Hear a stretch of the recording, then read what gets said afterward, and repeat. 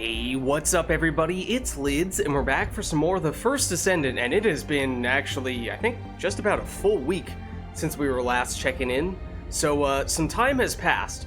Now granted, that being said, where we last left off, we were having just finished the entirety of the White Knight Gulch, or something like that is the name of the area, and we had not yet completed the Pyromaniac fight. We had tried it once or twice, but we were unsuccessful. Came somewhat close, I suppose. But in that past week, I have done some grinding, although admittedly, the whole, hey, I'm gonna try not to progress any further than we did since our last stream thing proved to be very restrictive. So although I did sink a fair bit of time into doing that grinding, I cannot say that I've made all that much progress. Our gear is maybe slightly better than it was before. I honestly don't recall, but the highest level we can go to is 64 with our gear, so again, we're kind of hard capped there. And then, or maybe technically slightly higher in some cases. So we do have a level 65 reactor, which I actually did a little bit of an enhancement on, which we had not yet done before. It basically just increases that skill power and sub-attack power by a small amount, so it wasn't really all that dramatic, to be honest with you. I think I did make some minor adjustments here on the external components as well. Admittedly, not so much prioritizing defenses as much as trying to get more firearm proficiency gain, gold drop rate, character XP, stuff to improve our grinding efficiency. And then what I did make, I suppose, some half-decent progress on was crafting some components to various things. I did not realize, however, until very recently that it is actually possible with the areas that we have gone to thus far to unlock Valby in all of the pieces to get Valby. So I only recently got the second to last piece, which is this one here that's 7 hours away from completing. Then the last piece for her is something that I believe, it's going to be this one here, is possible to get from the Pyromaniac if we finish that fight today. So that is perhaps our number one goal, or I mean, it's at least going to be the first place we start today. The thing that I did do a whole bunch of was grinding the end area quests. So the last big one that we did here at the end of the previous session, did a whole bunch of that, did quite a bit of this one as well, and even in some of the other areas too.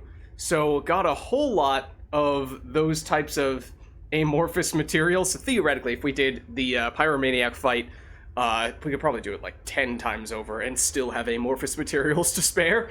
So we might end up grinding that fight a little bit, depending on how we're doing there. But it has been... I did not even attempt the Pyromaniac in the downtime between streams, because I didn't want to accidentally complete it for the first time off stream. So it has been a little while since I last attempted it. So I may be a little bit rusty there. Remind me, let's see, what the ideal approach against him is. Because yeah, he is strong resistance to electric damage, so don't really want to be taking Sharon or Bunny into that fight. Yeah, we were using Viessa, right, because he's weak to the chill damage. So, and you want to have the fire resistance, because obviously he's dealing fire damage. So let's swap on over to Viessa in that case. The Vulgis can't see me. Okay. And with her, let's just make sure we still have stuff that makes sense for this, because I may have swapped some things around here, as I may have been grinding some other stuff with Viessa for a little while. Yeah, it looks like it, because I'm pretty sure we'd thrown on the heat antibody, because that is, one would assume, pretty important against this boss for maximizing your defenses. Now, we do have some things. I did get, actually, a fair bit of new modules. Well, either new modules or in some cases enhanced some modules further. So, like Focus on Shield, I don't know if we had this before, but got a few that gave us some crit-oriented stuff, both the crit chance and crit damage, and the primary modules that I upgraded were things that increased our area of effect. And I upgraded those a lot. So, it's not great for bosses. It's much more so something you want to have for large groups of basic enemies. So that's probably not going to be something we focus on here. But we'll try to optimize around this specific boss. How's it going, Camilo? How are you? We are preparing for the boss that we attempted at the end of our previous session. Okay, now admittedly, let's see.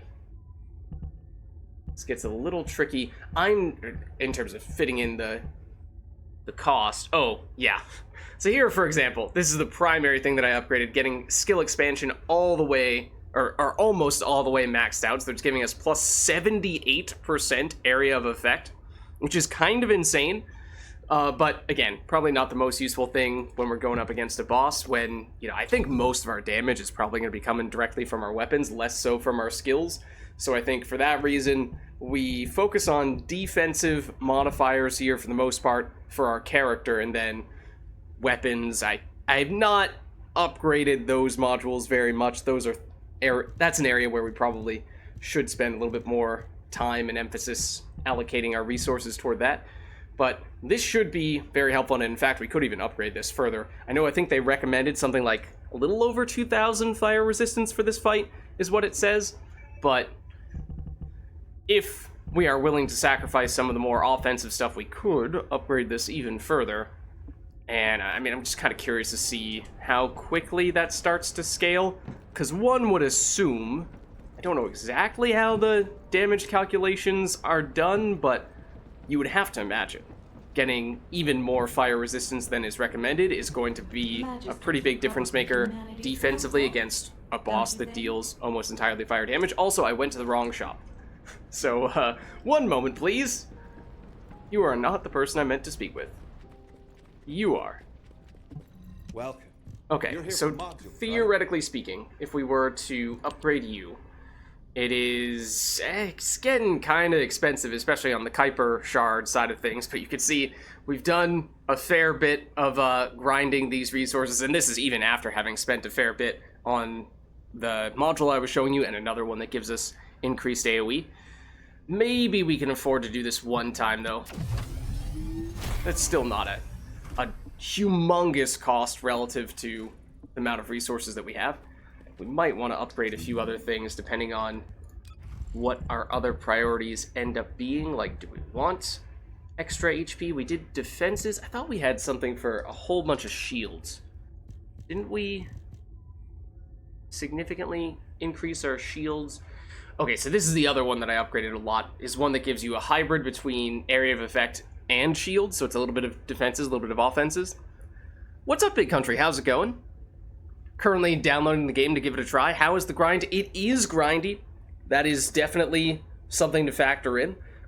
If you are comfortable with doing a fair bit of grinding, then I think you'll enjoy the game because it has some really fun gameplay, but it's just a matter of sort of setting your expectations there. So, for some people who have a lot of patience for, doing a lot of similar types of missions, I think you'll like it. For people who don't have as much of a tolerance for that, I think it'll grow stale more quickly. Okay, so if we wanted to, we are allocating a whole bunch of capacity costs to decreasing our cooldown, which again, if we don't really think we're going to be focusing that much on skills in this fight, and most of our damage is going to be coming from our weapons, then you could make the case, you dump that.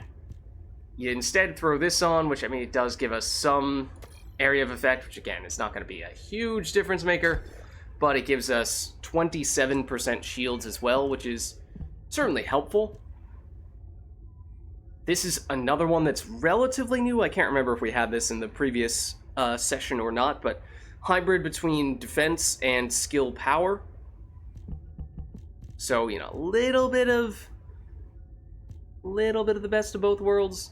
I thought we had highly upgraded something that was pure shields like this, because I thought I remembered we had a whole bunch of shields and someone was saying, oh, Lids, look at that.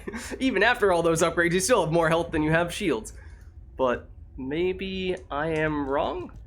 What if we search based on how much we've enhanced? Okay, so the expansion, the crit rate, that's another one that I upgraded. This is the hybrid. Oh, there's another crit rate one that I also upgraded. Cooldown, we upgraded that a while back. Other defensive stuff, or antibodies for all resistances. Skill cost, not super concerned about that. Okay, no, apparently I'm making this up.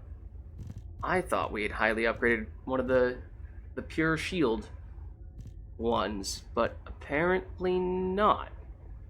Oh, this is another one that is, I think, even more tailored toward defenses, but it is, I think, that same combination of mods. So, I mean, if we throw this on, then we have 5 to spare. Now let's sort by capacity cost, see what we can squeeze in at 5. I think we can still get something. We could go for a level 1 nimble fingers, but I don't think that's going to make a huge difference. Duration, MP, skill speed and range. Reduce our health to increase our MP. No, thank you. Rolling. Bonuses based on our melee, and then we're starting to get into the 6 cost skills.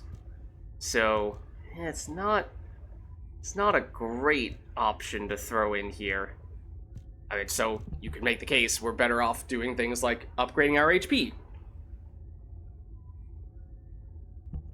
So maybe we could do that, or a combination of HP and defenses.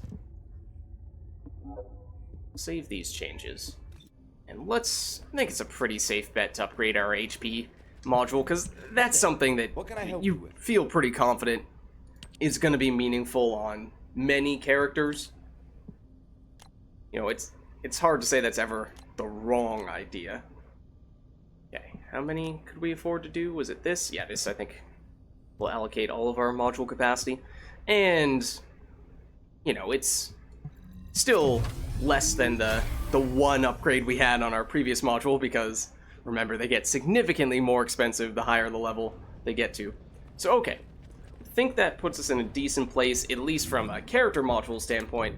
As I was saying, we could potentially look to upgrade our weapon modules further. I think I did swap some things around here a little bit and prioritize crit a little bit more. I upgraded the crit chance module just a bit, and then I think I tried to throw on as many other crit-oriented things as well, and ultimately that put us at 17% extra crit chance and 45% extra crit damage, which isn't amazing, but it is something. Oh, and this lethal finish, which I think we were eyeing last time, but I'm not sure if we used it, where every once in a while we'll get a bullet that has an extra crit hit rate, you know, much higher crit chance, and if we get a kill with that, then the cooldown on that extra crit bullet goes down, which, granted, is probably not the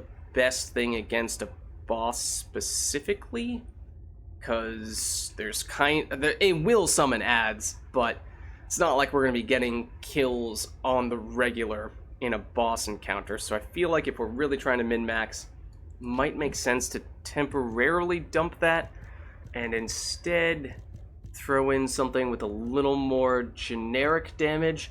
If we could get some chill damage on our weapon, that would be great, since we know that is the elements that this boss is weak to.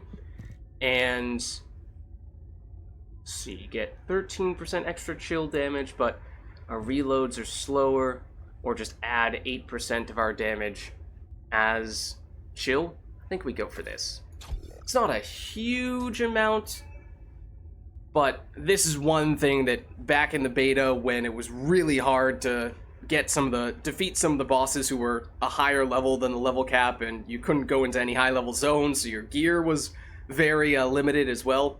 A lot of it came down to increasing the module level on whatever ammo type gave you the element bonus that was best against the boss you were fighting.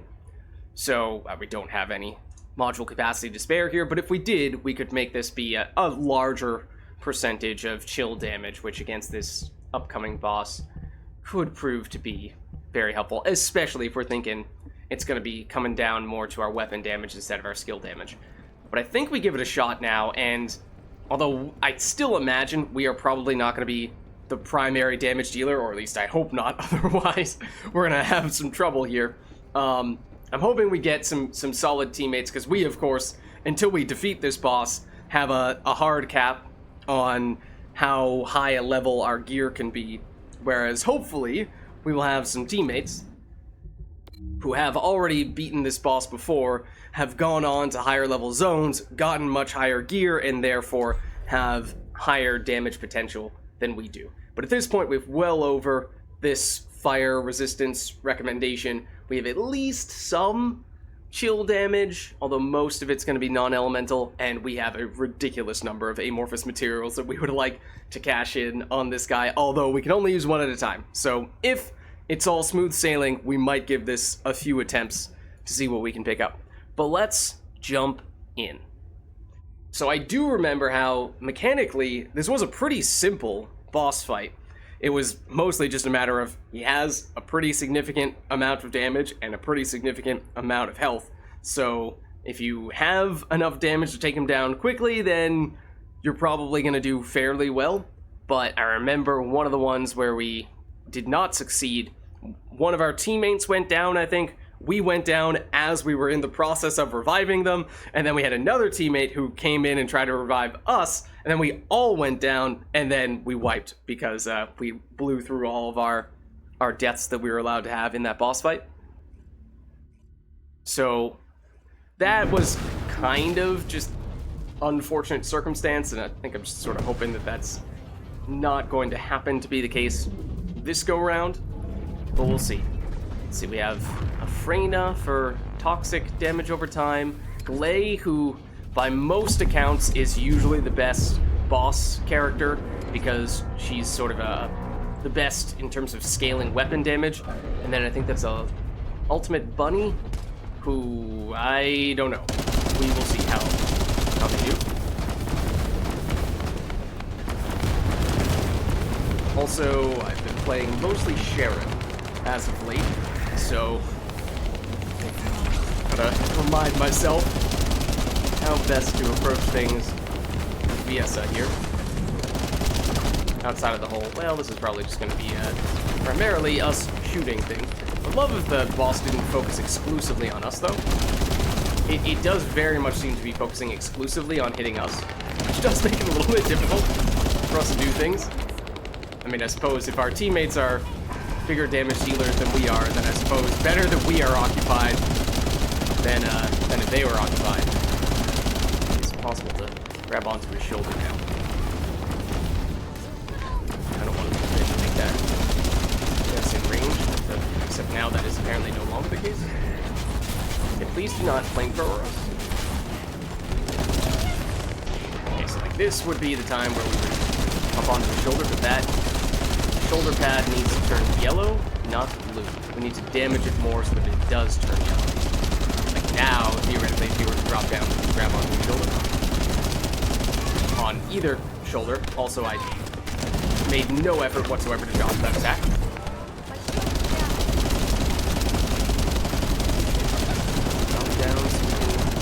Oh nope, I thought he was doing that. He was doing exactly the opposite though. Don't want to be there. Oh, that's unfortunate timing.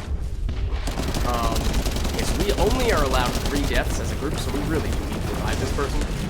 Not sure if we are the best person to do it. Also, they are in a pile of fire. Okay, I think someone did get them. Yeah, because it did not count toward our death count, so that's a good sign. Okay, the boss is in an immunity phase. We did go through, uh-oh. Get out of there. That was close. That was very close. So he's in an immunity phase. Because of how much health he has, Not sure how we're doing pace-wise, because we do have a timer, remember? Top left corner there. No, he's still immune. For a second, I thought he wasn't. He does have a small area, oh dear, where we can still hit him.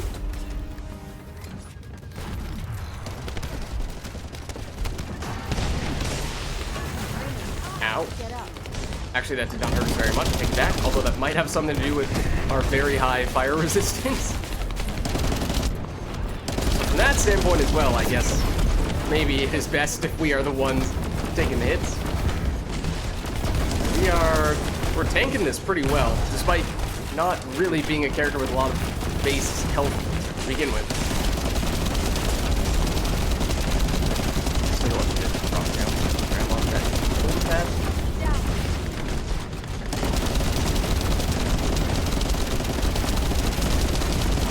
Riddling away. Oh, there we go. Come on. Let me on. Oh, I think one of our teammates got on. Did they? Maybe not.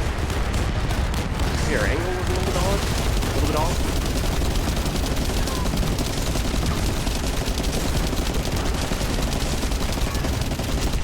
Throw one of those down.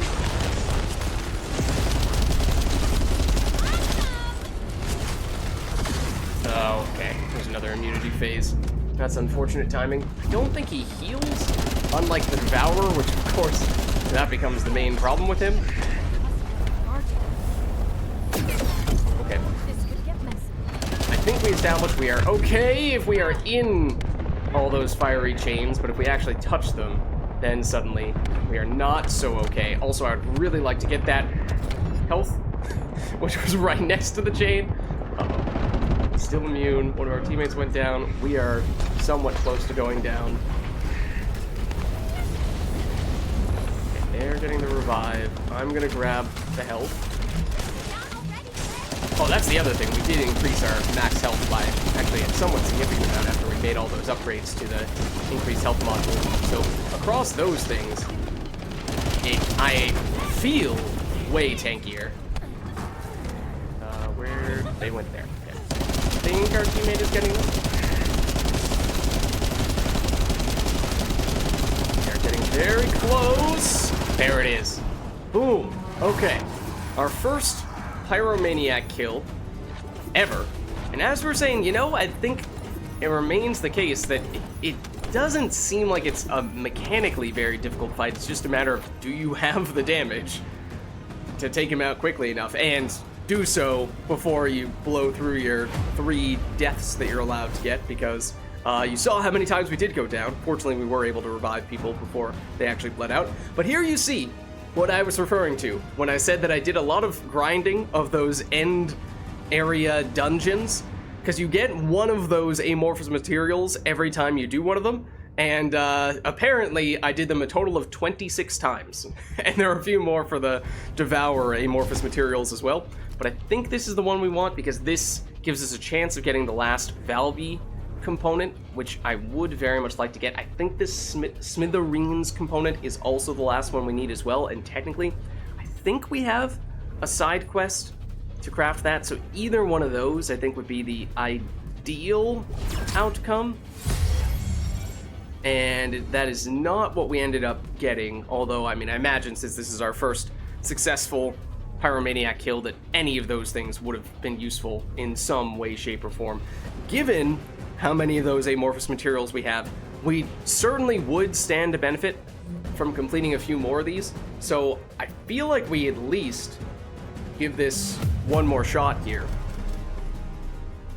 We did also get some gear, but I'm just gonna hit the reset button and maybe we'll stick with what we have equipped for the moment, and then once we're done with, you know, this next one, or I don't know how many we want to do total, you know, I can always grind some of these off stream now that we've at least completed our first successful one on stream, and just see what we can get from the very large quantity of amorphous materials that we had there.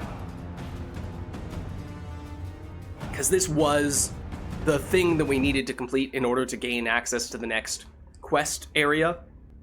So now, theoretically, we can progress and get higher level stuff. So that is, of course, also of interest. technically, I think the gear that we got at least has the potential to be an upgrade above what we are currently using, but didn't take the time just yet to take a peek. And what do we have this time? I think that's is that an ultimate lay? I don't recognize all of the ultimate character portraits. I should at this point, but admittedly, they are new as of full release. That does mean I've had, you know, a week or two to figure them all out, but their faces are all covered by some kind of helmet, which doesn't make it any easier. If you put them all right next to each other, maybe I could differentiate between them, but without having them all right there to quickly reference against one another, in a vacuum makes it a little hard to tell. I think that's planned.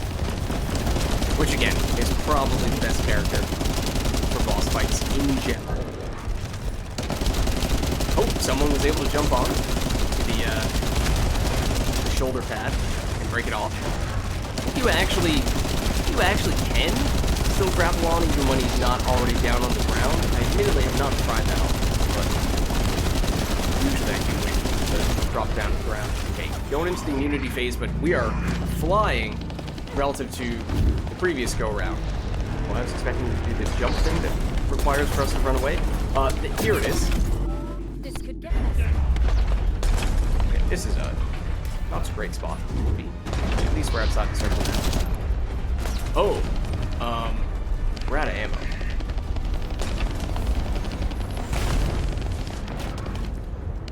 I mean, we could switch to a different weapon, I suppose. Okay, no longer immune. Right. Take up some of these guys if they get a ammo drop. They also try to not get hit by chains. Oh, he was down on the ground, and for a second I thought our teammates killed him while we were looking away. Not gonna lie. I was like, I know we had a lot of damage. I didn't think we had that much, though. Okay, he's doing the jump again. Let's go. Let's please move. Please use the grappling hook. Okay, wonderful. We did take the hit from that, but as you can see, between the extra health that we picked up and presumably the extra fire resistance as well, we actually were able to take that. I imagine is not exactly an easy thing to do. I think we did finally get ammo for our primary weapon. We add in the extra defenses from the walls that our ultimate Ajax teammate is providing. We can take anything. And there we go. That one, much quicker, much easier. Did anyone go down? I don't think they did. Some high-level reactors, potentially some good weapons as well, or at least high base level. Don't know about the other stats, of course, but this is, in many ways, the main reason why we're running these. Just continue to use these amorphous materials, no shortage of them. So yeah, it's the Valby code and I think the Smithereens that we're really looking for here. Between those two, you'd think we'd have a decent chance of getting it. That was one of the rarer ones.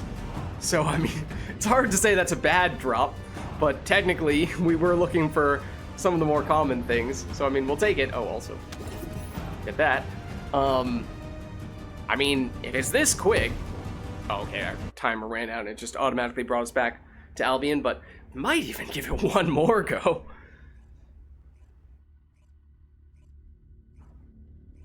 Maybe we'll take a minute here to just see what exactly we did pick up in case we do have improvements, because we very well may. Let's see. You are not a damage upgrade over our I'm kind of surprised, because these look like good stats. I mean, it seems like the hand cannons never have good DPS. But just looking at the random modifiers, crit rate, firearm attack, bonus attack against a colossus is actually, you know, of all the various conditional damage types, I feel like that's probably one of the more useful ones. Let's see. Then, okay, you are saying you have higher damage than our current impact round weapon, so maybe we would switch to you then. Okay, I suppose.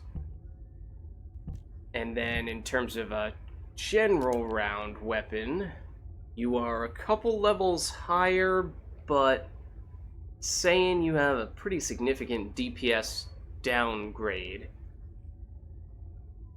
Do have a very high crit damage random roll there, and the attribute status effect trigger rate for things like freezing the enemies and what have you, which is not direct damage, but is, you know, a little bit of extra, actually somewhat significant extra utility, given how that's a 15% chance, which is pretty high.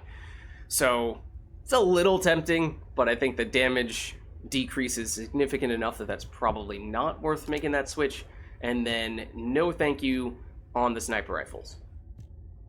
Now, unfavorite that, which I had done in the past just to prevent us from accidentally trashing it. We might even sell this stuff rather than dismantling, just because at this point maybe we're getting high enough level gear that that is actually a significant amount of credits, but maybe not. Okay, but we do have what is a 1 level higher reactor, and this is for electric, but it gives shield damage bonus and HP healing modifier, extra bonus from getting the last dagger equipped. Okay, that does not seem like a great fit, at least not for right now. This one, toxic, fusion skill damage, damage against Legion of Immortality, not loving that.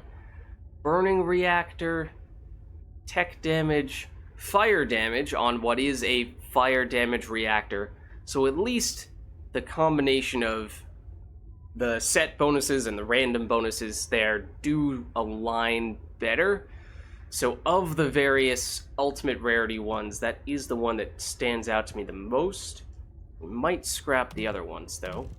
And then for these ones, 17% range, but the heal modifier is not very exciting. Range, toxic damage, but it's on a non-attribute reactor. This one could be half decent. Fusion bonus, tech bonus. It has a fusion bonus as well on the sort of base stats. It's for non-attribute, that's fine. That might be okay to keep. And this one, non-attribute bonus for a non-attribute reactor, that at least makes some sense. The heal modifier, again, not super thrilled about that. I think we might stick with this one here then. Well, maybe not. Maybe we'll keep that too. Then skill range and crit rate, I do really like those bonus stats because those are generally applicable to anyone who might want to use this reactor. It's toxic, so it'd really be a Freyna reactor in particular. Yeah, maybe we'll hold on to that as well. We dismantle those. Okay, we have not yet seen this veteran set before, and in this case, that's a lot of defense and a lot of fire resistance as well. Oh man, if we were to throw this on, that would be very good against this boss in particular. We would lose out on some of those extra bonuses. The module drop rate goes down a little bit, and we lose out entirely on our Kuiper Shard drop rate bonus, which again, those were the sort of passive things that I did like to have in the past, but this is good for at least this boss fight for sure. If we were about to do it again, then still get huge defense, get a large chunk of HP, get our Kuiper Shard drop rate back, but we don't get the fire resistance we would get from that. I mean, that is still pretty good looking. Oh, that's a whole lot of fire res. How much was it on this one? 1,400. Make that 2,300, practically 2,400. I think this is almost certainly worth throwing on instead of our existing one. And then if we do get a 2 of a kind bonus, we get crit rate on our weapon. Ooh, I like that a lot. If we get all 4, we get a 6.6% base firearm attack damage and weak point damage. This seems like a really good set.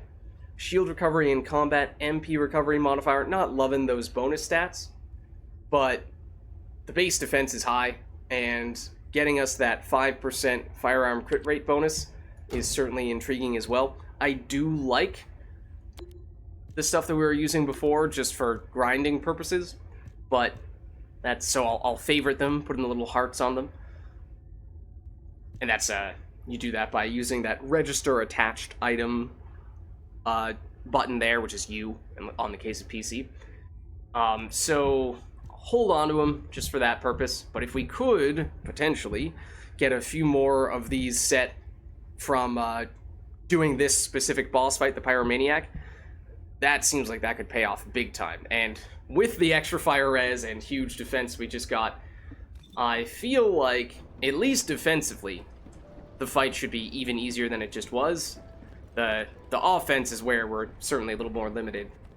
We're relying more on teammates, but I suppose we'll at least chat here. I assume they're going to give us access to the new area. I'm pretty busy, but if it's for you, I can make time. Oh, you are not even the person that I intended to chat with. Do you think that strategic You were. planning... I was a little confused. The intercept of the Pyromaniac has been confirmed. Job well done, Descendant. However, given the current state of the dimensional wall, we do not know what colossus will surface the next time, or when. Humankind must choose whether to engage... Okay, well, We can't you give have up yet. told me what you need to tell We me. have one final We'll skip the option. rest. Alpha? And Alpha... As all you know, the situation we find ourselves in seems pretty dire. Due to my lack of sound judgment, I fell for Corell's trap. The Ironheart, which I considered to be our only hope, turned out not to be the key to our salvation after all. If we had used the Ironheart in Albion as I stubbornly insisted, I dread to think what would have happened. This situation is one I created. I am solely to blame.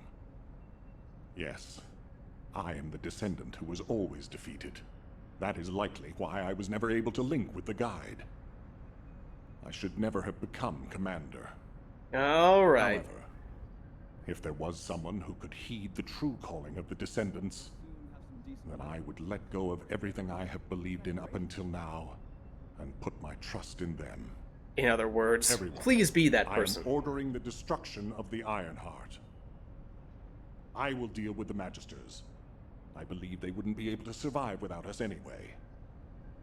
Descendants, you need to work with the Guide and carry out any and all necessary operations to destroy the Ironheart. No need to wait for approval from HQ. Just make sure you are as victorious in this as you always are.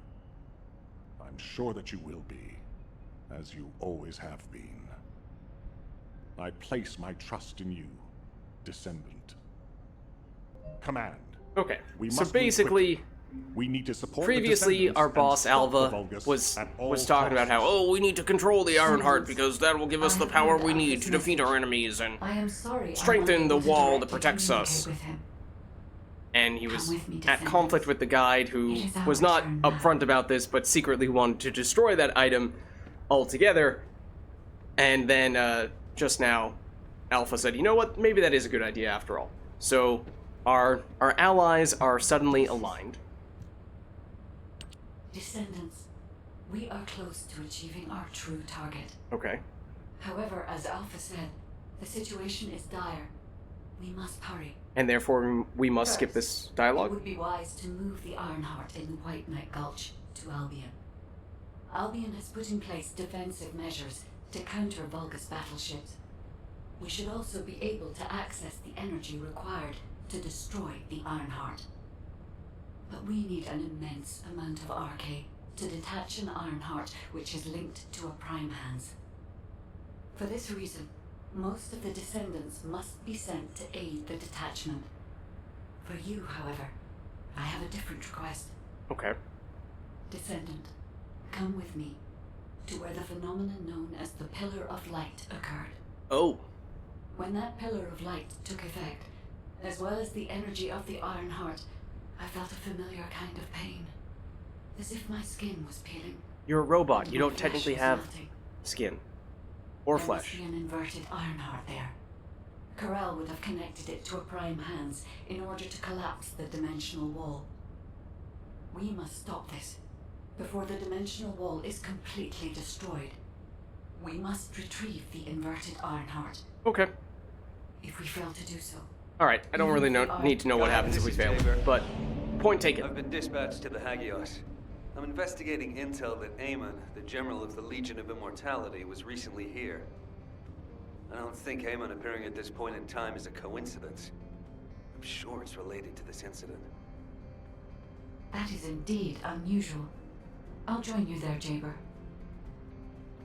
Okay, also admittedly, there were some other crafting things that I had started and then not cashed in until we had started on stream, so why don't we just complete those things now? So I made another Thunder Cage for the purposes of upgrading that unique ability even further, since getting more of them allows you to do that.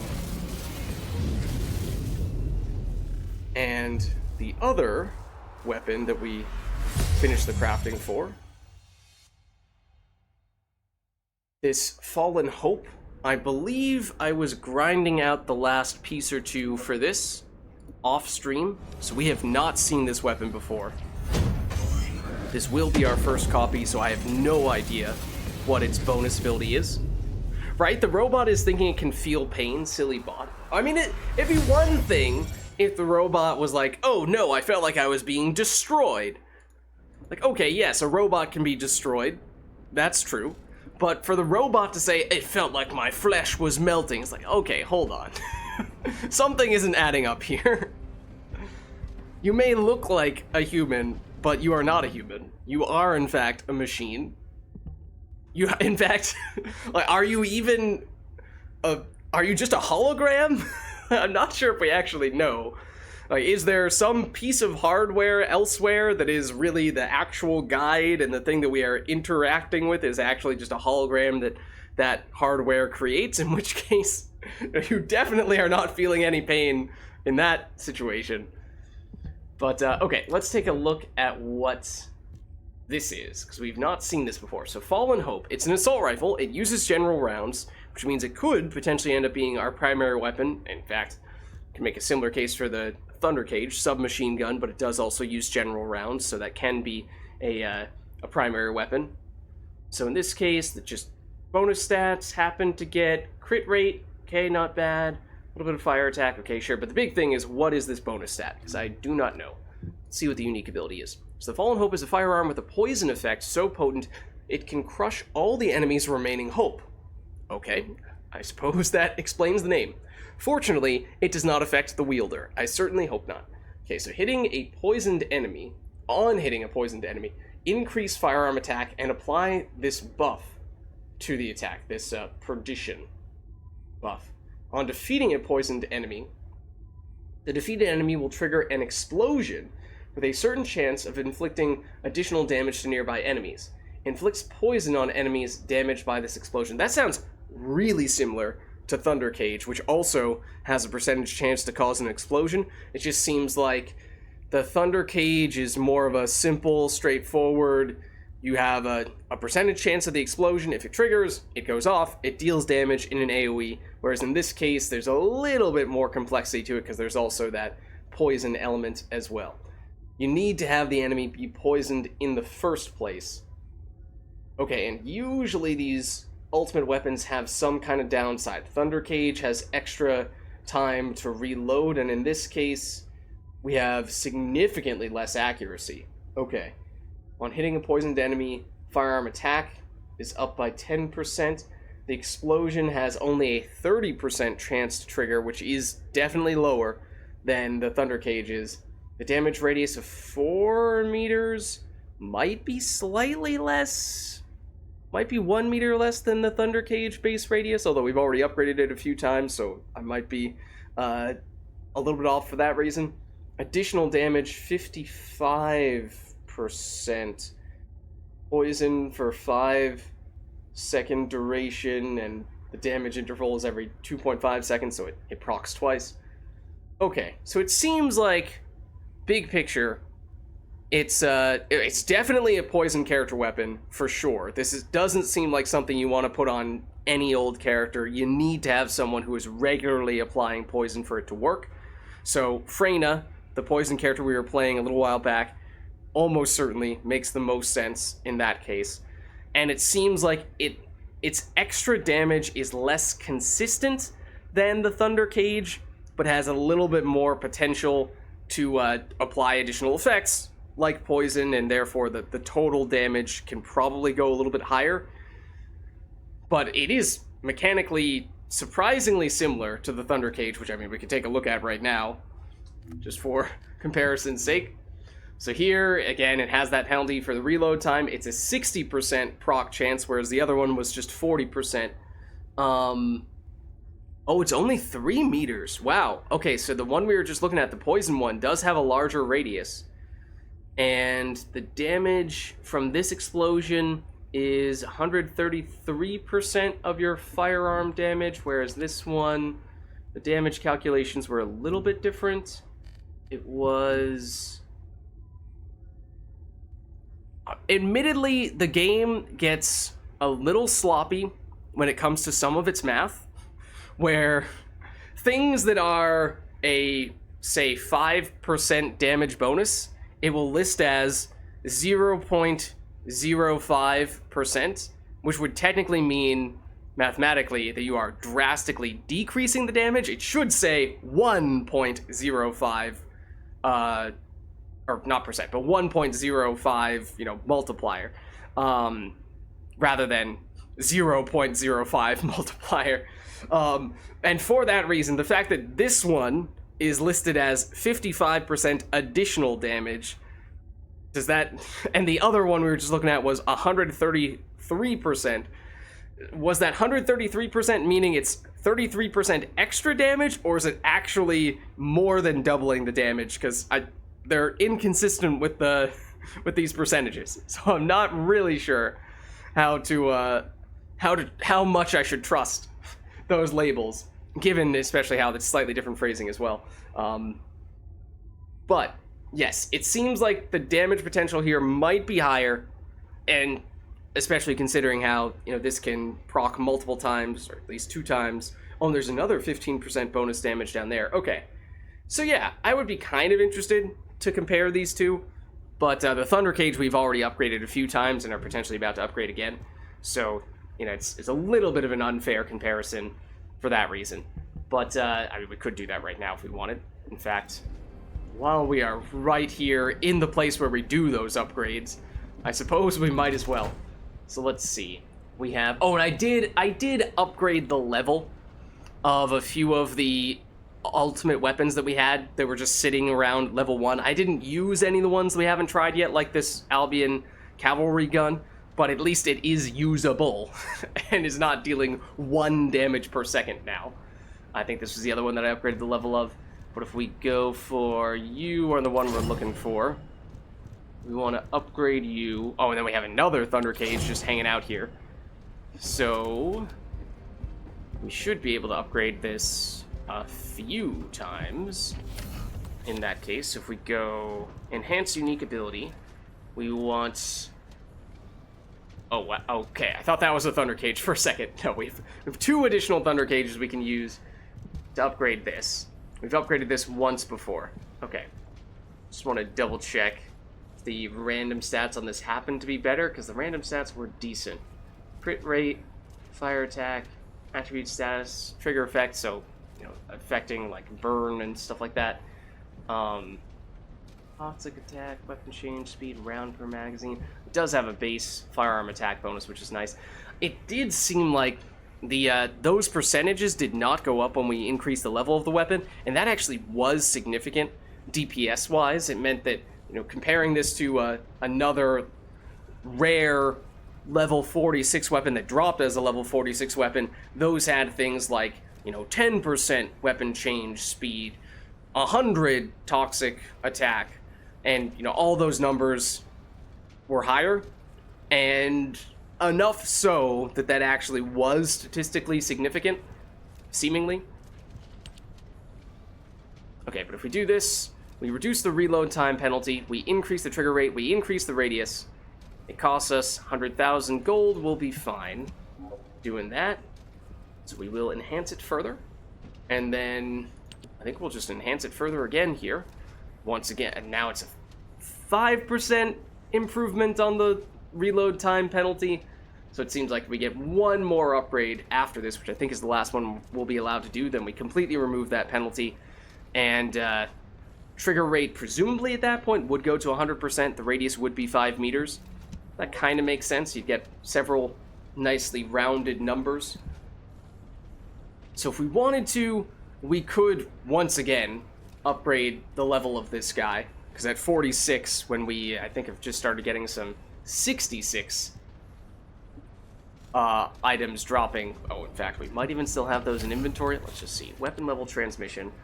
So if we take you, which we just improved the unique ability of, and we sacrifice one of these weapons to the blood gods, we would get you up to level 66. Firearm attack goes way up.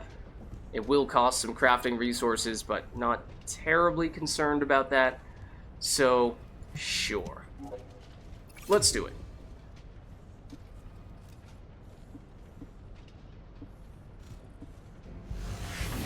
And I think that was one of the seasonal quest things that we had to do.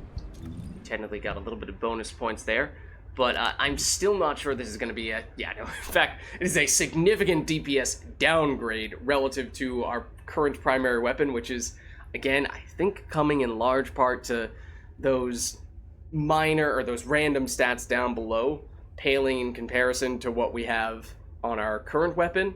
You just see that it's an order of magnitude higher on our current weapon. And even the base damage, yeah, I don't know. It's, seems like it's making it harder to justify using those ultimate weapons, which is strange.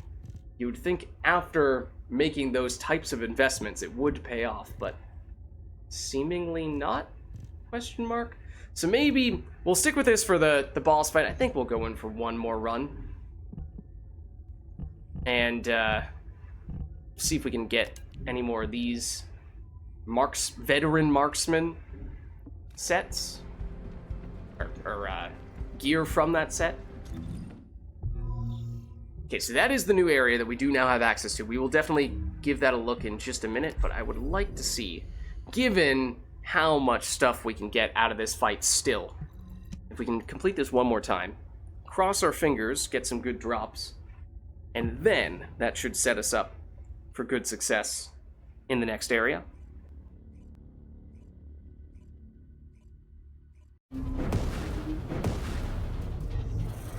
Okay, it would be lovely if we had a full party. Okay, there we go. I'm not thrilled about how 2 of the people are not max level. I mean, it might be that this is not their first character, and so they have some high-level gear, even if their character is not maxed out. But we did improve a lot defensively just from gear upgrades. Offensively, not really. Oh, no, we did get the extra crit rate, didn't we? A little bit of extra crit rate, putting on 2 items from this specific set that we were talking about before. One you get for fighting this guy.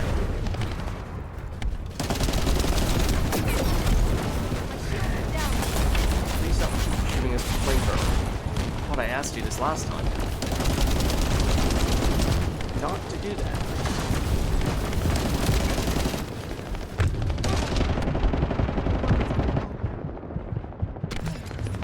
Oh, that did not give us much health at all.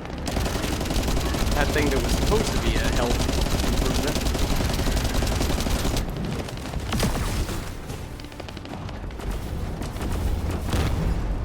That gave us more.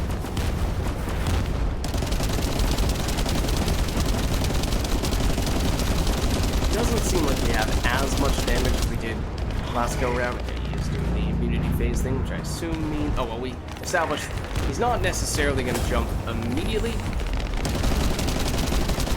Also, where is his place where you can still hit him? Now he's doing the jump. Okay, please get out of here. Please get out of here immediately. Is he immune still? Yes, he is. Is he targeting us still? Absolutely. Still immune. There is sort of see it. Except now he's no longer immune, so it no longer matters.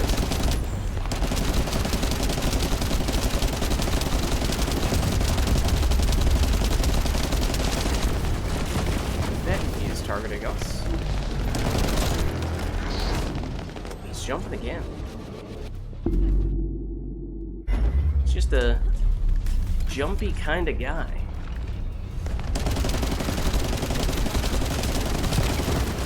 Oh, he is right next to us. Hello. Let's drop one of these. Please continue to stand right on top of it.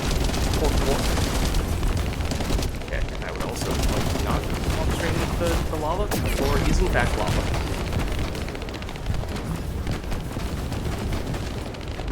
Just leave me alone.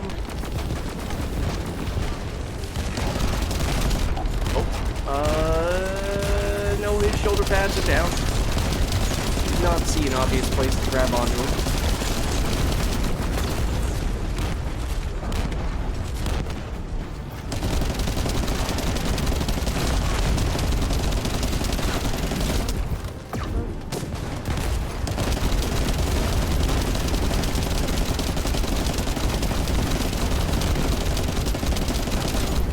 Oh, we are out of the ammos. Oh, there's some more of it. There's also a health blob right there. I can just go immune. Yeah. Just dropping low. What? Oh, somebody's still hitting him in the weak spot. There it is. Okay, don't walk into all of the chains at the same time. It's probably not the approach that one ought to take in that situation.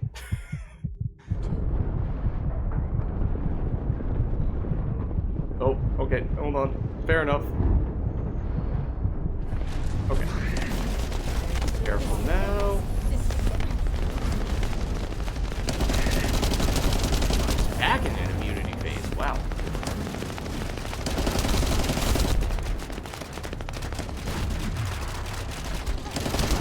Not for long, unfortunately, and he is low.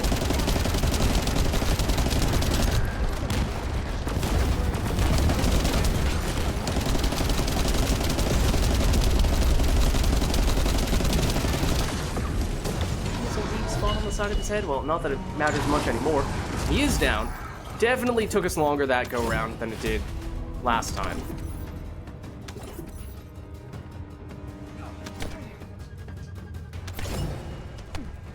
Let's see what else we can nab here.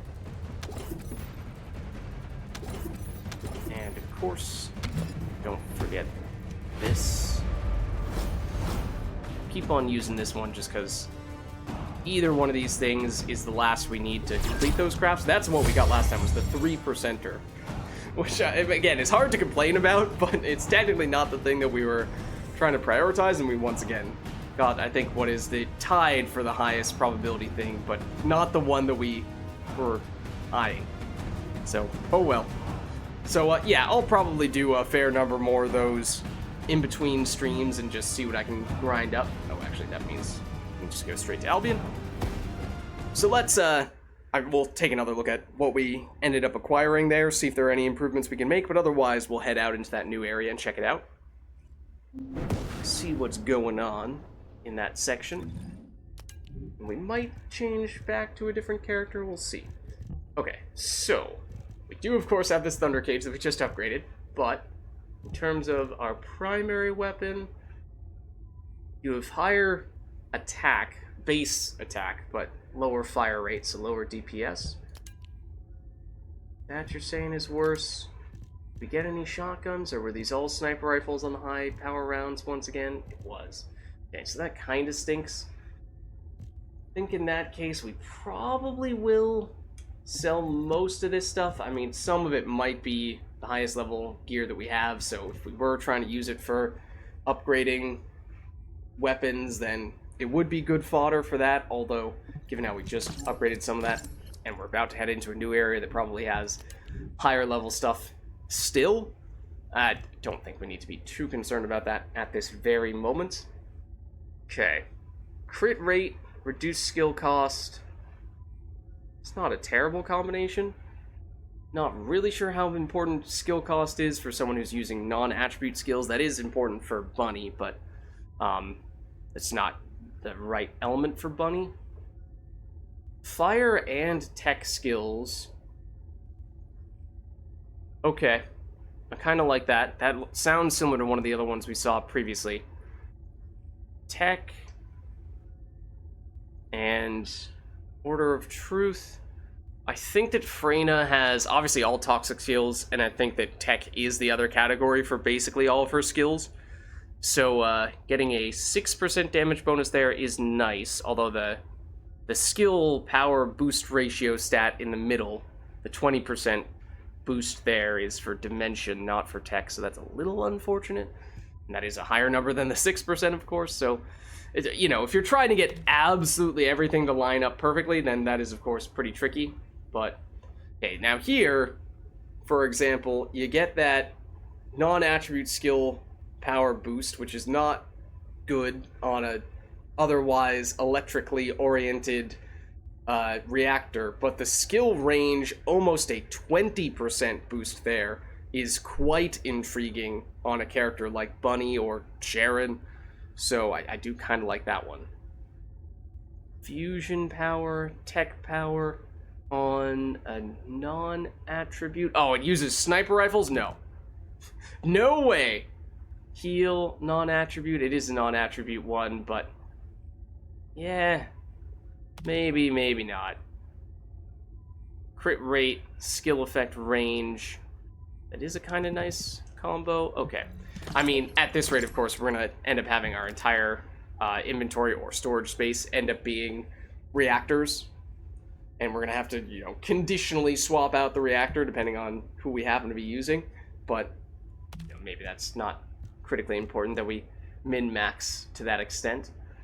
Okay, this is, I think, the one that we were eyeing before. It has lower fire res, but it has module drop rate, which is... Oh, no, it's just objectively worse than the one we have right now, in basically every way. Okay, that's an easy drop. This one, HP higher. Oh, no, it's Kuiper Shard rather than module drop rate. We might have been looking at this one before, so that is still a decent set of stats. And this is the same category as the one we're currently equipping. We get the electric resistance and shield recovery in combat, which is slightly lower. Do we prefer the MP recovery modifier? There's a lot of electric resistance. I kind of like that, just so we have more of our bases covered. Like, I get that MP recovery modifier is potentially helpful regardless of which type of damage you're taking, but to have the fire res coming on here, the electric res coming on here in pretty significant quantities at that starts to put less pressure on us to be using modules for that stuff. So it is convenient in that way. Oh, let's junk the ones we are saying clearly inferior. But I am kind of curious to see how much storage space we have, because I was running very low in all the grinding that I was doing, eyeing the various types of reactors we might want and what have you. I think that after experimenting a little bit more with upgrading the reactors, I don't believe there is a way to increase the reactor level. So it's not like we can just, in the same way we use for weapons, turn this level 44 reactor into a level 64 reactor and make it way, way better. We can only do a quote-unquote enhancement, which is a much smaller percentage upgrade, which is to say, these lower level reactors, I'm not really sure at this stage if there's much of any reason to hold on to them. So we'll throw some of these things in, but if we do run out of space, and we just did, then I think we might dump some of these guys, especially if some of the reasons for holding on to this stuff was, well, this is an ultimate one that gives you a bonus for equipping the Thunder Cage, and maybe you don't get that bonus, or, you know, you don't get the Thunder Cage bonus specifically with the higher level ones, but I have started to see that pop up again. So, and this is, you know, a different weapon altogether. I think, you know, we won't be crushed if we have to get rid of these lower level ultimate rarity reactors. Because as we just saw, just by completing encounters, completing boss fights, it is possible to get them back at a pretty quick rate. I'm not sure if we want to was talking about maybe using that thunder cage. It just still, statistically, seems to be so much inferior to our currently equipped weapon that I'm a little hesitant to do so. Maybe I'll test it out in, some other grinding stuff. If I have to do a low-level mission to get a specific drop. And then I can get a little bit more of a sense for, okay, is this still workable? Or is it so low a level that there's really no saving it? Okay, so I am just going to trash all these. Because presumably, if we find ourselves in desperate need of a ultimate rarity reactor, we can grind out a little bit of the boss fights to make that stuff happen and do it with higher level stuff. Okay, and I'll just dump these guys. Okay, so I think we are good there. If we wanted to switch characters, we could. We could switch back to Sharon. And in fact, this reactor is optimized much more for Sharon, and at least in that it is an electric reactor. So either Sharon or even Bunny, who is technically our fastest clear speed character by just about every account. I just don't know if I have her modules set up properly at this point, because I might have messed with them a bit. Let's see. Well, she has 60 out of 60. Has the skill expansion here, has the nimble fingers, has the other skill expansion, or increased AoE, crit rate here, and crit damage plus crit rate. So she has a 101% crit rate on her skills, 117% area of effect, the minus 25%, 26% cooldown on skills, a little bit of extra shields, but not a lot. So this is a pretty greedy, offensive, grinding-oriented setup here. It is pretty squishy. So we can give it a shot, but it does potentially mean we're going to get annihilated in a new, higher-level area. So maybe we'll give it a shot, but just preparing myself for that possibility. Okay, so, new zone. Out of curiosity, can we see what level? Okay, 66. And is it not going to... Oh, that's a collection mission, so that doesn't have enemies. 66, okay. I think that's the same level as the boss we were just fighting. So, no immediate level increase of the enemies.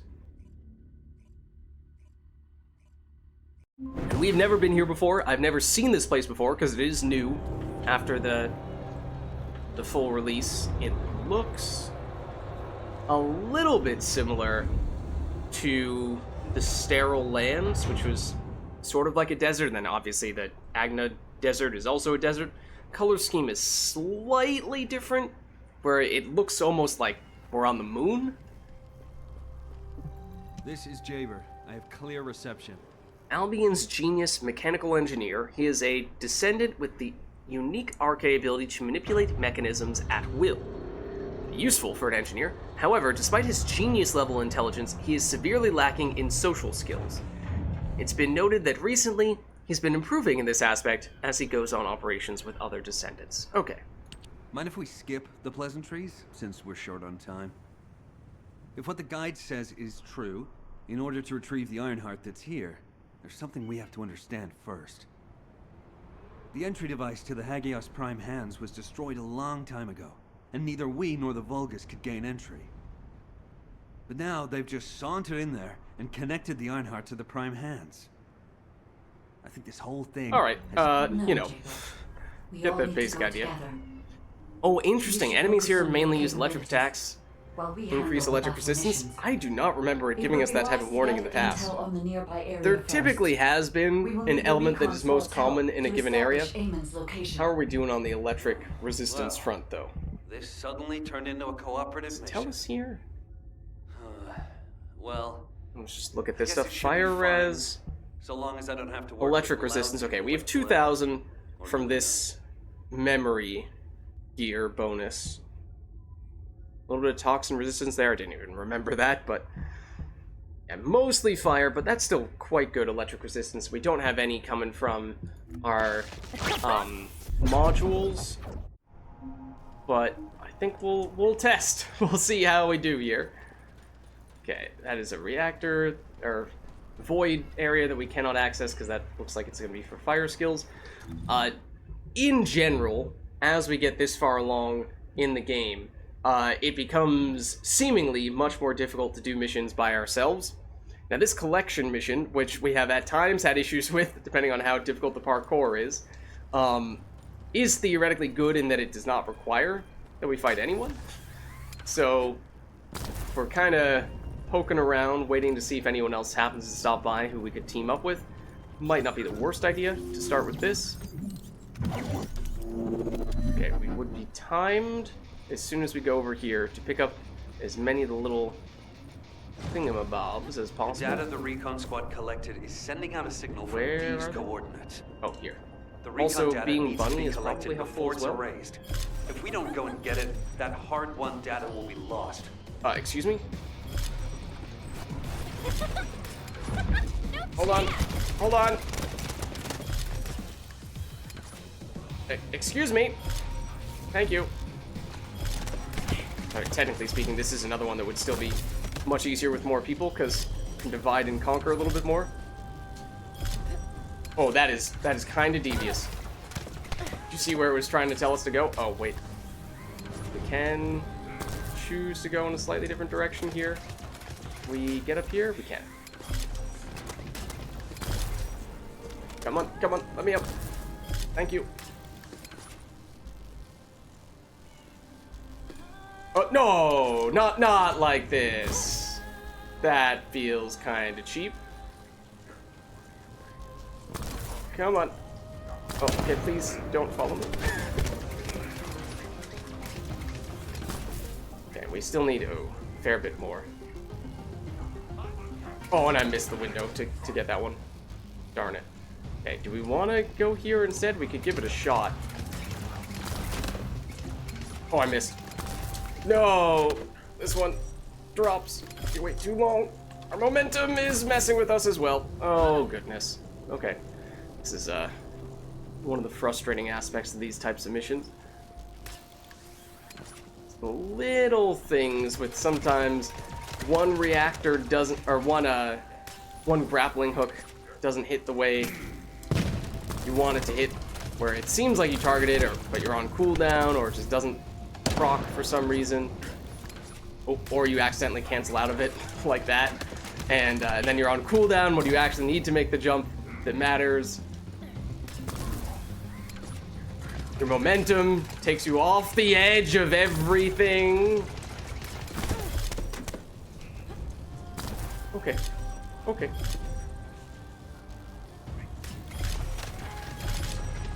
We need two more. We need two more. We have 9 seconds to do it. I'm sorry to tell you, that is almost certainly not happening.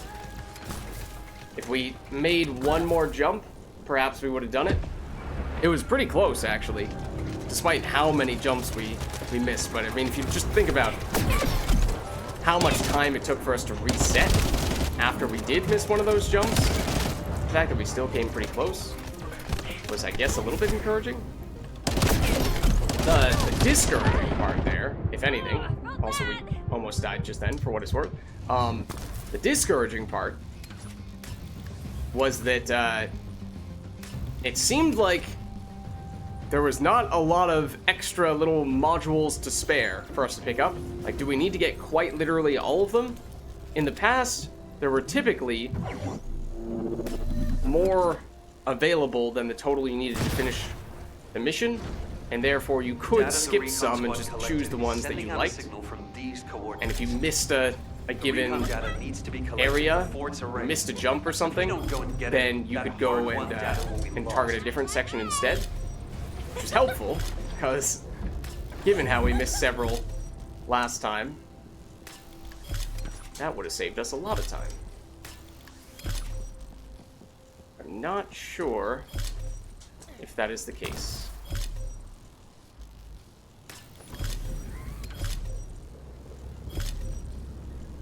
Okay, that's kind of extremely frustrating that we just didn't get... Okay, at least it's pretty quick and easy to Get back to that spot. Okay, that is unbelievably frustrating. I was not even pressing the move button. That was 100% momentum that took us off the edge there.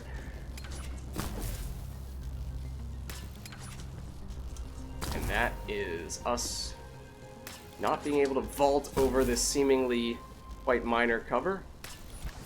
Little ledge. Okay, so then from here, go here, here. That's really frustrating as well. Apparently our double jump was on cooldown.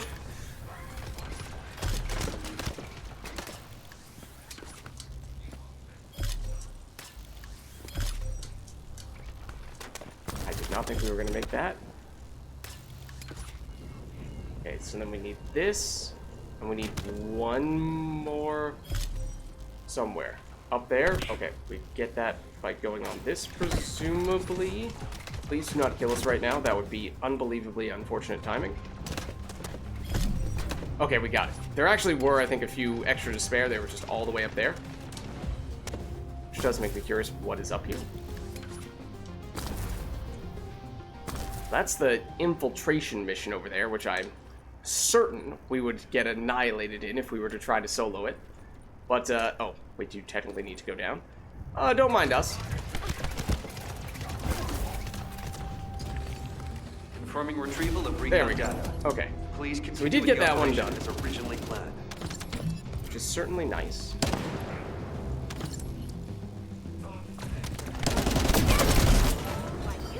We have taken large sums of damage just from the little enemies poking us as we're going through these things. This does have one of the unique weapon drops as a, or one of the components for a unique weapon as a potential outcome. I do hear some other people though who have now entered this area, and in the interest of teaming up with somebody, okay, it seems like they're on this one. Let's go for that.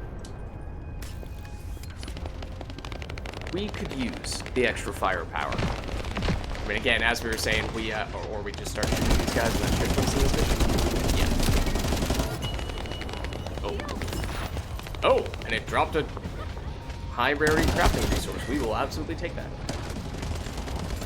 So, as we were saying before, we went with a very offensive setup.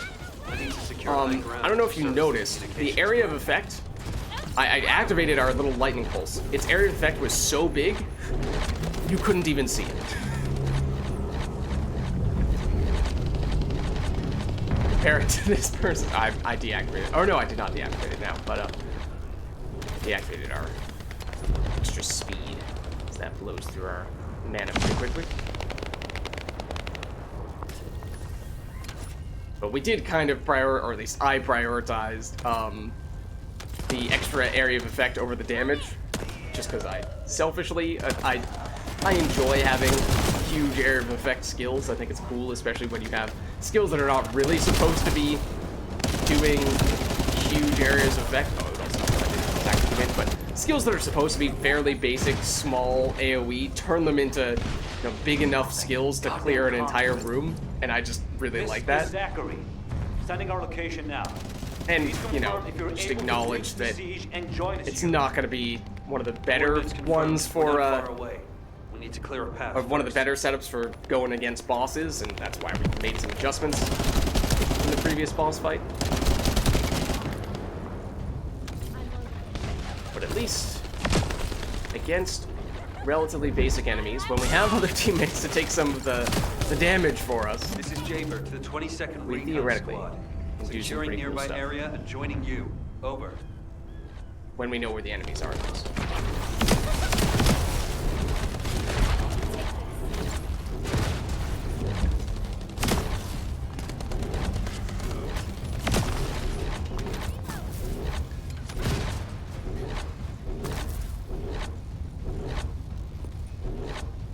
Hello. Where are the enemies exactly? Oh, there they are.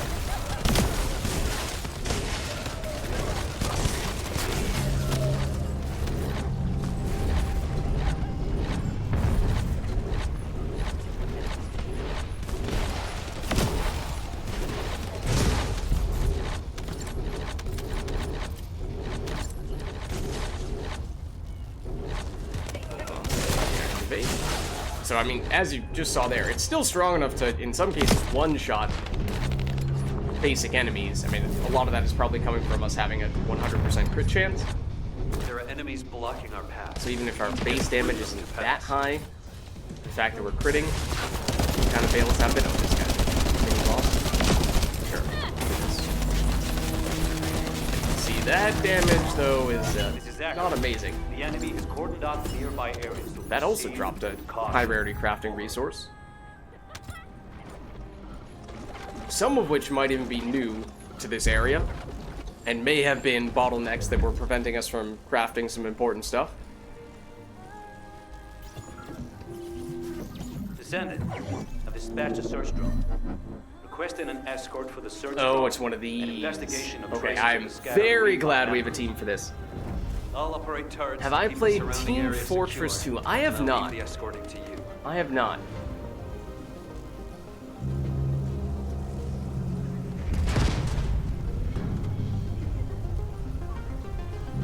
I would appreciate, yeah, if more of our teammates would actually stay in the circle.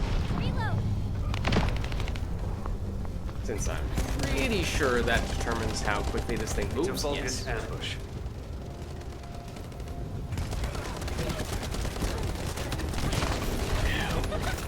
The item. The module.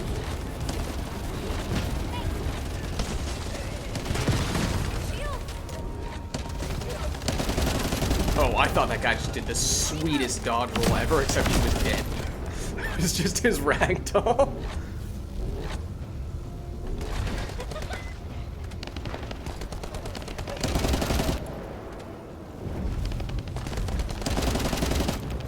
Now, we have at least one person here who is rocking some pretty serious weapon damage.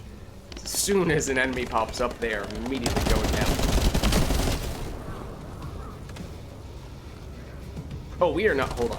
We actually need to be out of Approaching the allied circle signal for a little bit confirmed. here, because Descendant. as we've previously established, Far you do away. not, or you Waiting. spend shields to power this thing up.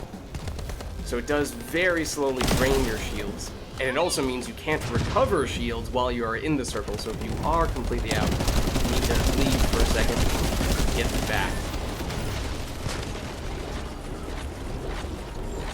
This thing is going to travel far enough that if we do leave any loot behind, I imagine it's going to take a while to get it back, so I think it probably is in our best interest, for all those reasons, to briefly duck out to loot some stuff. Then we do make sure we still have some shield. So maybe the other people had it right all along.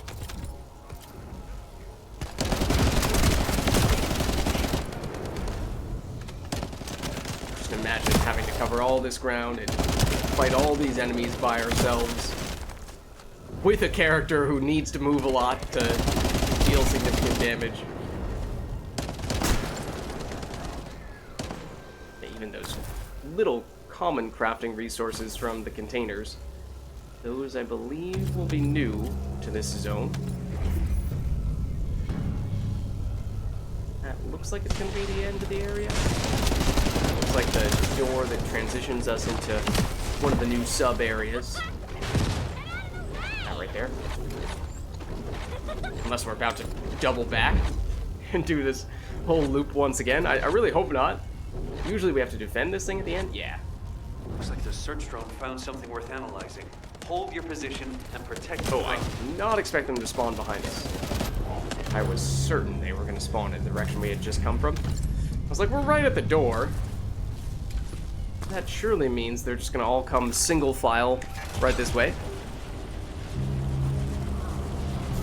Yeah, I mean, I've heard certainly about Team Fortress 2. I mean, it's an old game, right? But it's one of those ones that is a classic and at least used to have an extremely dedicated following, right? I don't know to what extent that's still the case. Oh, that's good. Standing right next to the exploding enemy. But yeah, so like I've heard of it. And I know that it's made by Valve, right? Alright, based on the How does the analysis- movement equals damage dynamic work for Bunny? When we activate... Oh, we got the we got the crafting material we needed, which I think is the last one for one of the ultimate weapons, so that's actually really nice. I think it was a 20% chance to drop, so it wasn't like it was crazy rare, but still nice. But the way it moves is I don't have it active right now, but I'll activate it here.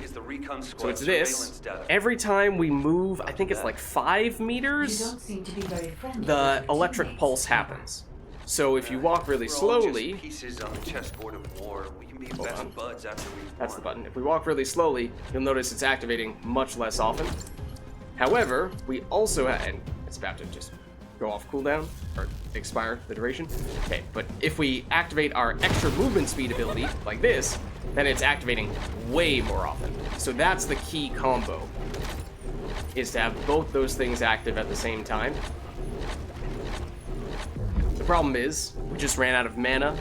It's pretty resource intensive, pretty like skill intensive. Technically we have 2 separate mana-esque bars. One of those skills uses the top bar, the speed uses the top bar. The electric pulse one, I think, uses the bottom bar. But it's generally just, that one's not as resource intensive. But we'll blow through that top bar really quickly by doing this. So, sustaining is difficult. But when we can sustain, we have crazy AoE, crazy clear speed overall. It's just not the best single target damage, and we are vulnerable to taking damage ourselves. Okay, now admittedly, I was not really paying attention to what they were telling us. Okay, we do have a new area. We do have a new area that's available to us. We do have this recon mission we could do here, but as I was mentioning before, I am doubtful that we will be able to do this successfully on our own. And I don't think these people are doing it here. So I think we just move on.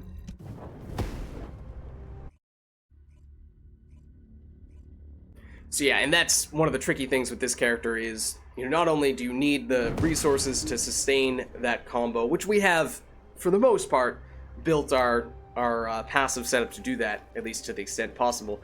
The other thing is that you need to have the room to move around. If you have a mission that requires that you stay in a very small area like the one we were just in, then that makes it much harder to do her thing. Okay, oh, we are supposed to chat with you. Hold on. Before I start running off. Actually, however, given how I believe we just got the last crafting material that we needed for one of the ultimate weapons, let's quickly stop back off in town and just get that one started. I think it's probably going to take long enough that it's not like we're going to be able to get it tonight, I don't think. If that is the last piece, then I think it usually takes something like 8 hours to craft a weapon, and that's definitely not going to be... We're not about to go for 8 more hours on a work night. So, but let's just check. We should still get it going as soon as possible. Let's see. Ooh, perhaps not. Okay, so what one was it? I admittedly no longer even remember. Oh, it might have been this. It might have been the first item for you, in which case we still have a long ways to go. Alright, fair enough. Getting a little ahead of ourselves. I thought it might have been the last piece we needed, but apparently not. Okay, so let's head over to this new section now.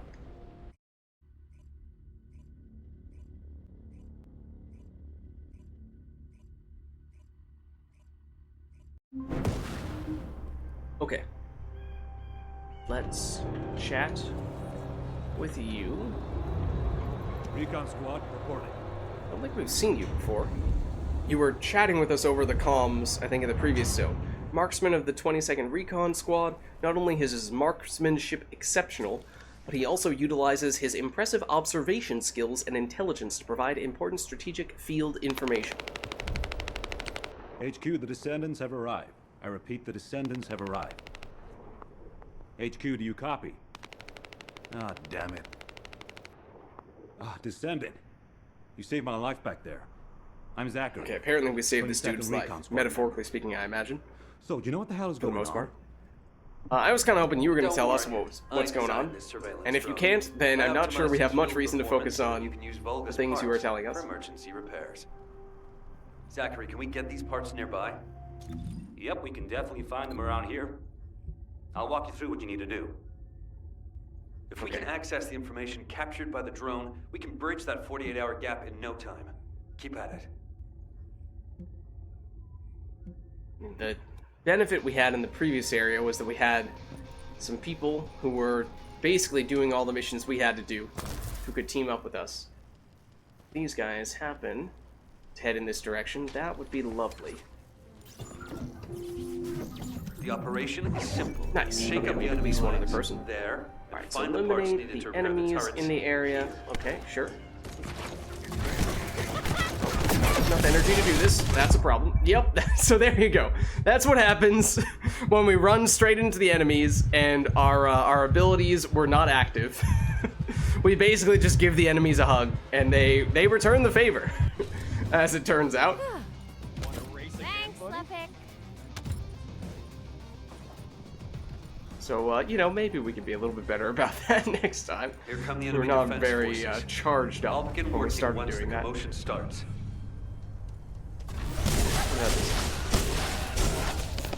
Better? Out of my way!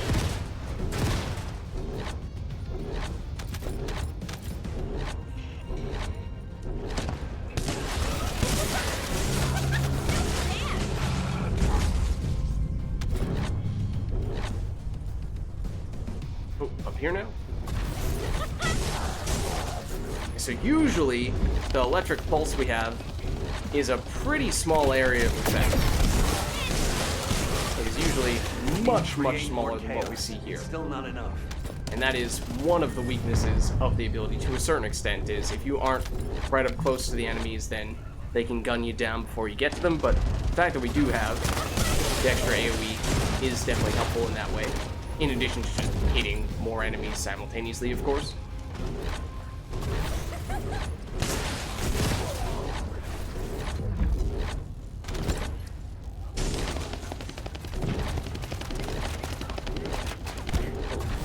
Sneaky dude. Enemy reinforcements have arrived. Divert their attention. I found the parts needed for the repair.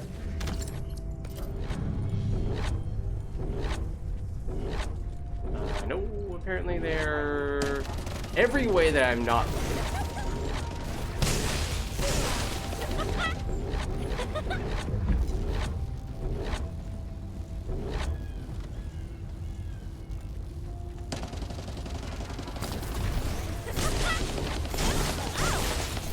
Oh, are they spawning over Disturbance here? needs to be louder. Blow up something. Their communications facility. Blow something up? I can do that.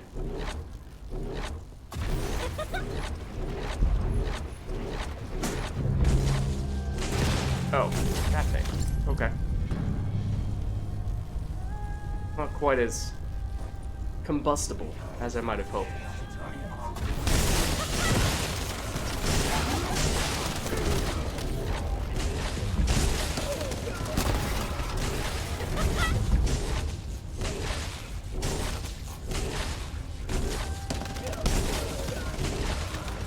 Some more mana. Oh, right on cue with the mana drops. Now we need to at least damage it.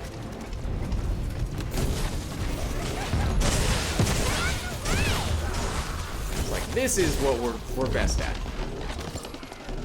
Big group of enemies, close together, in an area where we can run around and ideally get to them before they get to us. Vulgis are using 2 channels to communicate. There's likely another comms facility nearby. Is that... Oh, right here? Sort of? Yes.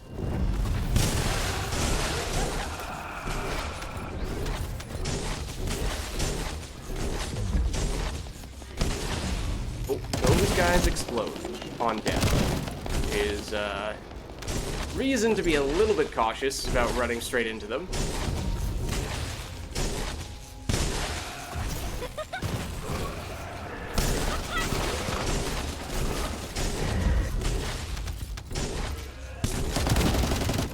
a different color? Kind of looked like he was especially purple. Usually those guys are strictly blue and gray.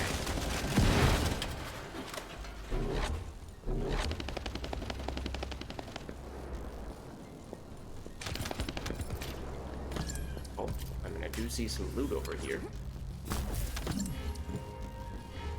Oh, okay, no, don't get out of the mission zone, though. My bad. We'll head back. I was just looting.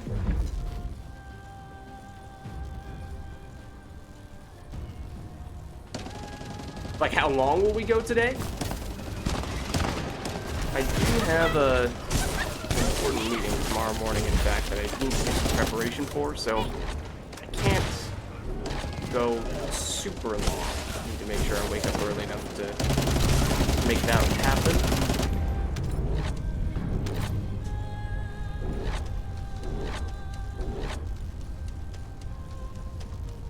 Oh, just eliminate. Oh, like those enemies. Why didn't you say so? Why didn't you show me the enemies?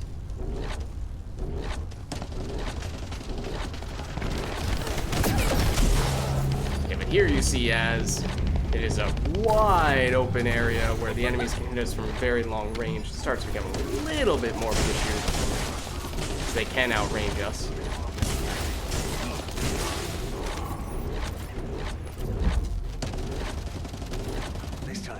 Hit the elite enemies. They're hidden deep within the depths. Boss dude? I'll use the opportunity to snag the repair parts.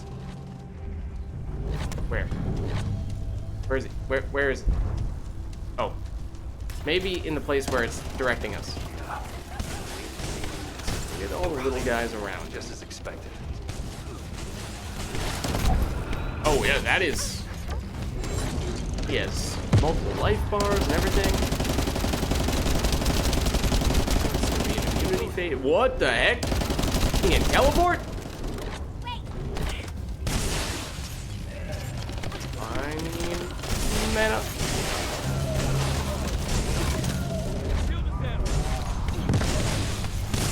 A lot of dudes. Oh, here's all the mana in the world. Thank you.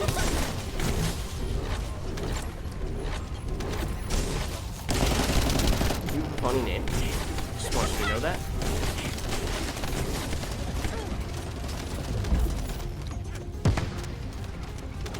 Maybe if we... Oh. Maybe if we make fun of our enemies, we can defeat them more easily. Or maybe not. Oh, they're restoring their shields very quickly.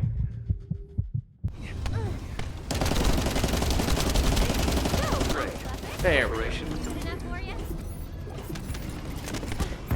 Oh, we got a high rarity and a higher level, in fact, reactor out of that.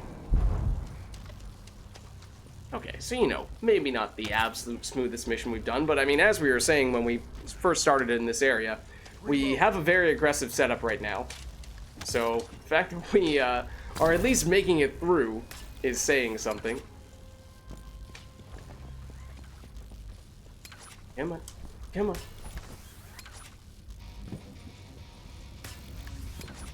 Yeah, I'm just gonna follow this dude to whatever mission he goes to, because would definitely prefer a duo to a solo.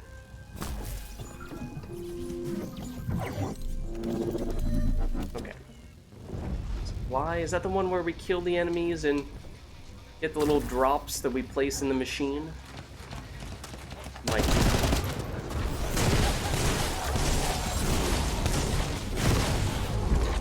It is, because that's exactly what we're seeing right now. Should be pretty simple.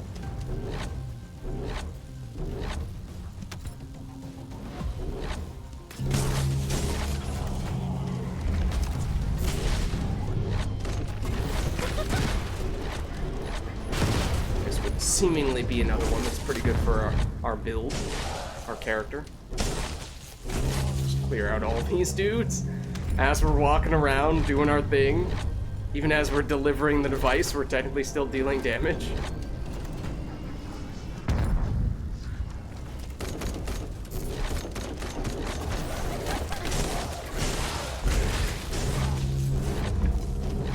Spotted something looking to Oh. steal parts. Proceed with caution.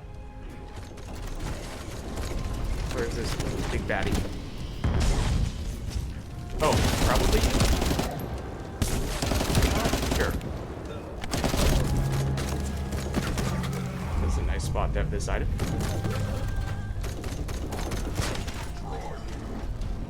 One more should do it. And this should be it. Should be enough. There we go. Thanks for your work. Comparatively, much quicker and easier.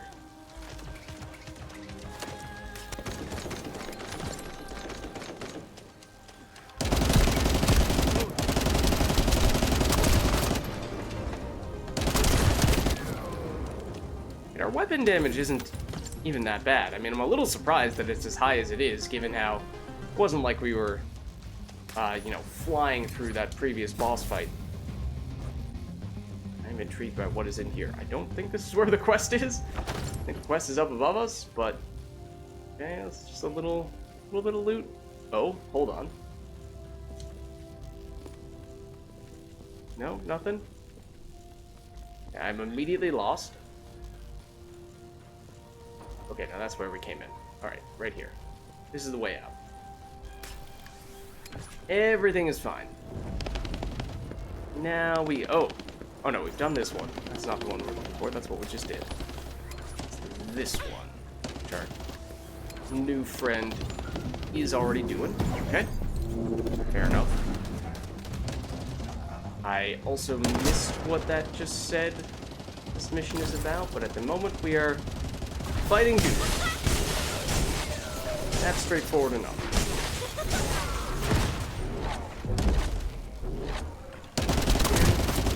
Probably best to shoot those guys rather, ow, than run up to them.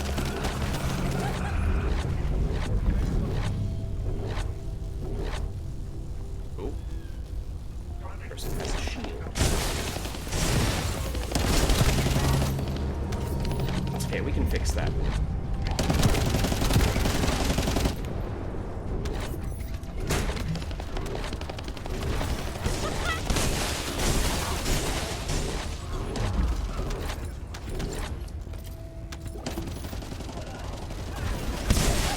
Find whoever has the radio wave neutralization device. Oh, Need someone that to have... shut down the generator. Oh, you're the boss who has something important.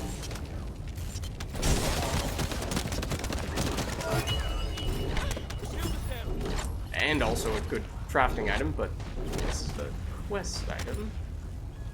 Oh, it's one of these missions. Okay, gotcha. Has this. That goes boom. Confirming generator shutdown. All you have to do now is bring those parts in. Hold on. Enemy reinforcements spotted. Oh.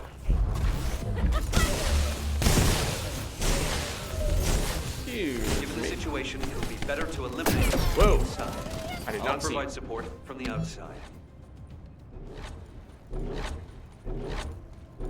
Where are we? Oh, over here.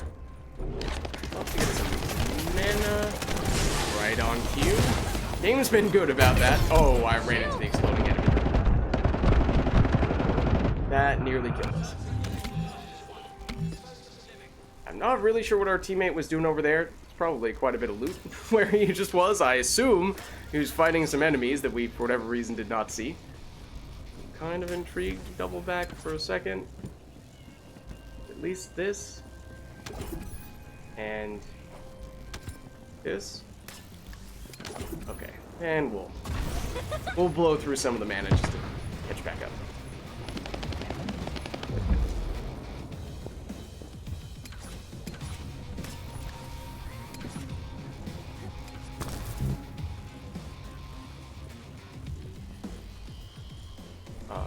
Where are the enemies exactly?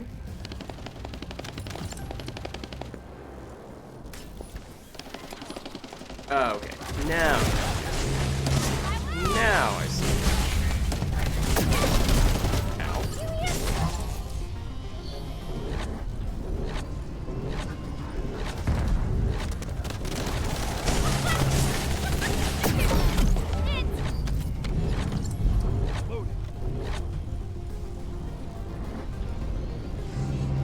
No worries, Camilo. Thanks for stopping by. It's good to see you. Oh, that's gonna hurt. Yup. That's why you don't want to get too close to those guys.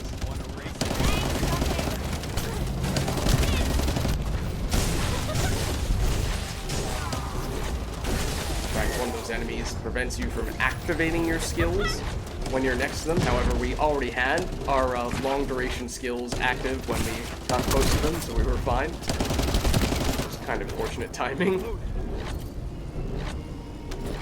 We do have full health. Okay, we're good there.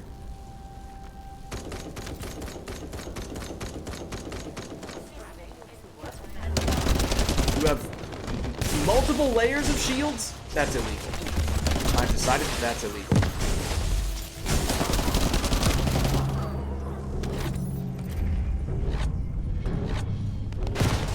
Alerting Descendants. Oh. The enemy's elite vanguard forces have been spotted. Oh, it's They are that now dude, the alright. highest priority target. Thank you. Oh, that was quick. Elite, you say? Or at least he had a extra rarity crafting material, so I assume that was the dude you're referring to. Oh, but there's another dude with extra armor over here. He's a little excited to see us. The operation. Oh, there we go. Oh, that was one of the ultimate weapon crafting materials, and also an extra rarity like, consumable crafting material as well. The data the Very drone nice recorded combo is the out of that. most important thing. Bring the parts to the outpost. Bring the parts to the outpost, you say? Okay, was that actually the last mission in this area? I doubt it.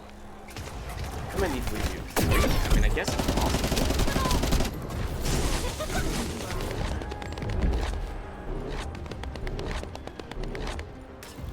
It does seem like as we've gotten later on in the game, we have more missions that have a combination of different objectives all rolled together.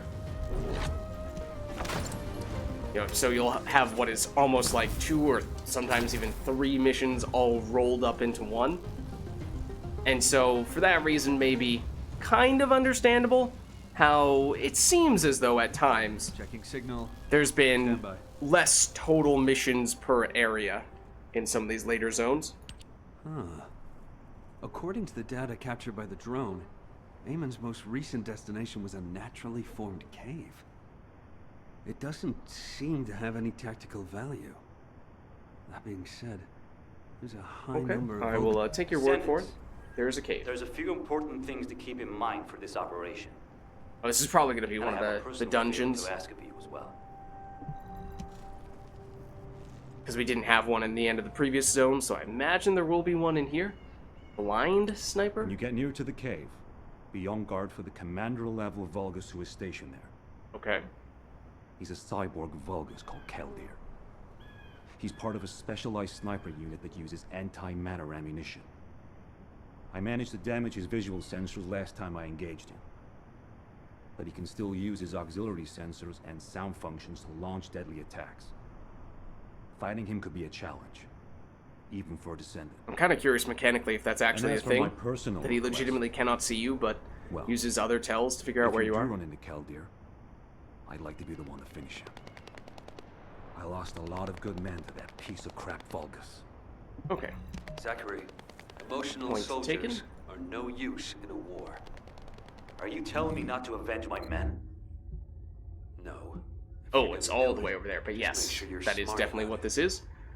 Oh, We'll and give you all the support it you gives need, one of so the don't be a Blair hero about it. crafting Whether resources. it's the Now, head or we the heart of that had Vulgus. 2 missions in the previous area where we actually could get a couple of Blair drops, and I did farm those up.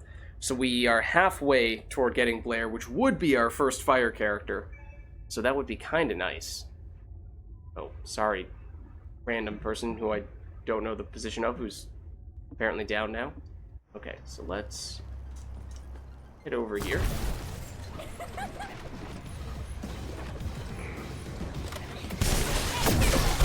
That almost killed him. Wonderful.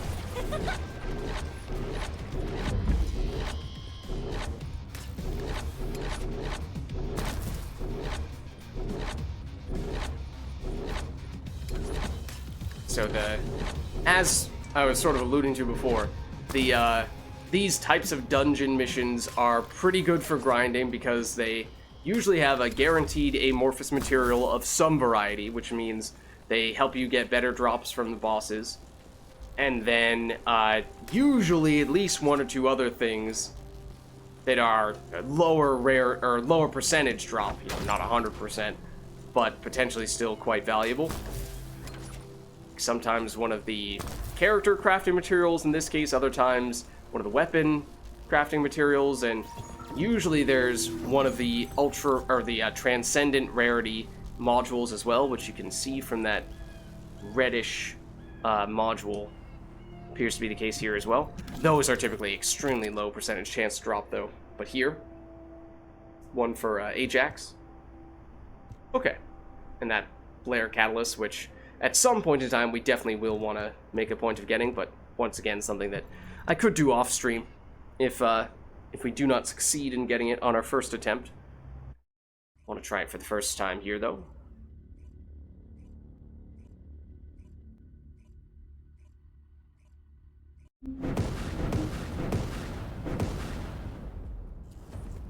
Okay.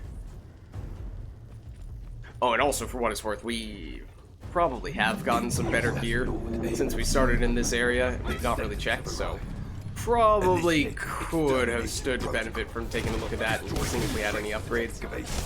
But we'll just we'll upgrade after this mission and potentially get even better stuff by then. Lord Aemon will bestow a new body prosthetic and independent. This guy actually sounds like he has a different voice actor relative to the other end of dungeon bosses, which I mean I kind of joked about before The Vulgis signal from inside the cave was in passing, burst. but is kind of nice, Guy, legitimately. Can you identify anything of significance? Okay, we have started to see a lot of these dungeons as of late have had these types of obstacles. However, Can we grapple off I this? have We picking can. up a very familiar phase pulse. Oh, okay, not high enough to go over that though. Definitely. We can go under it, sort of, kind of. It turns off Please and on look again. on the opposite side of the cave. Jaber confirmed there is heavy equipment and high-tech facilities there. The answers will be there. Okay, I mean that's actually pretty straightforward. Relative to some of the other zones, there might be more of that stuff later on. The Descendants enter the kill zone. Block all access roads. Initiate attack in a siege formation. Claim the kill. Execute the Descendant. Be rewarded Execute with the body Descendant. prosthesis and persona.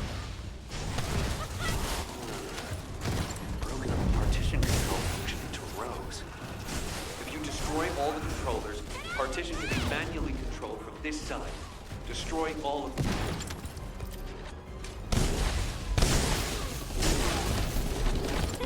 Excuse me. Gotta go fast.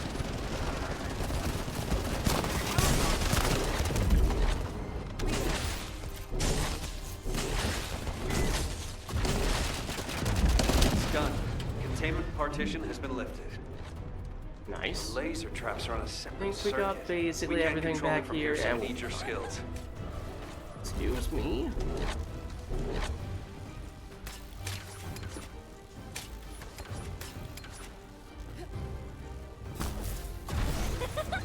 Oh, we are actually, hold on. We're level 40. Our teammates are nowhere near the level cap right now, so especially given how we're gonna have a boss fight at the end of this encounter, does make me a little concerned. I really thought we could sneak through there.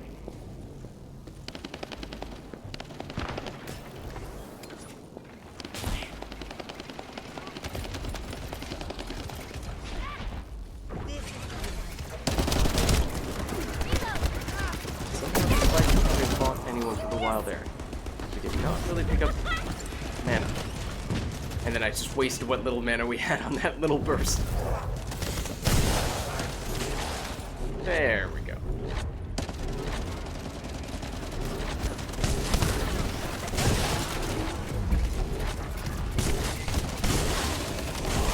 Fortunately, it actually, it does calculate the distance moved with the grappling hook. So when you're low on mana or on a cooldown or something like that, then it's actually, unironically, perhaps the best way to proc the distance covered.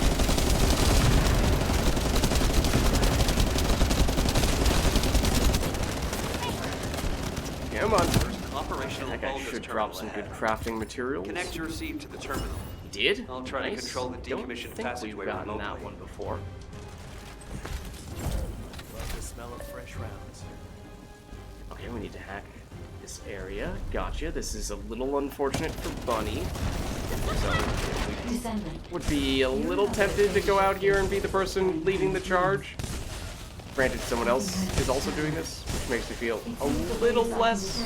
Oh, there's a little less keen on doing so. There is another Bunny in the group. Are you saying there's a phase shift gate here? I'm pretty sure Starting to the see gate some you level mentioned 70 was installed stuff. in front of the Hagios I actually didn't prime catch what the gate. level of this zone is. It might be 70. It's the only way to enter the ruins, but it's been sealed ever since it was first discovered. And this isn't the ruins.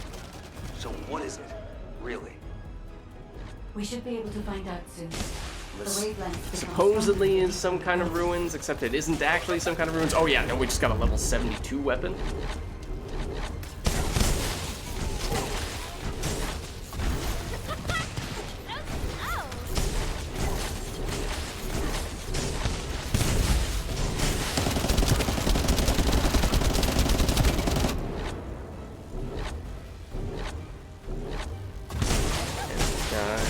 Be careful, those are the exploding dudes.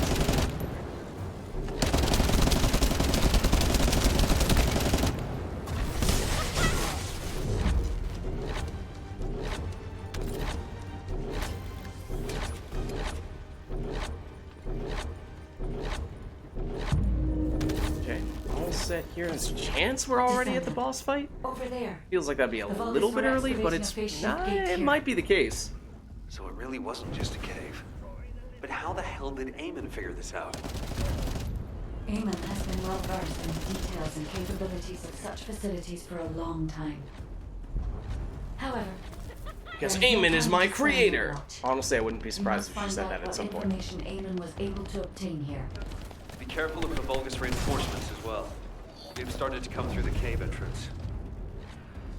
And Eamon is that dude, sort of like tech dude who hangs out with the big baddie fairly often. Sort of like his right-hand man, does the dirty work for him, or at least the technical work for him. Only for Corell, the big baddie, to be like, "Ugh, this isn't good enough. I'm gonna go sulk and yell at someone. Because I'm the boss."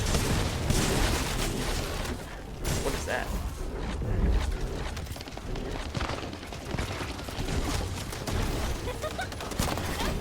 What was that? Oh, that was a melee that I accidentally pressed, I think, that had us basically teleport into this platform per second. That was, very off-putting. You're right. No. And you have no record of This guy's a bit of a mini-boss. I will face them myself. Oh, you are the boss. You cannot receive new life if you kill a human without arcade. You're the full-blown boss. Probably be focusing on. Nice spice of loot for Zachary. This is a guy who As I theoretically is blind, The head release apparently. the last part. I don't know how much we actually believe that. Also, ow. This is where, as I was starting to say, I'm a little bit concerned given how we have a bunch of low-level people, and even us as the one max-level person, we are quite squishy. And we're not really set up to be a bossing character. So this could prove to be a little tricky here.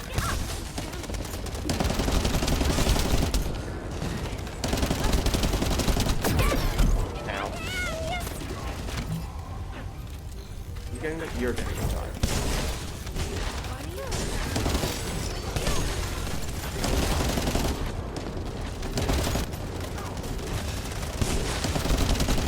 Okay, here's this first immunity phase.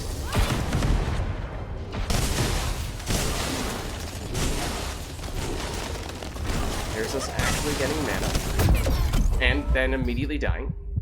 Naturally. Wonderful timing.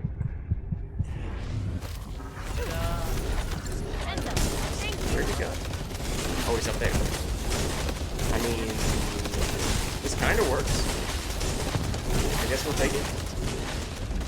There are also, I didn't even note this before. Oh, we killed him. Okay. Hold on. Mention it in a second.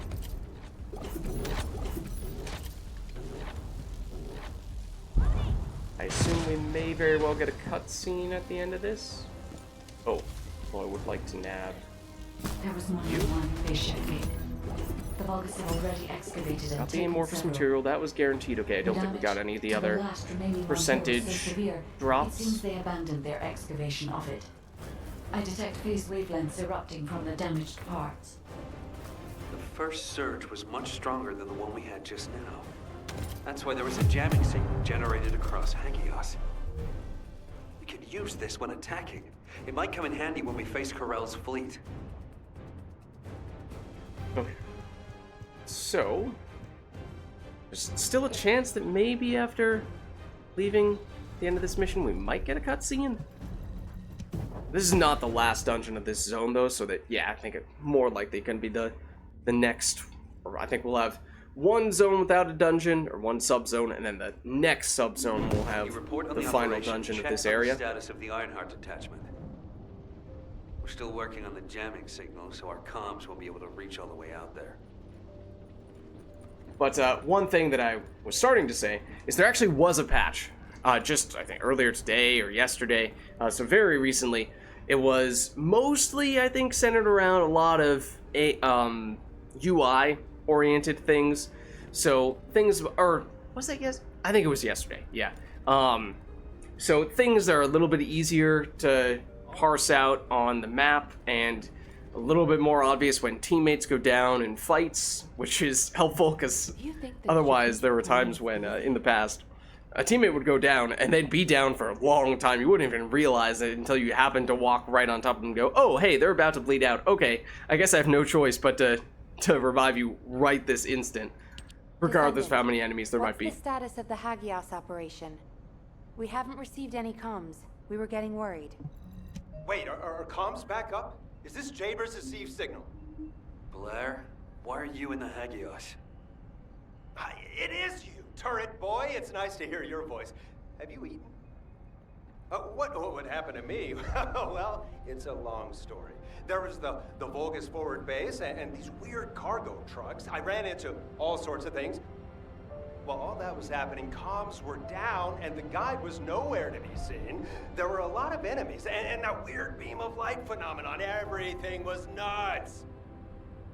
The gist. Give me the gist. Vulgis base, cargo trucks. Actually, just send your current location. I should hear this in person. Well, sounds good to me. I'll send you the coordinates. You send me updates on what's been going on at your end. Okay, should be a new zone now available, the Fractured Monolith. Let's take a second to see what kind of gear we've picked up, because we've not stopped to check for a while now. Okay, so, and yes, level-wise at least, we can certainly get some stuff that is much higher up now. See this scout rifle, which is 6 levels higher than our current impact rounds weapon, and seems to have significantly more damage. Firearm crit damage, conditional bonus damage, base firearm attack damage, though, that's very nice. Okay. And it does have that silly name that I was talking about a little while back, the Silly Weeper. Okay, so let's throw that on. We've not used this one before, so we do need to equip some modules. I'll use the recommended ones. Again, as we've come to find, this is maybe not usually going to be the most well optimized of setups, but we'll give it a shot. Okay, and actually, what was the bonus weapon? We need a machine gun to get the bonus damage here, and we do still have one, so that's fine. Although, do we have any common weapon machine gun upgrades to consider here? The Unfinished Study, which despite being 5 levels higher, says it has a fair bit less damage per second, which makes me suspicious. I mean, we found this has happened sometimes in the past where it's still not super clear to me when the DPS numbers are and are not factoring in the damage from the modules. Like, obviously, the weapon we have equipped has modules, and therefore has more damage. Although, actually, this unfinished study, we apparently did apply some modules to at one point in time. So that's a little bit odd. The Lion of Blue Mane was, yes, the type of weapon we used for a while. Yeah, proficiency 39. Unfinished study, lower level still. That's definitely going to be worse than this one. Okay, so maybe we don't really have an improvement there. I mean, we might have a different kind of a common round weapon that's better still, but for the sake of working with our reactor, I think we would like to stay on the machine gun side of things. Although, actually, this type of weapon does come with a movement speed penalty, which is, for Bunny in particular, not the best way to go about doing it, but again, we're kind of accepting that not everything is perfectly optimized as we're running through the campaign. Okay, but then let's check shotgun, because subconsciousness is all the way down at level 58. So a 10 level, or 11 level upgrade, wait, relative to this? Yeah, 11 level upgrade relative to this. It's saying it has less damage per second. I don't believe you. On this occasion, with 11 levels, I have to imagine just about anything would be a damage upgrade. It's a whole lot of the random bonuses being conditional damage against different types of enemies, so maybe that has something to do with it, but hold on, let's see what the other options are. Okay, yeah, no, this is way better in this case, at least based on the listed value. So, okay, I think we will go this route then. And in this case, it's not even like those random stats are all that great. But we throw you on, you do have some modules. You're actually pretty well, optimized is maybe not the perfect word, but reset, just because I think we have a little more modules capacity to spare. Okay, so at this point, at least weapon-wise, we do look significantly better. Kinda waiting and seeing if we can get a better machine gun, but at least according to the listed DPS, there is not one better than the one we currently have equipped.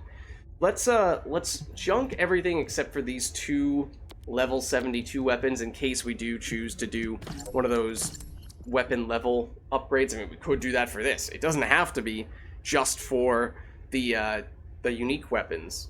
If we really wanted to, we could make this 8 levels higher. So, I mean, that's not a terrible idea by any stretch. But let's, before we start doing, or at least considering that, let's take a look now at the reactors, because, oh, okay, admittedly, this might have made us want to switch from a machine gun to a different type of weapon, one that we may have quite literally just scrapped. Our highest level reactor is a fire one. Sub-attack, damage to colossi, Skill range on a toxic reactor. Okay. So, oh, and this one, oh, right, that we were a little bit on the fence about. I think we can junk this at this point. I think we can junk most of these lower level ones. Because, I mean, we zoomed through pretty quickly. And so, if we are constantly trying to hold on to one of the higher, or at least if several of the higher level weapons, reactors, all that stuff, then it's just going to take a lot more time to micromanage our gear, which is maybe not worth all that effort. I do like those bonus stats, though, the character XP modifier and the consumable drop rate. Consumable drop rate maybe not quite as good as the modules and Kuiper shards, so we can probably still dump that.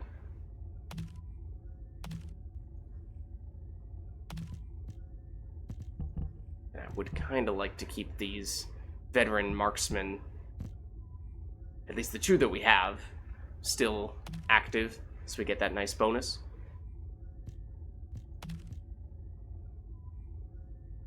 Get slightly more fire res here. MP recovery out of combat. Yeah, if you factor in that 5% firearm critical damage bonus from getting these two guys together, I think that definitely more than makes up for the slightly lower stats. In this case, this is pretty good from a health standpoint, and then the Kuiper shards, again, I do like that for grinding purposes.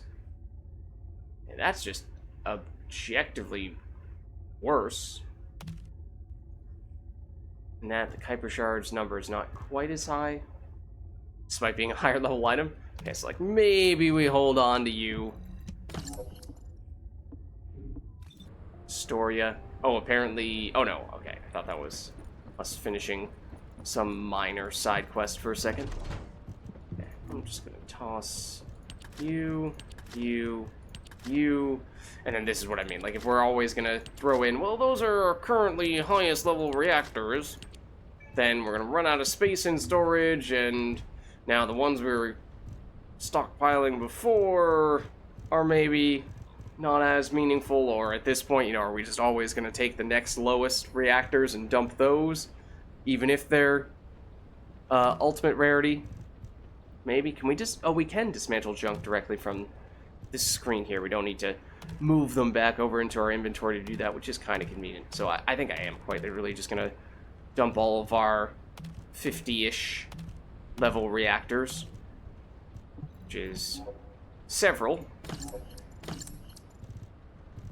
And then, at least for now, we'll stockpile those. Okay. Actually, what were any of them for electric damage? Will they boost our skills more than the ones we have now? Like, that's not that bad for us. We had a hand cannon equipped, which we did at one point somewhat recently. Were we using that before? We might have been for a little while.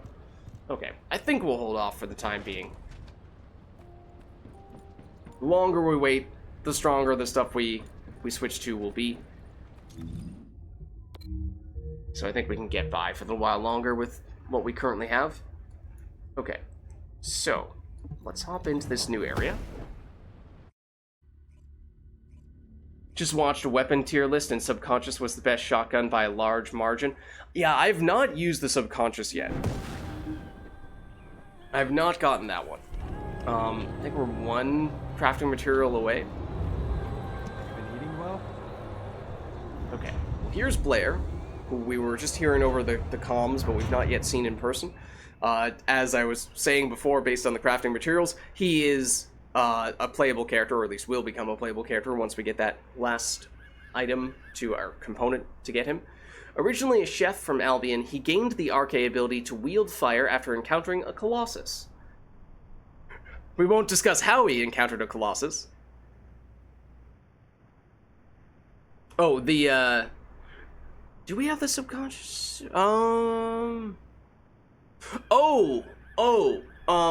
that's not a legendary. Okay. Gotcha. No, it's just a rare. Yeah, is it the one that we were just equipping? It might have been. Yeah, I was thinking, I was mixing it up with one of the other, ultimate weapons that has kind of a similar name, but I can't remember what it is right now. Smithereens. I was mixing it up with Smithereens, which I, to be fair, don't even know if that is a shotgun. It might be, but, okay. Anyways, still considers himself a chef and does not hesitate to treat his comrades to his cooking at any and all opportunities. Naturally, you'll find his teammates vying for opportunities to get a bite of his food as well, due to how amazing it tastes. And from what little we had seen from that, or heard from that dialogue with him, I'll be honest, I was kind of refreshed by how he was not just this cranky guy who wouldn't stop complaining and stressing out about absolutely everything, which seemed like basically every other, at least male playable character's character design, or, you know, character traits. So he might get a little cheesy and, you know, corny over time, but just the fact that he seems different is refreshing. Have you eaten? Damn. Jabers sent me the sit rep. Things have really hit the fan. Oh, you asked why I was here. I heard this guy. Okay, but we are still going to script that conversation. Don't get me wrong. I have no idea who you are. Recon squad, reporting. Designated marksman for the 22nd Recon Squad, which was the same group that, Zachary, was that his name was, from the previous area? Recon trooper, full of military spirit and a prudent personality with a strong sense of camaraderie. Due to her excellent map-reading skills and strategic mindset, she had been assigned to a recon squad rather than the regular infantry. Nice to meet you. My name's Dominic. I'm a scout accompanying Blair. In order to get to the Vulgis forward base, you have to secure this area first, as it's our main route. There's also a number of important additional tasks to do. Okay, there are additional things to do. Thank you. Okay, it is warning us this is a toxic damage-oriented area, which I think, I'm wondering if that's a new update from this patch, or if it's just because we happen to be going into this new high-level zone for the first time. Keep it up, you joker. Them's fighting We words don't right have a there. ton of toxic resistance. We have 700 from this, relative to the 2,000-ish we had of the most relevant category in the previous area. Oh, really? Okay. We are not currently using the subconscious. It might have been one of the ones we just scrapped, despite it saying it was lower DPS. But again, those values seem very misleading. So, I don't know. I'm sure we'll get another one soon. Descendant, Oh, it's a collection one? collect the data from the recon drones. Uh-oh. We'll use it to pinpoint the enemy's location. If that data isn't collected Oh, quickly, it will be do you lost. see how many we have need to to get? 65? That's insane.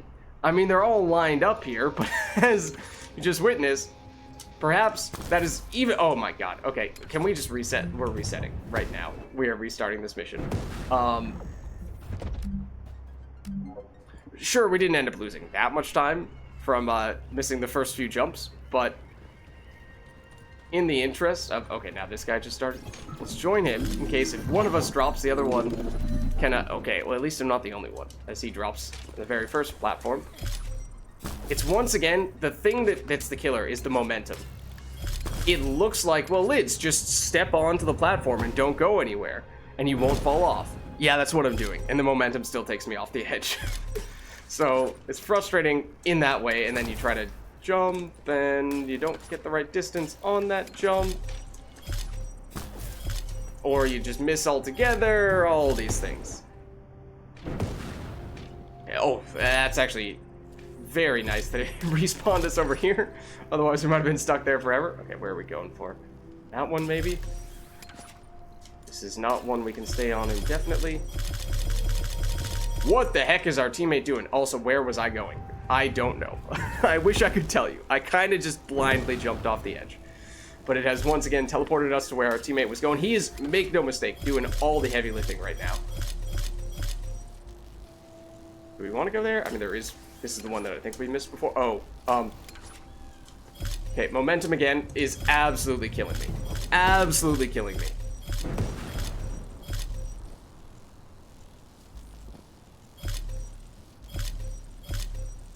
Oh, hello.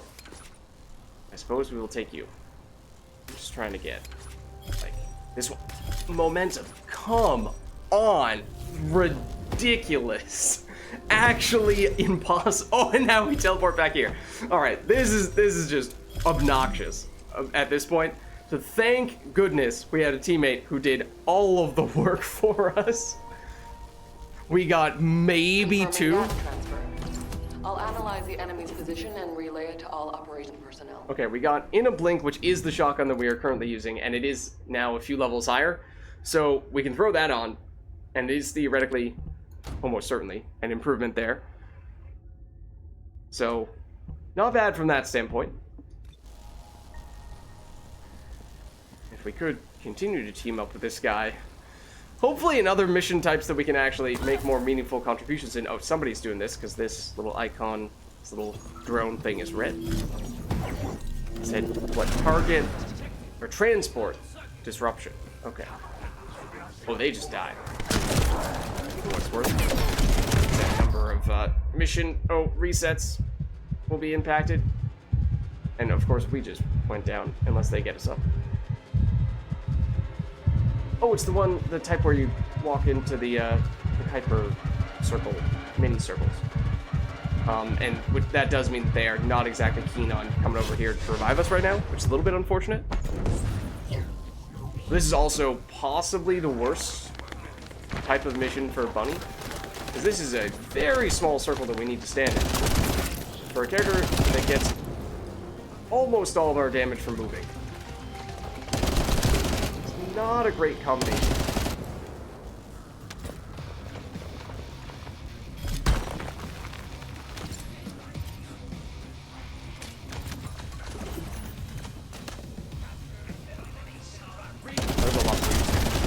I feel like that's not a great place for us to be going next. Also, there's a mini boss on our teammate. And we're about to die. At least we died right next to our teammate. Because if someone bleeds out at this stage, it's actually mission fail. Wonderful. Wonderful. I'd just like to get this crafting material, which I don't think we can pick up when we're dead. Or at least in the process of bleeding out. Okay, now this is where this person may not realize it, but by not reviving us, we will lose. So they cannot stay over there and finish that. That is counterproductive. This mission is about to end. It's obviously we shouldn't have gone down in the first place, but should have been a little more at the same time aware of the consequences of choosing one of those things over the other. We did get the crafting material though.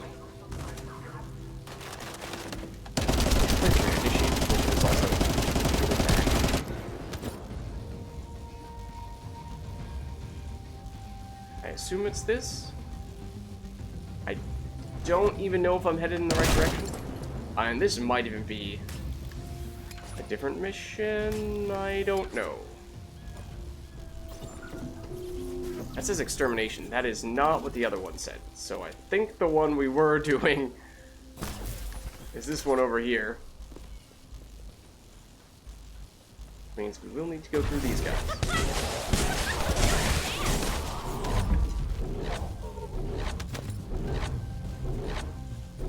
Someone else is doing the resource collection. Not about to do that again anytime soon. Also,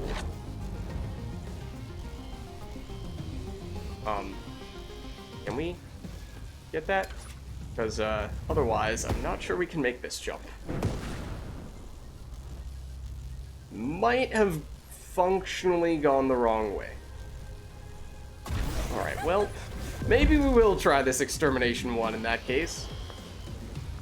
Or maybe we just see if we poke our head back in here and shoot some dudes.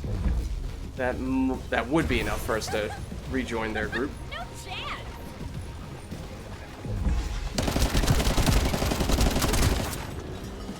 That is, if the enemies are technically part of the ones that spawned in the mission, and if this person is still doing this mission, which they may not be. Because I do not see any. Well, I see them now. It's also not Squirtle. It's almost Squirtle, but it's not. Make no mistake.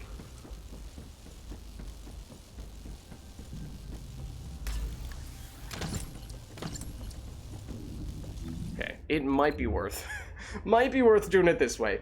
That's the extermination one. This is the transport disruption, which I think is the one that we were doing that ultimately landed us in here. But now this person is going for the extermination. All right, fair enough. We'll team up with them for that. Ultimately, the goal is just, you know, don't really want to be soloing right now. Regardless of which mission it is. Move to the operational zone. Is everybody ready to turn up the heat? This next operation will be a diversion. While you're attacking here, Blair will clear a path to their front base.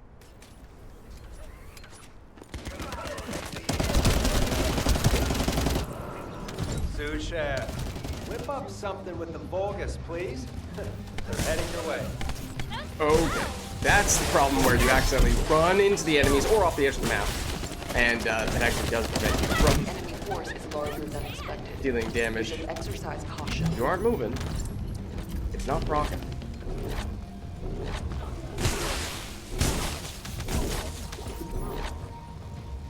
Oh, we got another person. Nice.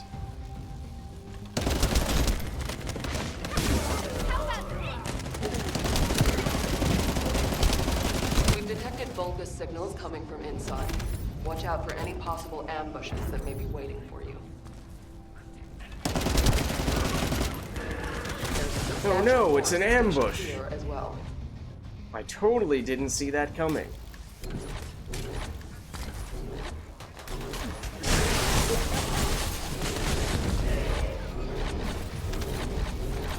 Oh, okay, hold on. Got a little carried away, apparently.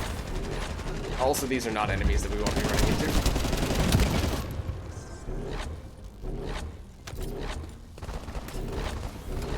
No, I did want that mana, though. Thank you.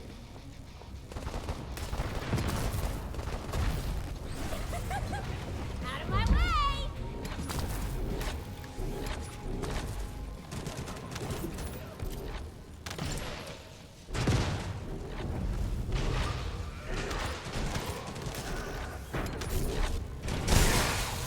Hello. Goodbye.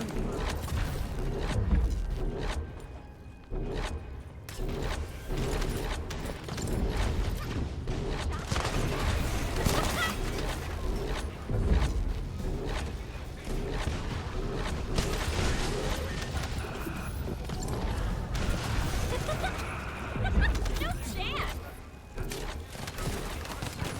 Oh dear. Just wanted to get the loot. Defense Commander begs. Relaying orders.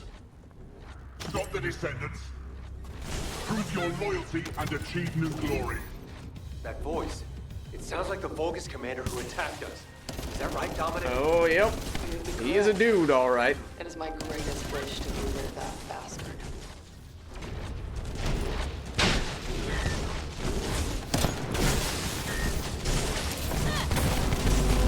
Descendant, the Oh, operation okay. is a success. Yep, that works. Great work. Okay. You can stop now. Oh, okay, there's a component for one of the ultimate weapons. Nice. Oh, adios to you, I suppose. Yeah, we do still have this mission over here that we did not end up doing, which I assume is the one that we were in for moments, but then did not succeed with our fake Squirtle friend. Call it that.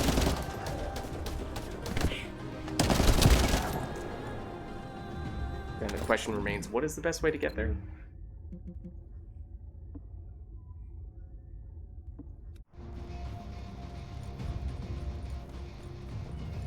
Because I am not entirely sure. This is the direction we tried to go last. Oh, can we get up there? Maybe? Oh. Okay. Technically, this does work. It did work.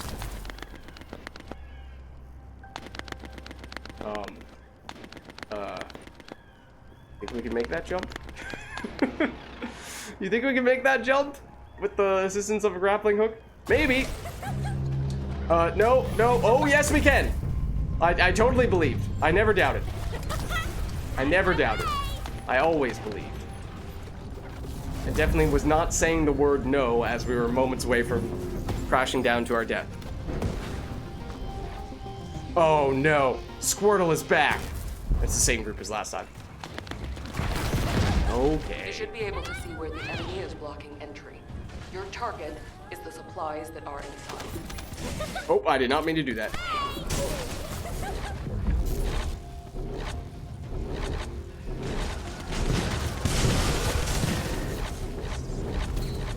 Man, our teammate who is glowing yellow, fake Squirtle. That color scheme really looks like an enemy sometimes. I'm not used to having teammates glow like that. This is gonna be the one that, yeah, activates this part. You need to quickly destroy all Kuiper, which is already This been is exposed much to Vulgis easier with energy. more people. We can potentially get 3 at a time.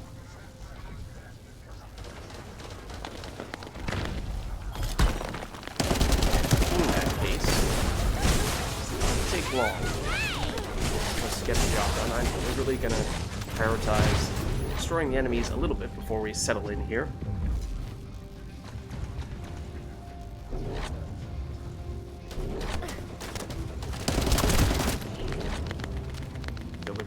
shimmying so we don't lose our electricity. But we're practically done already. Oh, I just heard a rare drop of some variety.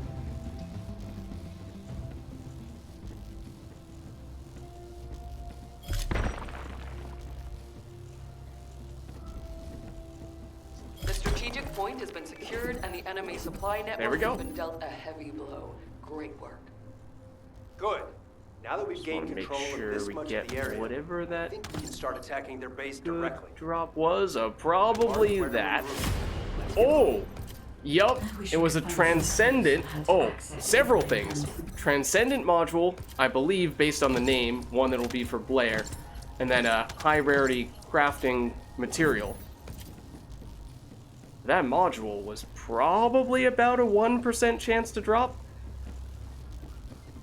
So we'll definitely take that. And then this, I believe, was our last mission in this zone. So yeah, moving on to the next area already. Okay. Very nice.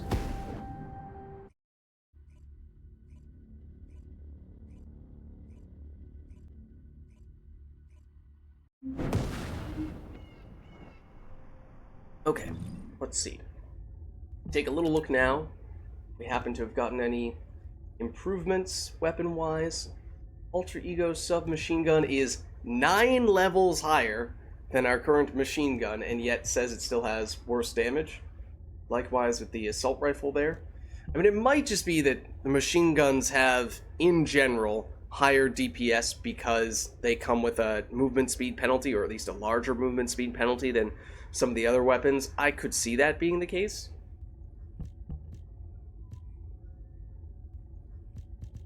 Though, as I said, at times it seems the values that we see listed here have been a little misleading. And these are almost entirely general round weapons. This Inablink is a lower level version of one we currently have, so I think we're trashing everything here. Unless, again, you want to save the highest level weapon just in case for transfusions, but presumably going into a new area, that's only going to continue to give us higher level drops as we progress. And okay, please don't do that, especially not for a weapon that we, or a reactor that we might actually want to use. If we were to use a submachine gun, then this would almost certainly be better than our current one, because we're talking about a 7 level improvement here. The other bonus, the little random bonuses don't really do us any good. The fire skill and non-attribute skill, because we don't have either of those, at least not for Bunny. But just the base value alone would probably be reason enough.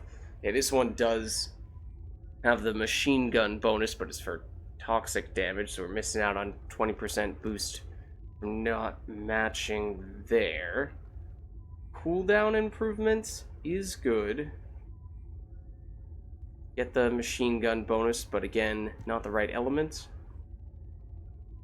Assault rifle, which we aren't using, don't like the random stats as much. Oh dear. Yeah. Not really loving the mods here. This maybe being the one exception. I would love if it would stop doing that. If we were to use the correct type of weapon. So I'm going to junk everything else. It is also the highest level one overall. If we were to switch to... Please stop doing that. If we were to switch to a submachine gun, which we did just scrap, but might find a good one to use going forward, then that could be worth considering. Let's check here, though. So we're really looking for... I mean, this is level 55, but we still do not have an upgrade for that, or at least... none at the moment. For the sensors, might be able to find an upgrade there. Let's see, HP recovery, XP gain modifier. So mostly using this one right now for that XP gain modifier, which we do have in this case, though it's a little bit lower. The defensive stats and the MP are better. So shields tends to come in a lower value than the HP does.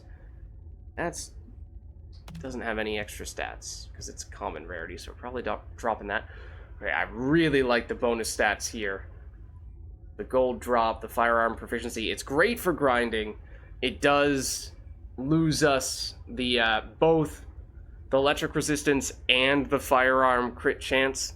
So it's defensively and offensively inferior. It's only better from a grinding standpoint. So, you know, maybe that's not the best fit.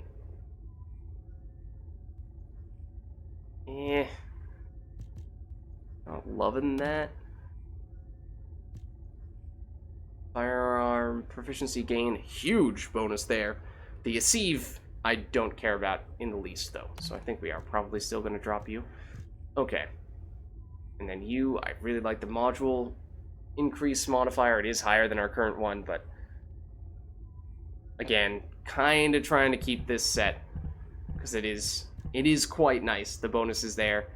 And of course, eventually, we'll get stuff that is a high enough level that it can still outclass these guys, even when you factor in the extra bonuses, but I think for the time being, we'll stick with what we have.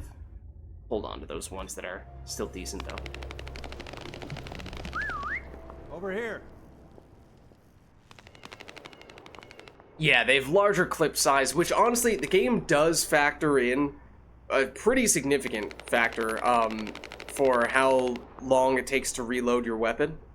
So, like, oftentimes, you see a huge DPS change when you change the amount of time it takes to reload or the amount of ammo you have per clip. So, which is not usually something you associate with having a higher DPS, but if you're shooting more rounds more quickly, then yeah, technically, you know, you are improving the damage.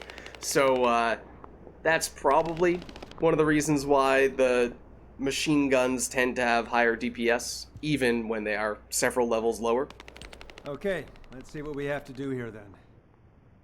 So, we have to locate the phase shift gate that Eamon discovered and analyze it to figure out how it was done. That's easy enough. Jaber and the guide can do the analysis while the infiltration team fight their way into the base and wreak havoc. I want Dominic on higher ground to get eyes on the base and provide sniper support as necessary. I'll head out first. You guys follow me later. Okay. Makes sense. There's several more missions here. Okay, there is one that is directly in front of us. Oh, this one's a little bit long. Let's see if anyone... Okay, it looks like there is someone doing it right now. Kind of hoping they're already a decent way through. Oh, there's 3 people already doing it. Okay, so we have a full lobby in that case. Which is nice, especially if everyone here still needs to do all the missions in this area. That was very nice timing. Good thing we did not delay any further. But if we can team up with these guys for all the missions here, that could make things a lot easier for us. I would appreciate that.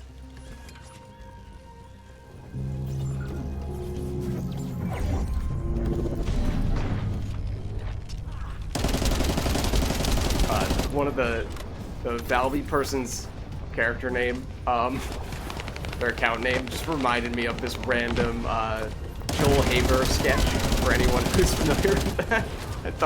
I thought their name was Tony Lazzuto for a second, which is absolutely not what their name is, but for anyone who has seen YouTuber Joel Haver's stuff, does some, what is the correct term for it? I can't remember, but basically, like, live action comedy sketches that are improv, except then he, in some cases, makes them animated via some process that I'm forgetting the name of. But he is a really great one in which there's a character who is referred to as Tony Lazzuto.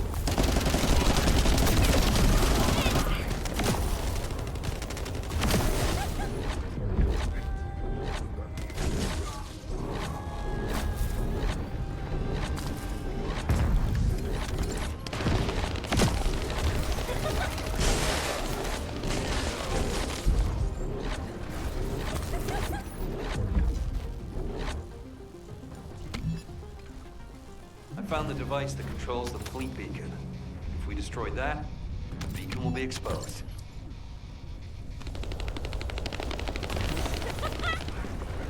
There's no need to melee there.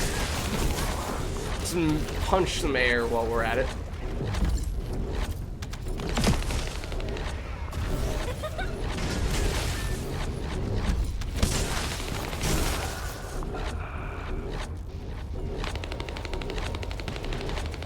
The control unit neutralizes signals using the enemy's shockwave generator.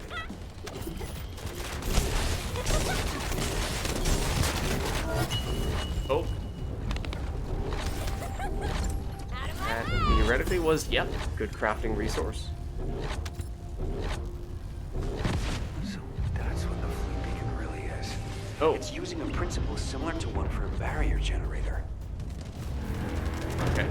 Once again, previously, we would have seen these types of mission structures be totally different. Now they're kind of lumped together into one bigger, more complicated mission. If there are Vulgis within range, I won't be able to establish the jamming signal. You need to eliminate them for me. There's also not a lot of room where we actually can run around, which, once again, makes things a little trickier as a bunny.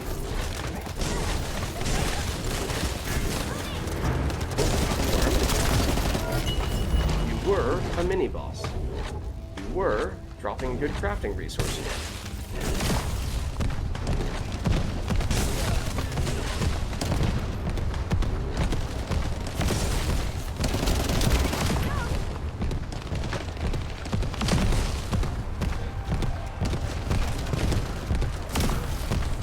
Dodging in and out between all these places where we're getting bombarded.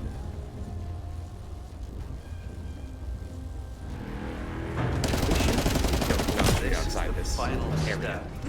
The first time I've done this, so there was some trial and error.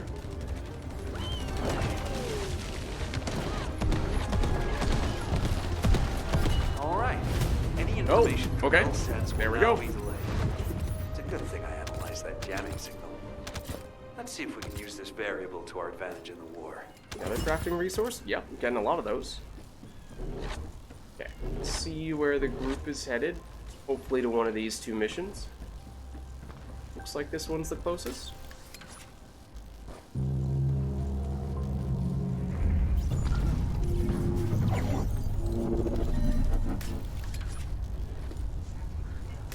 Zach, watch out. There's an anti-air railgun installed at this base. Tell the transport plane pilot to stand by. Okay. Descendant, the device that works. controls the enemy anti-air guns is at the target zone. You'll need to get past the enemy's defense first.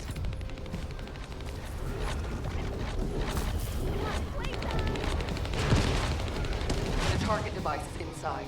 When you get close, Eckert will attempt to neutralize it remotely.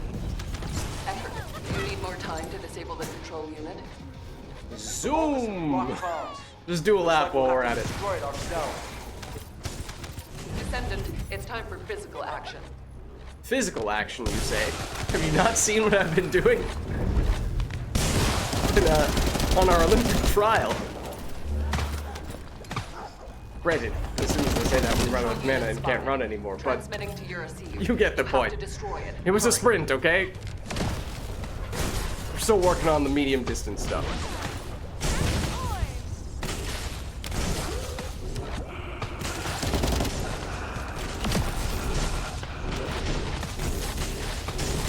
Oh, our teammate intended to drop down there? I'm not sure if they did. Looks like a pretty far way down.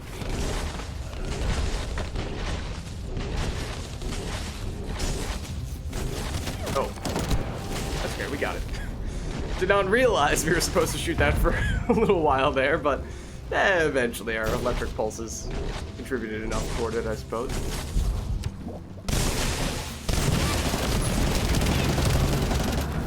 That guy's ragdoll. I think it was because the Valby hit him with a skill, and he died immediately.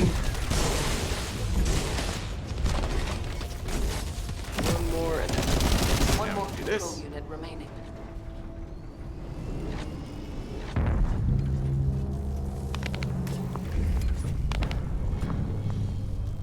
were some... Oh, yeah. Other drops. We did not catch. One more over here. Somewhere. Maybe. Possible. Oh, okay. There we go. We got everything.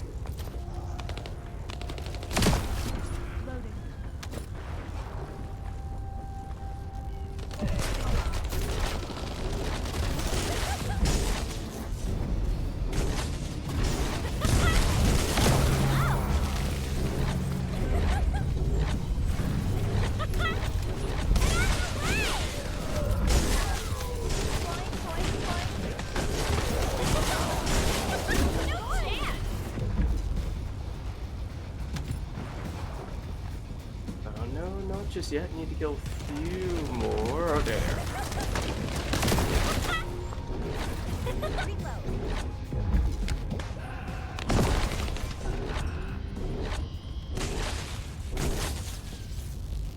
Almost. I need that. Now. Zach, the enemy anti-air artillery have been neutralized. Help guide the transport planes to land. That's a recon mission over there, for what it's worth. Don't know if these guys are going to bother doing that, but it looks like it's active. You can tell because it has the red glow. When it doesn't have the red glow, it's on cooldown. You can check on the map. It'll give you that little timer. Master Aemon, the forward base is under attack. Sounds like we might be about to fight a mini-boss. Descendants are approaching the ruins. We need Well, I mean, that's probably going to be the guy that we fight at the end of this dungeon, at the end of this area. What's going on? Means we're probably not about to fight him right here, right now. Also, where are these dudes that people are hitting right now? Because I do not see them. The descendants Spawning up must here. be Oh, are they spawning up here? Now they're probably spawning. Okay. I cannot choose the right spot. They're up here. Okay. Confirmed.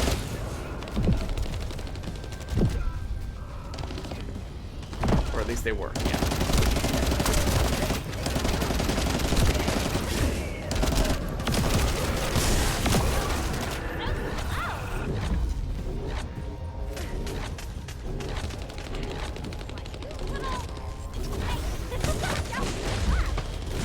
Somebody over here? Theoretically? Maybe they were lower down than we were? Oh, and then as soon as I leave, they spawn back in. As soon as I go up, they drop down. Wonderful. Oh, this is the armored mini-boss dude. Transport plane carrying the hero. Basically immediately get... Oh, and this is... Relaying our I already dropped. The I think it heroes. was just that. It was a module. Yep. We're sending back the bodies of our teammates we were able to recover. Thank you for all your hard work, Zach. I'll make my way back shortly. Oh, can we still get there from this side? I hope so. I hope so. Okay, this is the surveillance mission that I was referring to before, which is optional, not directly quest related. What's up, Makov? How's it going? We are doing some First Descendant. We just recently, really, got to this, what is it called? Hagios area? Oh, it's another one of these? I do not like these. But we've been zooming through it pretty quickly, in large part because we've had decent success getting random groups of people together.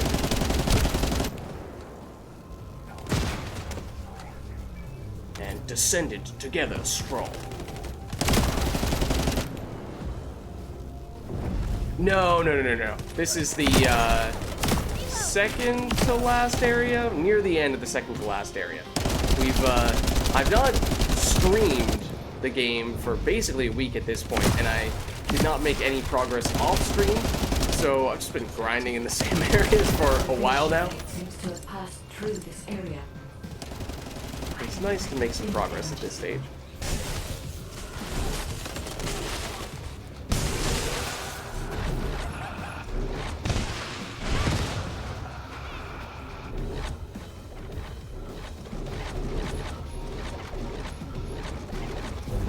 This is is not a great mission for Bunny. We're slowly inching forward. The tracking must be removed. All I can do now is follow the faint traces I can sense.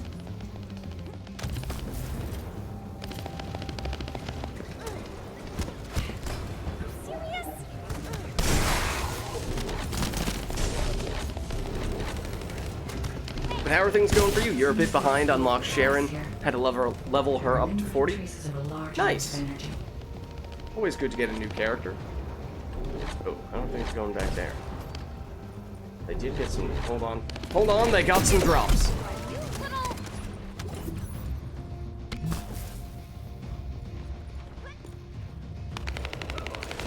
Yeah, so I was playing a lot of Sharon, using her to grind a whole bunch of levels, or at least like the end of zone dungeons.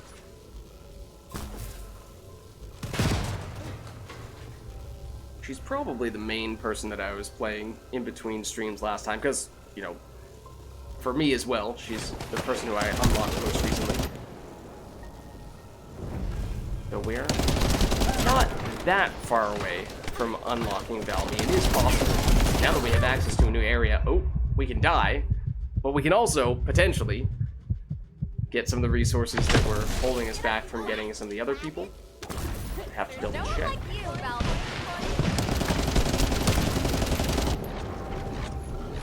Very low DPS character. It's interesting with her because, kind of like the tactical cloak in Mass Effect, you can get pretty big damage multipliers, you know, conditional damage that's only active when the cloak is up and when enemies are not targeting you. But I have not yet run the math to double check, like, how does that actually compare to other characters' damage? There's a chance that even after all of that, she's still dealing less damage than other people. What I've been doing with her was I got a whole bunch of extra area of effect from upgrading area of effect modules. And so just her basic first attack, her little sword swipe, I got the AoE for that to be pretty huge, and so I used that very aggressively. But yeah, Bunny is really... She was, by most accounts, the best character by a wide margin in the beta. And so I was curious to see if they were going to nerf her going into the full release, because it seemed like that was a somewhat obvious and perhaps necessary thing to do, and then it doesn't really seem like they did. Some of the types of missions that Bunny is best in got restructured a bit, and I guess indirectly that sort of nerfed her a little, but I don't know, that's really all that big of a factor. She is still very, very good.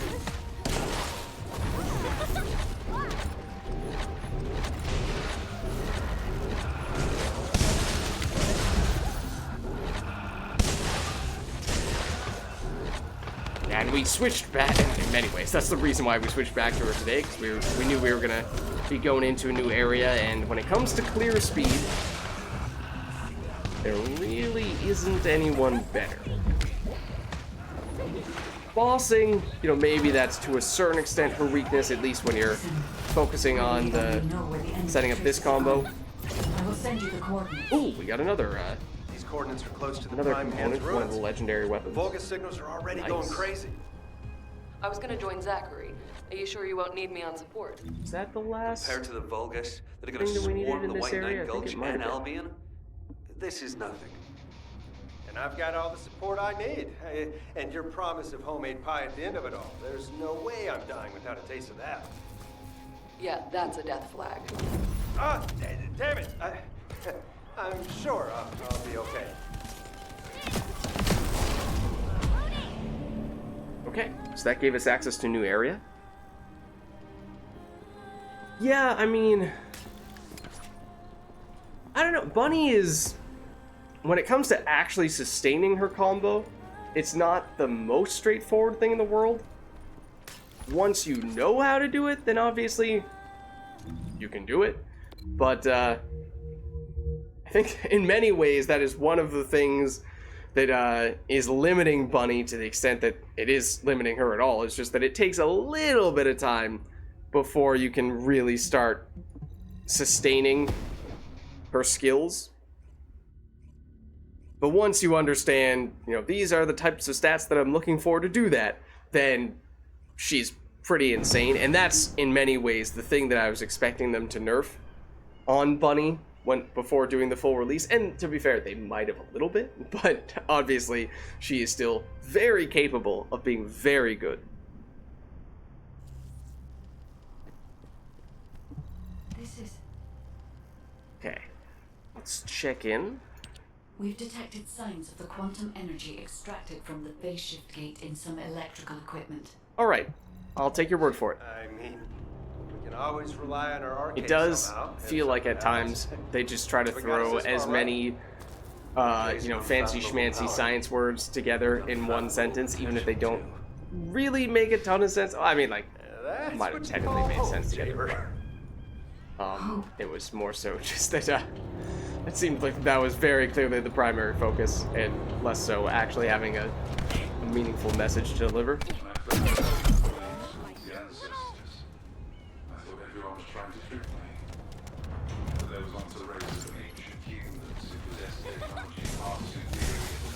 Excuse me.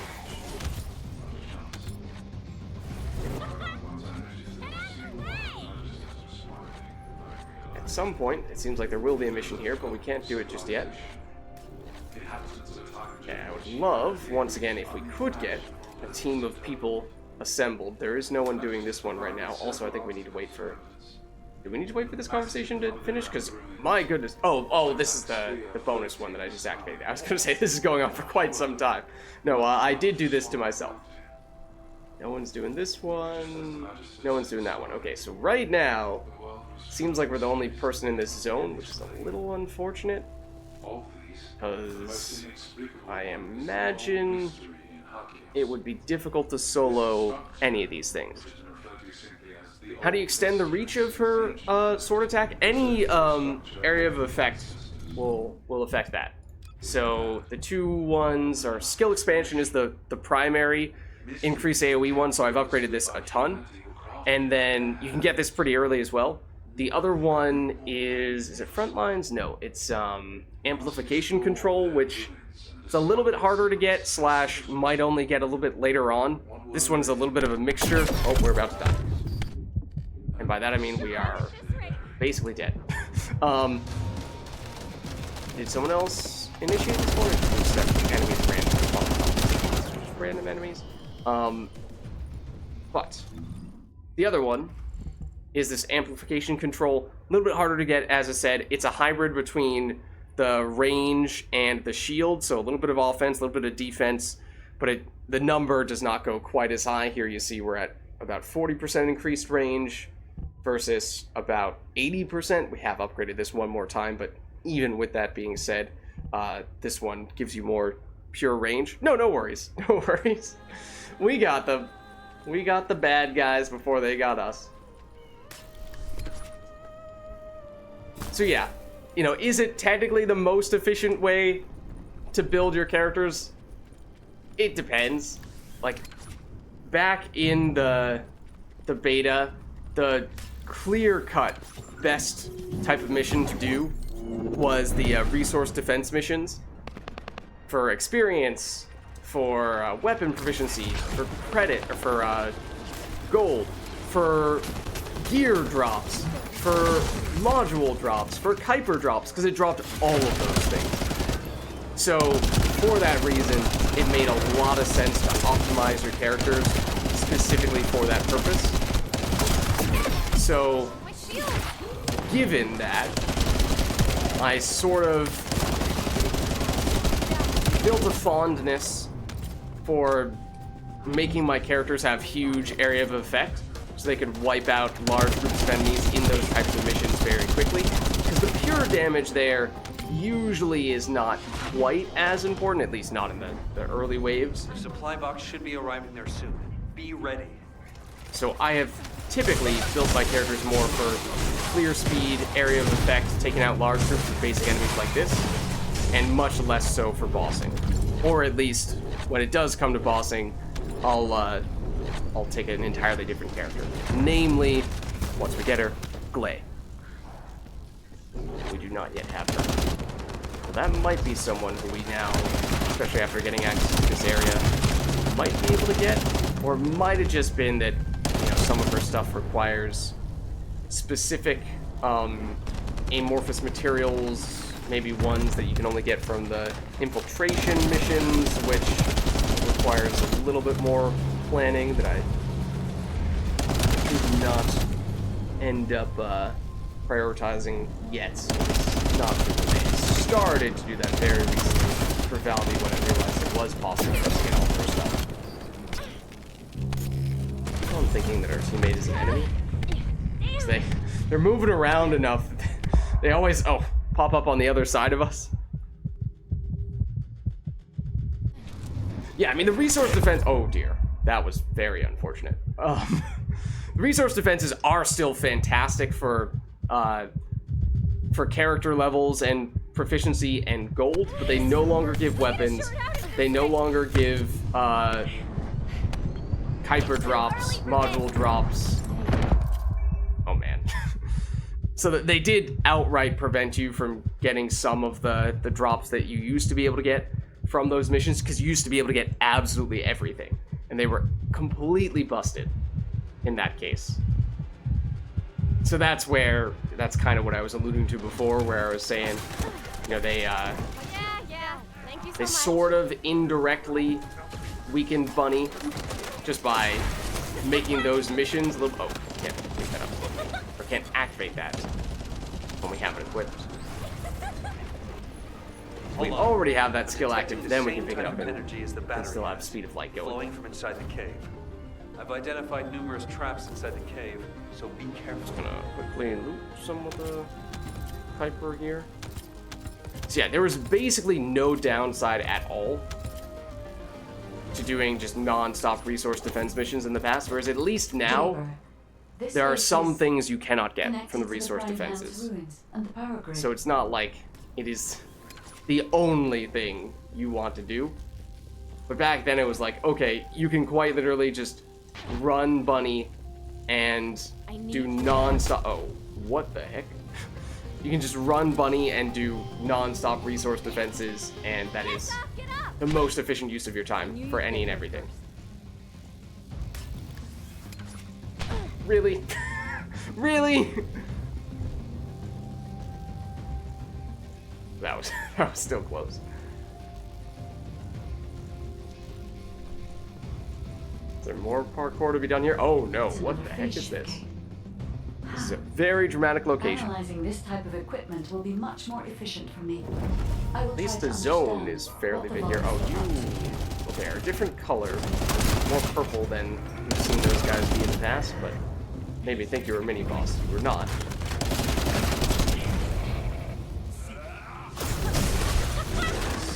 Unfortunately, it's just big enough we can do some Bunny stuff. Eamon extracted energy from the base ship gate here. Or do they die to the traps over here? Kind of thinking they might have also all the enemies spawned here. So, still efficient to go over here for that reason as well. It's too early for this. They really want to spawn here.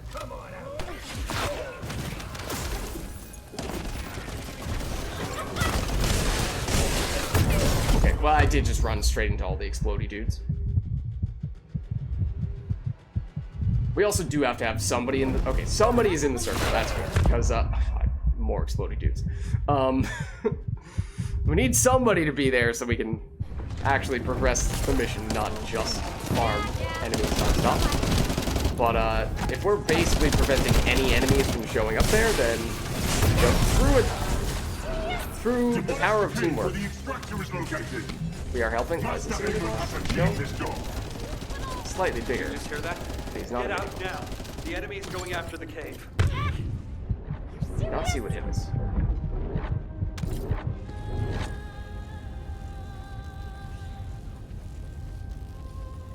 Oh, we're actually supposed to leave now. Okay. No, we have to go back through these? No! Can we go over them this time?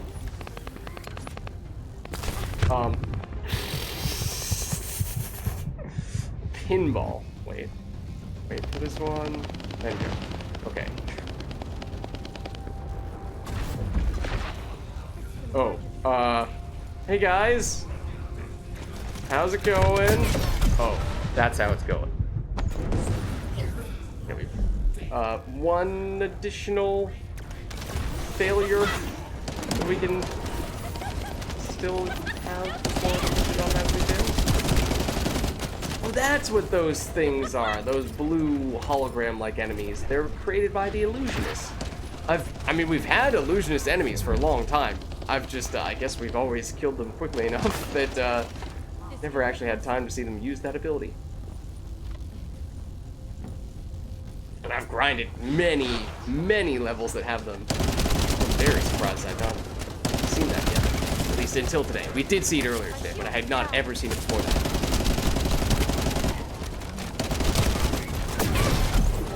A little mindful of our lack of respawns available. Not getting too overly aggressive running around, although it is, of course, kind of our thing. To get this far. However, for all of you, this is your opportunity to earn new body prosthetics and persona. It's our opportunity to earn our body prosthetics. That's, you know, you do you. If that's your kind of thing, by all means. Thank you for all your hard work, Descendant. Now let's find a way to reactivate the phase shift gate. And lots of loots. And still a few more missions to go in this zone, so if we could stick with the team here, that would be great. I'm loading. See which one they're going for. I don't know what these are. A composite means that's a mixture of different types of things.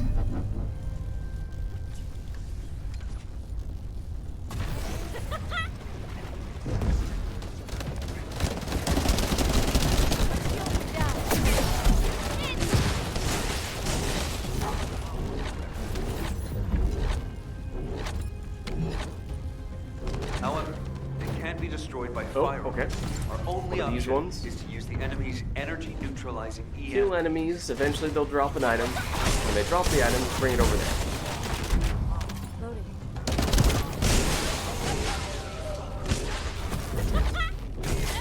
Oh. Ah, you're spawning up here, technically speaking. Now I understand.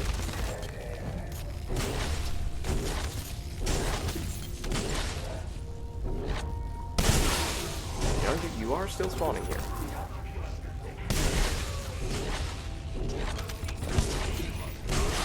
You know, we might kind of just hang out up here for a little while.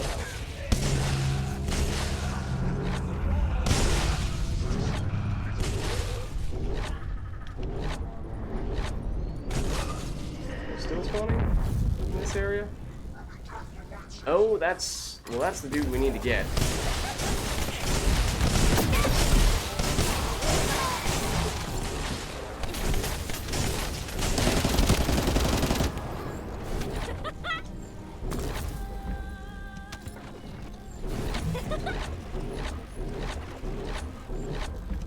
There we go. I found another one not too far away. Sending coordinates. Alright. Not too bad. In large part because we spawn camped the enemies.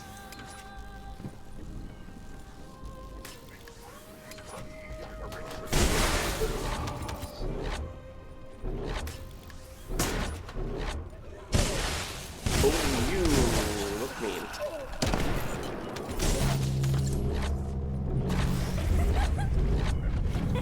We are definitely starting to get some higher level drops as well. Imagine at this stage, probably out, have some gear upgrades we could get. Also, where are our teammates right now? They don't seem to be anywhere near us at the moment. I actually do not see them.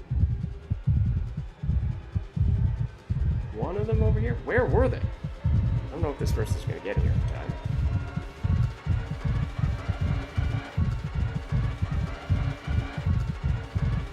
Oh, okay, that was kind of close.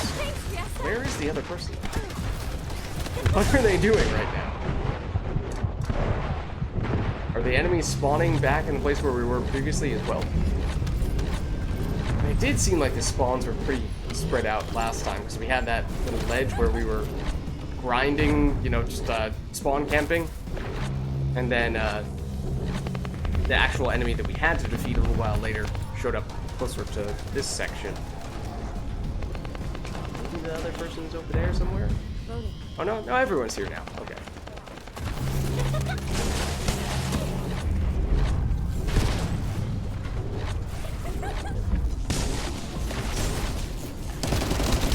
Quantum energy is gradually getting weaker. Hurry. Okay. I'm not really sure what to do about that. That just sounds like maybe the big bad boss enemy is, yep, coming up relatively soon, because here he is.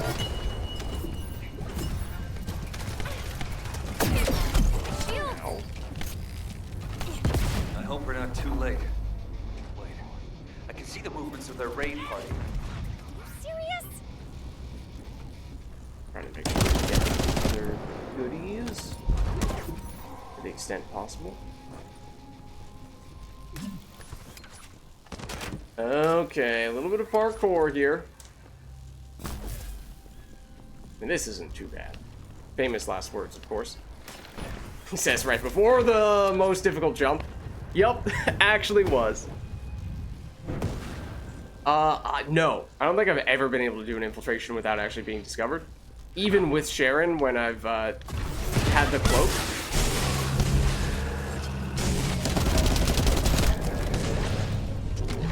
Admittedly, you know, I'm not really sure how much of an effort I've made to truly go pure stealth mode.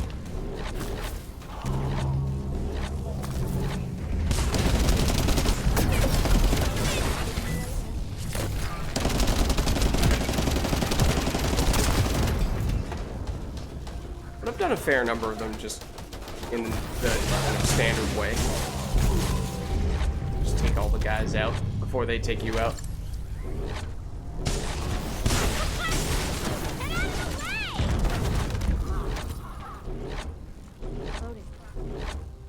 Are we supposed to go over there? Oh, well, yeah, we do have a teammate over there. There clearly are still enemies spawning here. If we don't stop them, they'll try to repair the maybe not energy anymore. neutralizing device.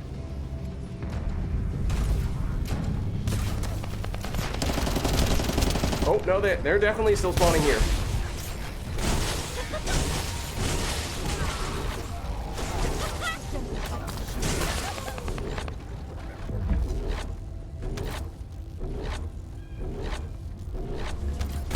Oh, and I was about to leave to the other section. Looks like Eamon's hunting hound has made an appearance. Oh, this Careful is you the don't boss get dude. bitten.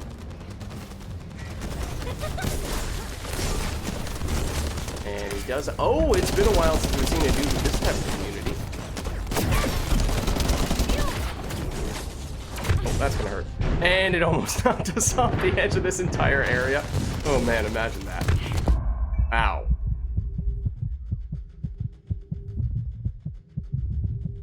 The cloak doesn't last very long. I mean, you could deliberately try to increase the duration with a module or two. I haven't really focused that much on improving duration with modules yet, although that is something that seems like it has some potential. Oh, that's an enemy, not a teammate that I was going next to. Uh-oh.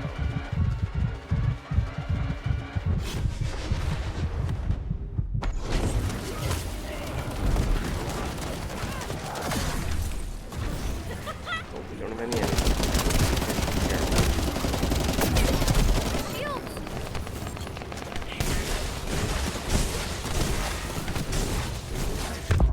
No.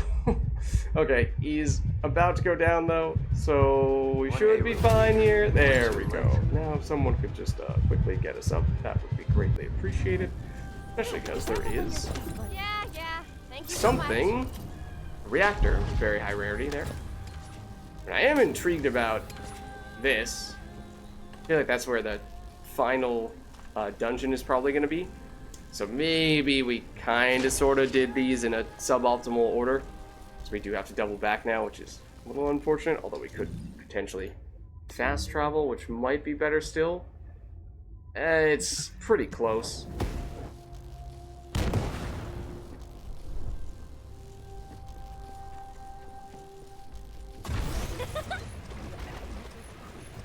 We will see.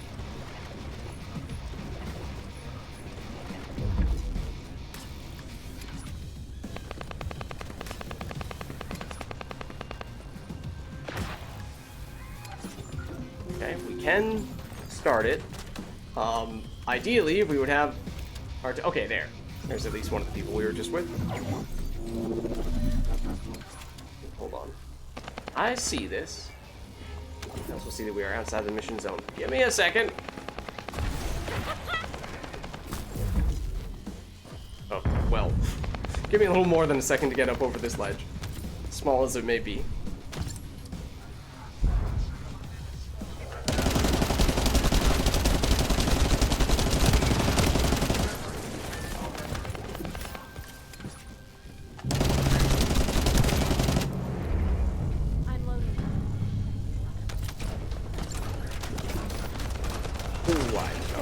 That was a big drop off, like the kind that kills you, or at least makes you have to reset.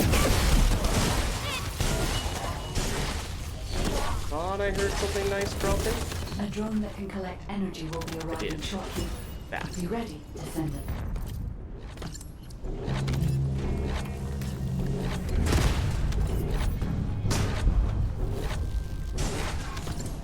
I will identify the Vulgis units which have high quantum energy saturation levels. My shield is down. I do like these missions. They're simple, but I don't know. Something about them I find satisfying.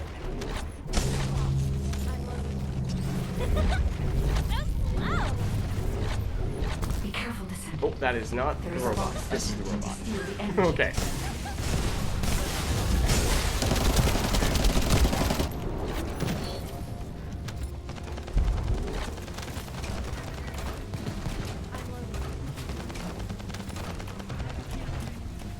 Okay, making good progress. Excuse me. Oh, hold on. Can't do that.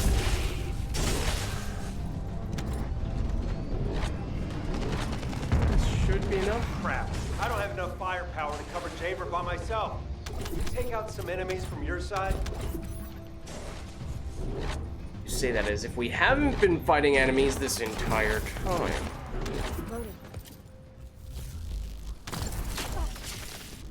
Stop right there. Okay. Well, for all we know, this parkour session might loop us back around the same area we were before.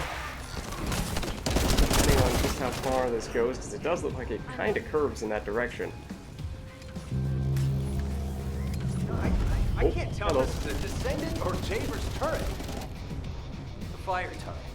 That's not a bad idea. I'll add it to my list of things to develop.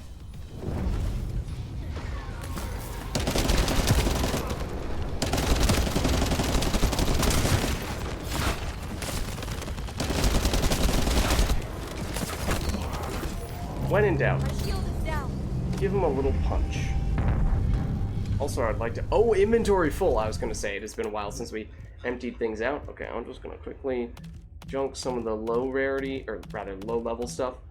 We don't really have time to give these things a particularly close look right now. So we'll just use level 75 as the cutoff number. Okay. Uh-oh. Also, uh-oh. Well, give us a second. We'll be there. Hopefully, maybe. How do we make sure that we can make that jump? Like this, I guess. Uh-oh. You're gonna bleed out first, or you're gonna bleed out first? We're gonna bleed out first. Oh no. In situations like this, where a cloak is actually really helpful, that was at times something. Oh no, we did fall off. No. That was at times something that I did a lot of with Sharon. was in areas where people were having some trouble, basically being the dedicated survivor by cloaking. Enemy's offensive has died down. So notably, for whatever reason, the Devourer, that boss, completely ignores cloak. Completely ignores cloak, like in all circumstances.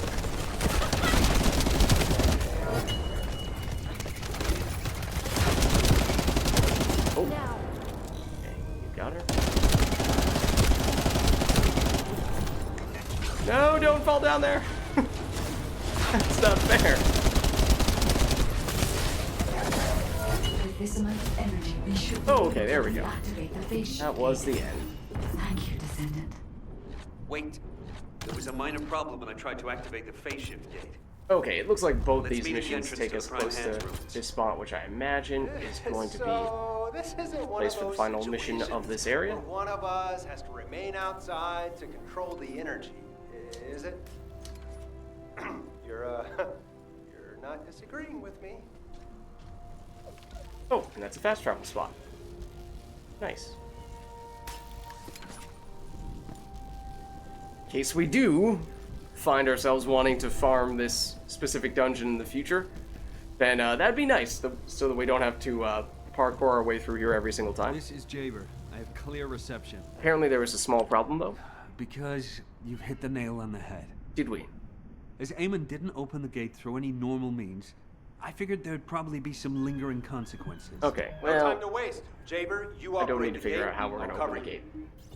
We'll hold this place down no matter what. Okay, so this Filtration team, you looks guys like go it and would retrieve the iron have the possibility of work giving for us the everyone? last component we need to craft Blair. Won't be smooth sailing for you guys. You think Usually your it's a job's gonna be 20% any easier? chance. Good luck, infiltration team. Guys, So let's... Oh, hang in there too. we should definitely I promise clear out you'll our gear return now with the because ironheart, we are about no to matter jump into a what. mission that's going to have a whole bunch of drops.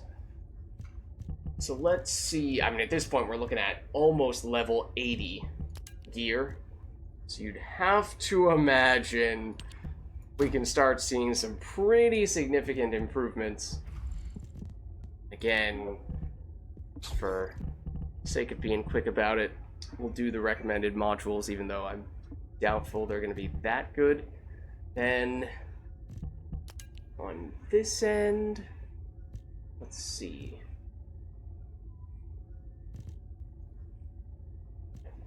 Launcher. I'm looking at the high impact, or rather high power round weapons.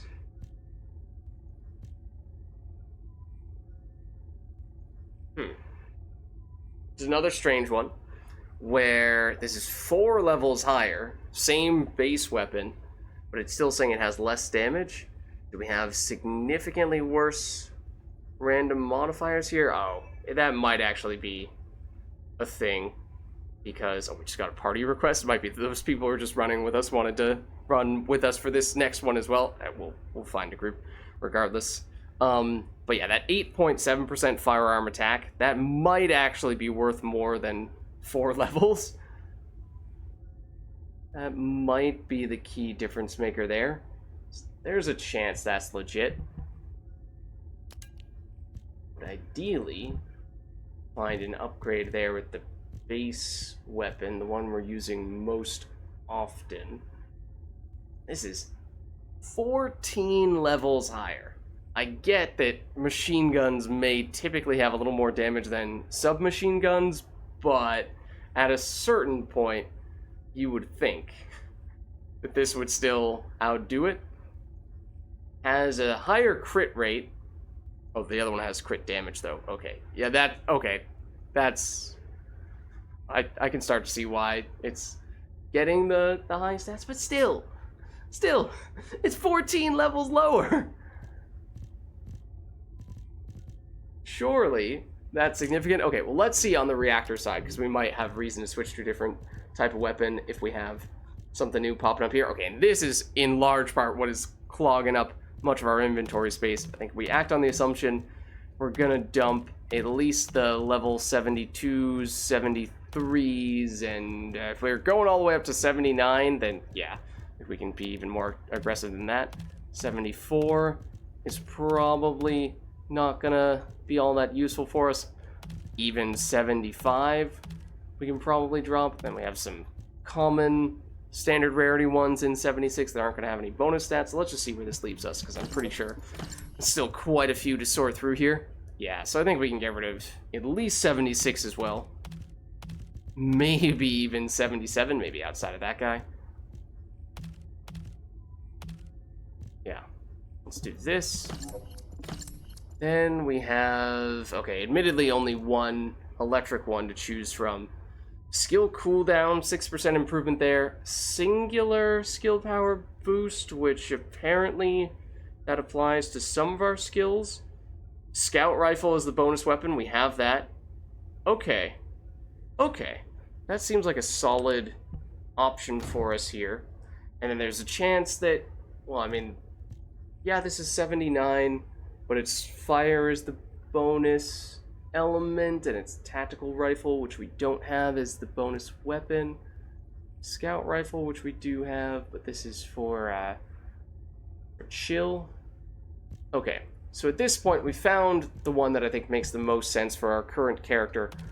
Let's dump everything except for the ultimate rarity and the 79s, or at least the rare 79s, in case we do want to use those for other people. Then on the, okay, on the external components, yes, we have a fair number of those as well. Let's see. Still would like to keep these veteran marksman ones, if possible, for those bonus stats. Do like the module drop rate. The HP number is high, but the debano duration, don't really care much about that. MP recovery out of combat, yeah, no, not loving this. Lower fire res. I think this is still just worse than our current one. That's a standard rarity. Okay, let's get rid of those. I think we've established we have the right auxiliary power. Then for the sensors. This one we could change and still not have any concerns about losing the set bonus. And also, this is a level 56 sensor that we're running right now, just because it has bonus stats that I like, or at least a character XP modifier that I like, but there's definitely some room for improvement, because this is 91 extra health. And this is a better character XP modifier. In fact, this is just basically just a better version of our current one. Maybe we throw that on as our new placeholder. See if any of these happen to wow us even more, but they would be lower level. Get some good chill resistance on this one. But no, I think we're okay. Going with the one that we threw on here. At 2. Okay. Now we're getting through these. Okay, so again, now we're talking about something that has a set bonus. We'd rather not dump it. The firearm proficiency is nice, for grinding at least, as is that gold modifier. Ooh. A lot of defense. Like a ton more defense. Nice gold drop rate modifier. MP recovery modifier actually is relevant for Bunny at least. But don't really want to break this set right now. So, oh, that's also has, yeah, I mean, both of these are kind of similar in terms of their use case. This, I think, is just worse than one of these other ones, outside of how it uses defense instead of max shield. I think we dump this. Dump that, dump that. It's a lot of defense and electric resistance for the bonus stats, which is actually pretty nice, despite being a lower level than some of these other ones. I mean, you're seeing how, oh man, I really like this in terms of bonus stats. Ooh. Okay. For grinding purposes, that's pretty amazing. But the levels are definitely starting to add up here, where we are seeing some very nice bonuses on some of these guys. Okay, so I guess we'll be a little bit aggressive here. I'm going to keep that one just for potential future grinding purposes. And this one is maybe statistically the best one from a combat standpoint. And last part here, This one is not part of a set, so we could definitely dump it. It is ultimate rarity, but it's level 55, so you'd think we would get higher stats, although despite being 22 levels higher, our current one still has higher HP. Much better toxin resistance, shield recovery modifier. Could be reason enough to take this. That's just standard rarity. Max shield, whole bunch of max shield and shield recovery. Toxin resistance. I think this is just a worse version of one of the other ones we saw before. Don't care about item acquisition distance modifier. Okay, I think we basically go with this, which is, well, we actually do sacrifice health, but we gain way more toxin resistance, slightly more shield recovery modifier, unless we liked this even more. Unless we go, basically we go the shield route instead. That might actually be preferable. Let's do that. Okay, then let's dump these other guys of that variety, including you. Okay, we've cleared out a bunch of space now, so I think we are ready to jump in here. Don't know what type of damage we're gonna see. It's level 81 though, so gonna be more difficult enemies, of course, and the potential gear that we're gonna get dropping here could be fantastic. This is technically the highest rarity drop, I think, along with this. This is one that we are very interested in getting, though, to get Blair. It's the last piece. And potentially any and all weapon and reactor external component drops as well.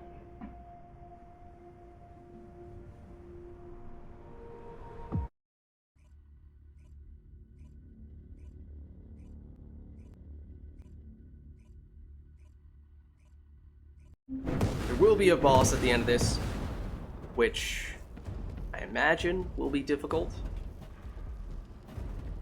Hopefully our team is ready and able to take it on. Okay, we do have a level 29 Sharon, but hopefully she's prepared. Oh, well, I am not prepared to go in the correct direction. Where? Hold on. I'm immediately lost. But it's still highly reliable.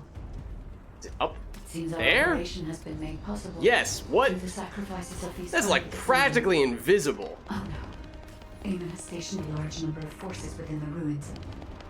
Wow. The Vulgis commander who attacked Blair and the recon squad must be here as well. I recommend being prepared for sporadic battles. There are also likely to be a number of traps set up. Very hard to see around corners. And into those little hallways. Yeah, level 81 weapon already. Should be, I think, the base level. If anything, we're gonna see higher than that.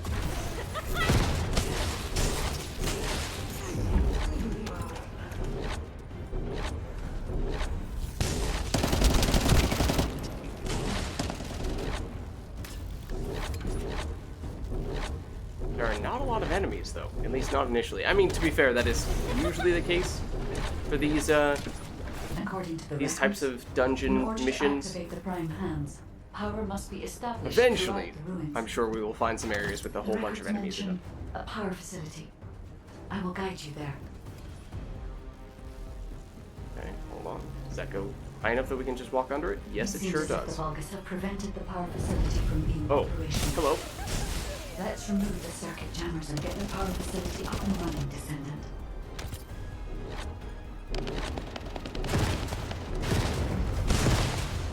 Just casually blow up all of those explosives as we walk past them.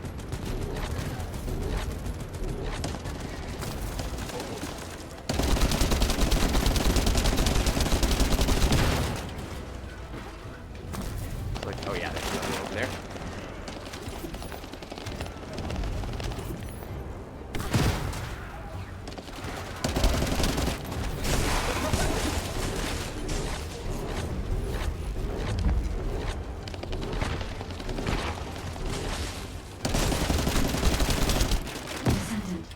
Sizable Vulgis force is headed your way. I believe they are trying to prevent you from activating the power supply. Lord Aemon, the vermin are awakening the ruins. I think they're after the ironheart. Please, You don't say. We need reinforcements! They might possibly be after that extremely powerful artifact that we stole from them. There's no response. Not 100% sure about it, though. It's just a guess. Master Aemon should be on Corell's ship. Keep requesting reinforcements. The electronic jamming signal installed by Jaber is blocking Vulgis communications. If we can keep this up, we have a chance of winning. This operation will work, provided there are no surprises with the Guys, we have a immersion chance of process. winning. Don't worry. There is power to some parts of the rooms, but it has stopped working in other sectors. There is no clear route. We need to rely on our agility.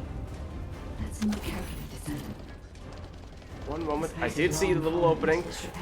Saw it that There are time. likely many sectors that have Oh, there's still been enemies in here, despite us being able to move on to a new area. I'll make you regret activating the Oh, maybe we aren't supposed to move on to the new area yet. Activate the laser barriers at each path. Increase output to That max. dude was just chilling there. No matter what happens, we must complete Master Aemon's mission. This is the hallway. And we do this to catch up. Oh. No. Okay, well, you know, suddenly I'm not so eager to catch up to them anymore. I'm actually wondering if we can jump this way, grappling hook onto that guy. I'm gonna try. Hold on. Speed of light actually help us here? It might. Double jump? Nope. Okay. It was worth a shot. It was worth a shot. Oh, and, and then it respawned us closer. Alright, well, thank you.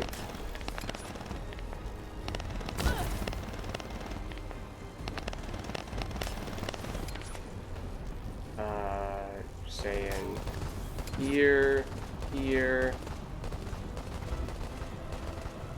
Just the edges of that platform that are blocked by the laser beams? Oh dear. That was lucky. That was fortunate. Okay, so then we use this to do... Oh, okay, I did not expect us to actually be able to climb on top of that. Oh, I was about to say we might have had a teammate who made it far enough to deactivate the lasers altogether. Oh, I didn't think we had to use the grappling hook, and then we might have been able to grab onto that ledge anyway. I had to prove my loyalty. That's okay. We'll get respawn in the new area anyway. But I will share my We did some of the platforming, a little bit. Descendant now. This is your chance to become my clone.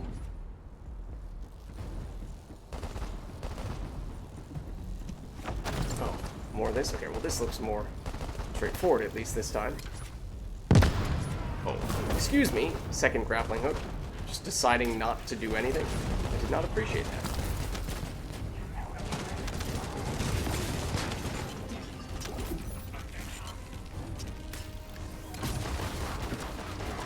There are a lot of these munition containers. Usually don't see those in these encounters. Excuse me. Oh, okay. The gates are open.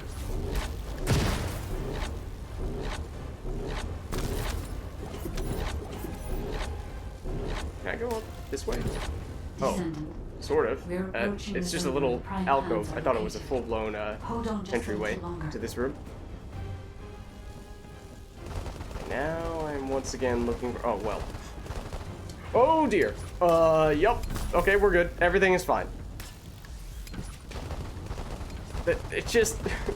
The pathways, the hallways, the ledges, they just need to contrast a little bit more in this area.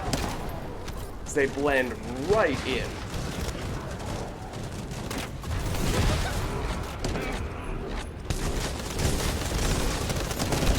Oh, you're and you dropped some good stuff. Strange. The partition release didn't fall on schedule. There's no mention of this in past expedition record. And the temperature is rising in the zones beyond this partition. The partition's been kept in place so that the ruin system can respond to the thermal fatigue. If this temperature change was caused by the radiant heat generated by the inverted energy, then the level when the inverted energy reaches its peak exceeds even my imagination. Humans won't be able to withstand it even for 1 second. Descendant, can you hear what I'm saying? Yeah. something about huge amounts of energy that are going to be released. Oh. Just ignore that. I totally did not attempt to shoot.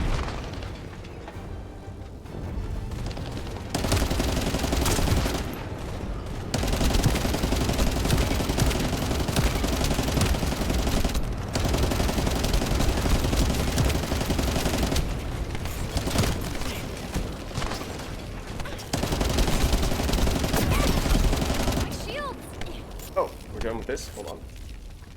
I would have liked to nab the large sums of resources here. I didn't have enough information.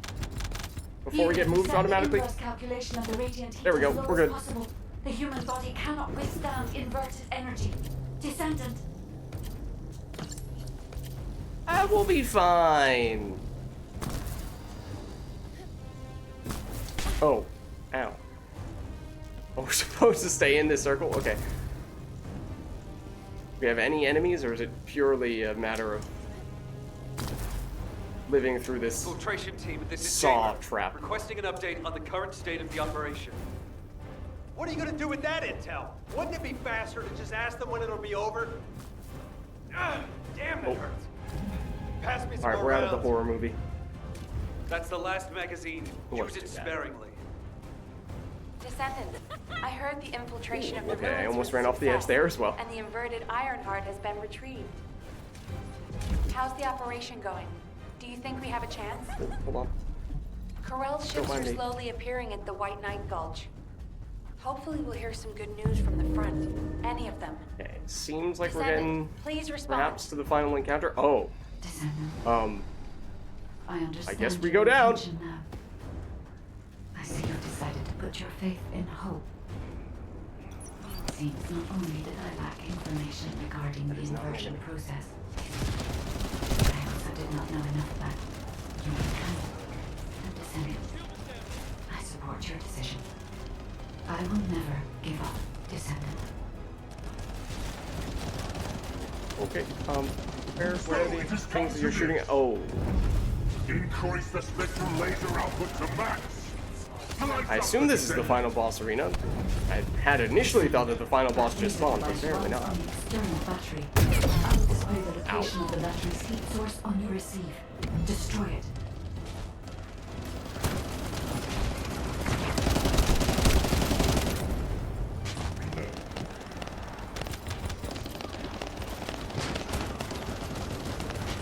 Is there another one of these in here?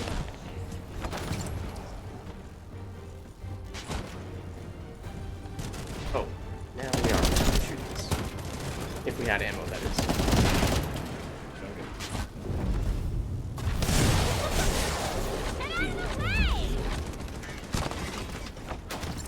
To be fair, there are usually the little supply packs, not those big munitions packages with way more resources in these areas. It's a little thing. I'm making a much bigger deal out of it than perhaps is warranted. Oh, I did not realize there were laser beams up there. But I saw that and did want to nab them. Yeah, okay, so I'm starting to see where this is headed. These guys that are currently not doing anything, these little spheres, will eventually all start shooting laser beams, I'm sure. Or maybe they'll alternate which ones are active at which time.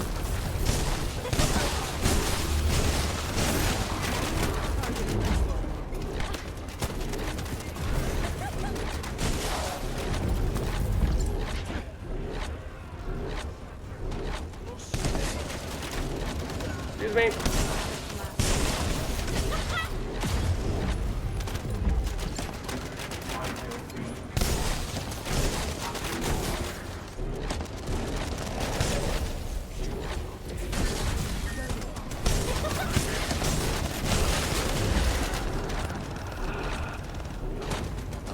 There. Oh, we're actually doing okay for the next.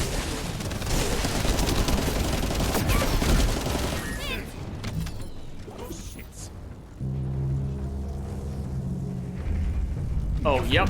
There you go. That's what I anticipated we might see, and here is the boss. Okay. I will kill you and make a new prosthetic from your body. What is their obsession with making prosthetics?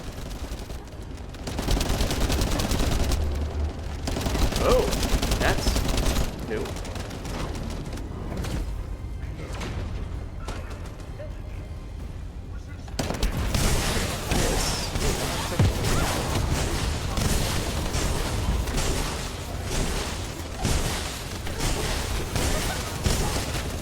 Excuse me. Oh.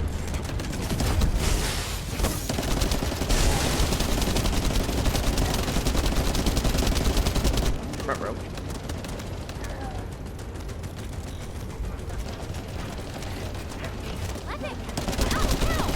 Oh, I thought this guy was the boss for a second. We're about to go down. Yup.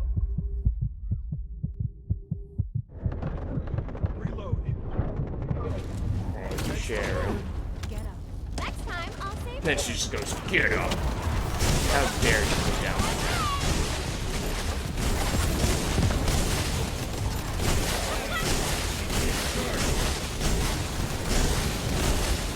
You take damage from walking through those shields? Kind of just assumed they were making so that we don't deal damage if we try to shoot through them, you know, like cover. Could be wrong about that. Also, we were on the verge of death. Make no mistake. And we can seemingly destroy those things with damage.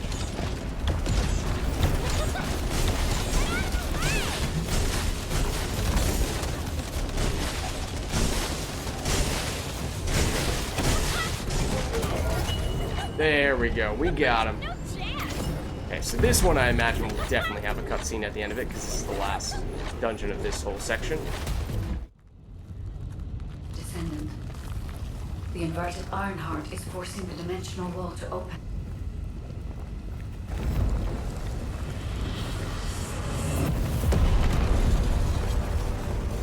If this occurs at all of the prime hands, the dimensional balance will collapse completely. The ironheart must be contained. Watch out! Descendant!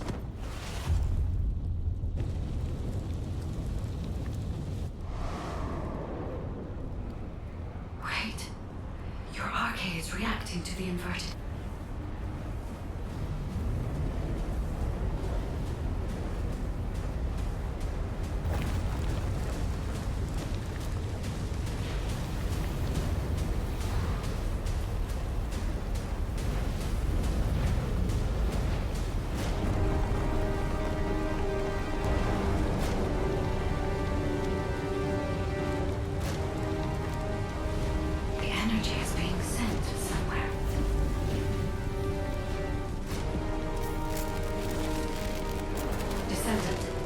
The ironheart is being absorbed into your subconscious arcade space.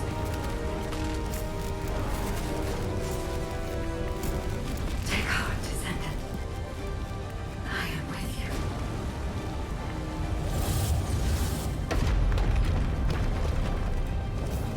The remaining energy is at 34%. The dimensional wall is stabilizing.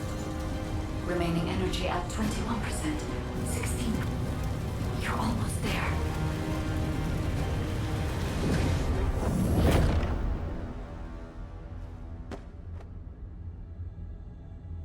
Remaining energy at 0%.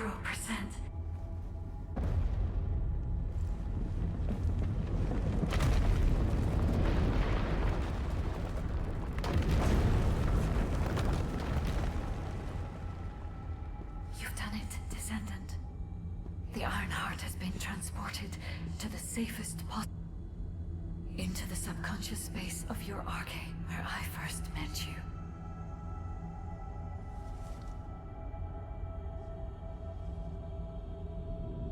However, the Ironheart in your subconscious space can be removed only once.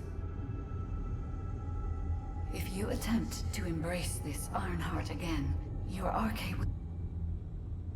This means We have only a single opportunity to convey and destroy the... Do not worry, Descendant.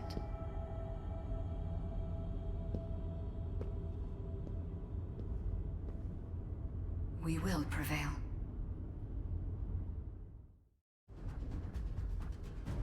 Okay, well that made, you know, conceptually not very much sense. It was another one of those instances where they just kind of threw out words that we had no context for what exactly they were. Like, oh yes, your own personal arcade chamber. Like, okay, we don't really know what that is. Oh, okay, apparently that's the place where we met you previously. And of course, you can only control one ironheart in there, so you know, kind of just felt like nonsense, mumbo jumbo. But alas, we succeeded, and we did in fact get that, I believe, last Blair component that we were looking for. So that's very nice. And then we have some level 81 weapons, an amorphous material. We knew that was going to happen. That was a 100% drop chance. But why don't we head back to Albion.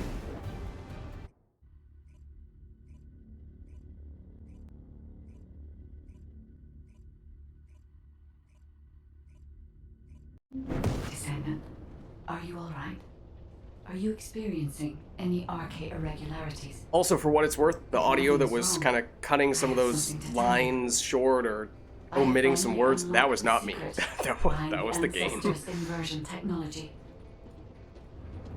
I was not skipping that dialogue, so at first I thought that was just, you know, a case of, well, the game was not originally written in English, and so maybe there were some translation errors there, but that was a little strange at times.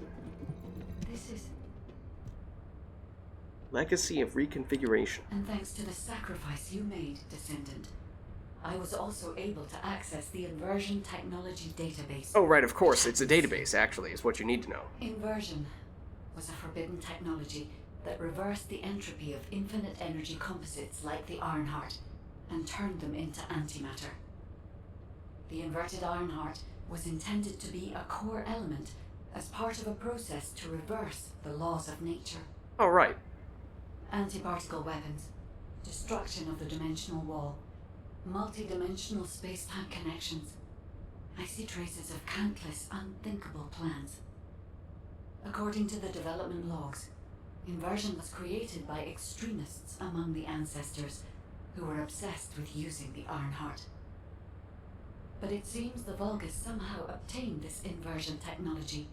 I think the ancestors and the Vulgis were connected in some way, long before I was created. The Vulgis are the ancestors, probably, no unironically. As to whether that relationship well, I guess was it'd be a one of little conflict ironic. or cooperation.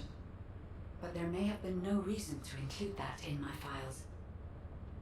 As you know, I am not here to protect the Ironhearts. I am essentially a track and annihilate program, designed to destroy them and everything about them. And now that we have an Ironheart in our soul chamber thing, we must be destroyed as well. Descendant, I have acquired an algorithm to analyze inverted energy and have derived a way to destroy it. Don't ask questions about how she somehow acquired this magical algorithm that happens to solve all of our problems. Situation. Although we can only extract the inverted Ironheart from within RK-1s, theoretically, there may be a faster and more certain way to destroy it than the process we might use for a regular Ironheart if we use the properties of antimatter. Wait. There was a minor problem when I tried to activate the phase shift gate. It seems a colossus has been drawn to the inverted energy. I'm sure we'll hear from Albion soon. We're in Albion. Colossus is closing in, moving towards the Hagios prime hands at a rapid speed. Classification type, swamp walker, and deadly great walker mutation.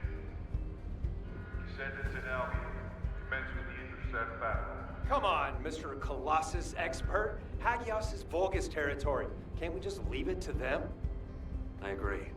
Right now, we've got bigger things on our mind.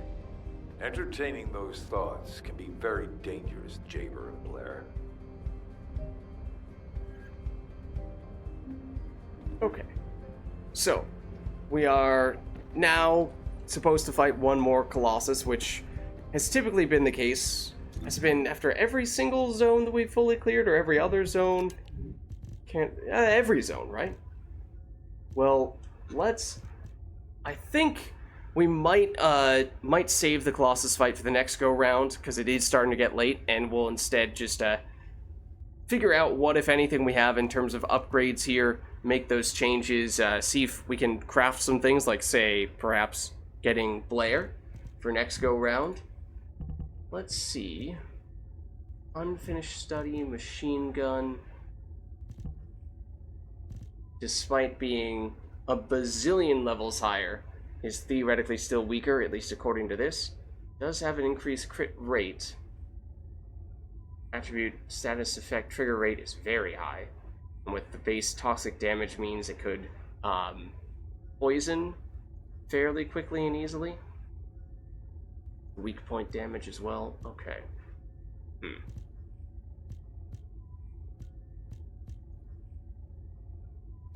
That still says lower.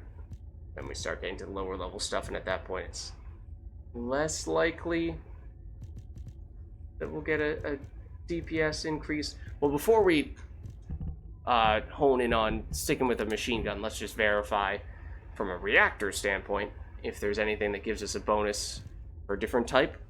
Let's dump the standard rarity one. Oh, actually there was another one right there. Unfortunately, both of our highest rarity reactors were standard rarity. That's unfortunate. Okay. But, well, this is only 2 levels higher, so... yeah, and this is not a matching element for us. That's not ideal. Ooh, I like that. Increased crit rate. The non-attribute skill power is not ideal for what is... oh no, that is a non-attribute. For a second I thought that was a chill one. No, okay, that works quite well. Granted, we don't have any non-attribute characters at the moment, but that's solid. Then, given how we have a few toxic reactors that are a higher level, thinking we're dumping you, although technically Freyna has basically all of her skills with the tech label, so she is getting an extra 4.6% damage from that, and then the Colossus damage is not bad. Oh, but then you get a 20% tech bonus from this versus 4.6 for that. Okay, so yeah, this is just almost certainly better. Dump you, unsurprisingly, I suppose, given the level. Sub-attack, don't really care about that. Now we're talking frozen reactor. Potentially for Fiesa. Oh, and it does have a little extra chill damage bonus as well, and that might be worth holding on to. Not loving that. Fusion, dimension power, I don't know which type of skills Blair has, and he's likely to be our first fire character. Might hold on to this just because it'll be our highest level fire reactor at that point. Non-attribute doesn't work so well in a toxic reactor. The skill effect range, 16.4%, is nice. That's a pretty high number.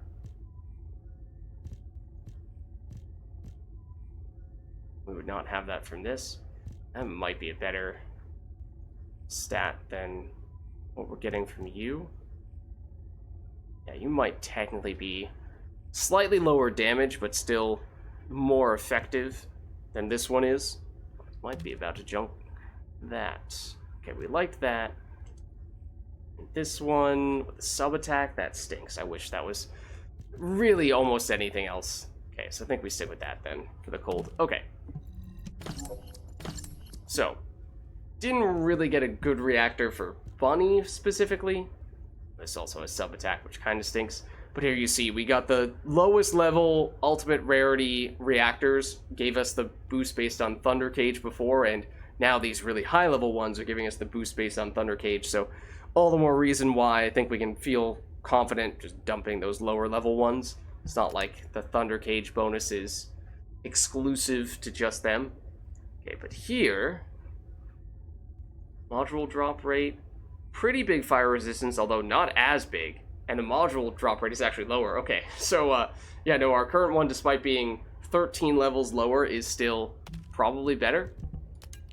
Here, oh, we had several of these that we liked before, right? Chill resistance, HP recovery. I mean, it is good for the chill, but otherwise, for grinding purposes, we prefer the one that we currently have. Likewise, here, ever so slightly. Here, firearm proficiency gain is good for grinding, but otherwise, and MP recovery modifier is good for bunny, but otherwise, for the sake of maintaining our bonus, I think it would take a lot for us to replace that. And for you,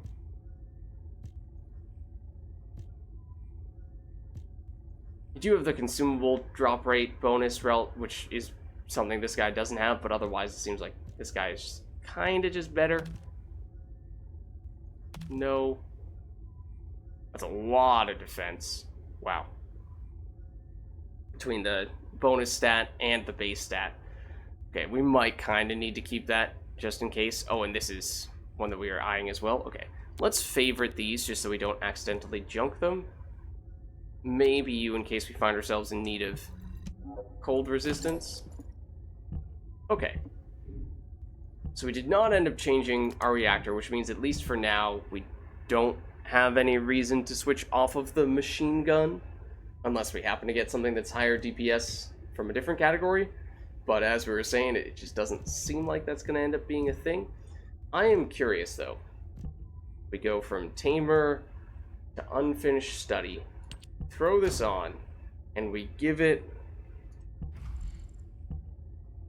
new module settings, I guess?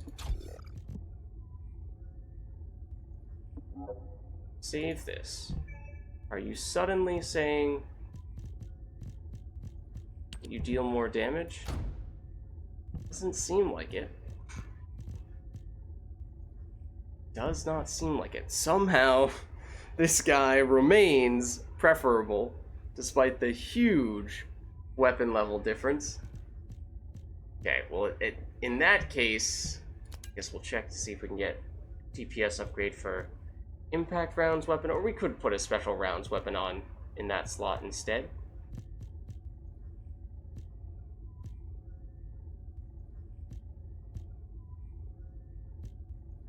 So, not really seeing great options there. Yeah, then we're starting to get at lower levels now. Okay, so maybe that's fine as is. Check here.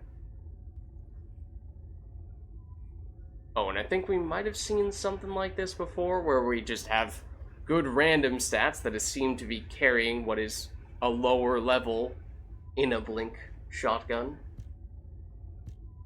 to fairly great heights. Okay. Alright, I mean, apparently we're keeping all of our weapons. I'm kind of surprised. But apparently that is what the game says is more effective for us.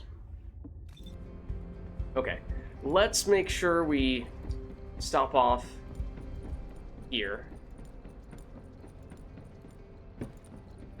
to get some research going. So I'm pretty sure we can now at least get the timer started on getting Blair. What do you need? Or maybe not. One piece we need. Oh. Wait, hold on.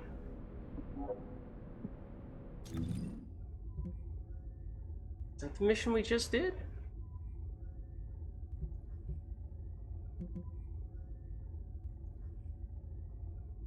Or did we just do this one? 81, 72. Okay, yeah. This slightly older one was the one that we do still have one more item we need to craft Blair. Alright, so It's not something we can do right now, but, you know, if I have time in between streams, I'll try to run that mission a few more times. Hopefully we can get that drop. Then, I mean, I guess we really wanted to give it one shot on this boss, just to see what it's like. We could give it a go, but it is starting to get quite late, and I do need to wrap up very soon. So, if we basically go in there with no additional specific preparation, then I could probably squeeze it in. Let's see what we can learn about it. Descendant, I have received reports of your outstanding performance in Hagios. Thank you. And with our Damn it. Since Mr. Colossus Expert is being so serious about this, it looks like we have no choice, Turret Boy. I believe the data from the Colossus will prove useful. Useful? For what? Cracking open amorphous materials? Please, just let her finish. As Seneca said, the Colossi are moving towards various regions, not just Hagios. If those regions show signs of inverted energy, we may be able to use that for our overall plan. The plan to destroy the Ironheart. Well, that's good news. Whatever you're planning, we have to do it fast. The White Knight Gulch is still dangerous. Okay. Now, yes. Swamp Walker. Based on the name and based on the green art here, I'm assuming this is going to be a toxic damage enemy, a Colossus that is like a walking swamp. You don't say. It gushes poison in all directions and contaminates all indiscriminately. Okay. We have just a couple of amorphous materials from the 2 times where we ran through, or the 1 time each where we ran through those dungeons. So it has toxic damage, very strong resistance to that. It is weak to the electric damage. Does recommend we have a whole bunch of toxic resistance, which, I mean, we have a module that we've upgraded a little bit for that. Not enough to give us that much resistance. Although, actually, hold on. Are any of these guys giving us toxic resistance? Because I think at one point one of them was. Not anymore, apparently. Might not be a bad idea. Ooh. See if we can get more, except we don't have any on that stuff.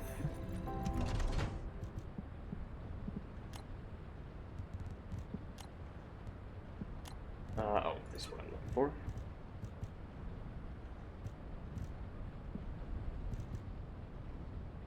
Okay, but this is kind of exactly what I was saying. Not really sure I have time to perfectly optimize for this encounter, so I think we basically just jump in, roll the dice, and cross our fingers that we happen to have teammates who can absolutely carry us. Maybe the one exception being, you know, we'll throw on that modifier, that module for, okay, I mean, it's actually pretty close to the number that they recommended. It's not that far away. This is expensive, so we're gonna have to drop something to make room for it. I mean, if we're going with Bunny, then I don't really think we're gonna be spamming that skill combo. In fact, I think we might benefit from switching to Sharon. The Vulgis Still can't electric. see me. Why? We've not used her yet today, really, right? Didn't we immediately switch off of her? But oh, that's the wrong page. Back here. Okay, so in this case, rather than having 117% increased skill effect range, I think we probably dump some of that in favor of getting that toxic resistance. Just trying to check what label this is, what type of glyph. It is not one we have a bonus on, unfortunately. What about the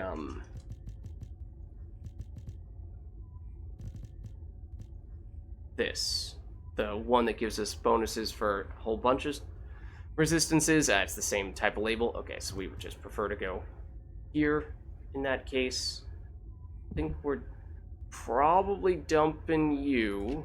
And if we do that, then we do have room to upgrade this a little bit further, which maybe take a brief moment to do that, and then we're, if not at the number that they're recommending, we are awfully close. Depending a little bit on just how many times we do upgrade it. Maybe do it twice. So what was it that they recommended? It was like maybe 2,600?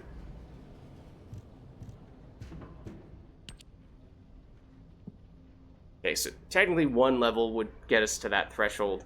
Well, we've picked up a lot of Kuiper in the meantime. This gets us up to 3,000 plus, which is expensive, but again, assuming that this will not be the last time that we have specific toxic damage enemies that we're building around. Oh, and that's a little challenge. We completed. Okay. Let's give it a shot. I only have time to try this once. So if we fail miserably, we will fail miserably. Yeah, 2,600. But let's give it a go.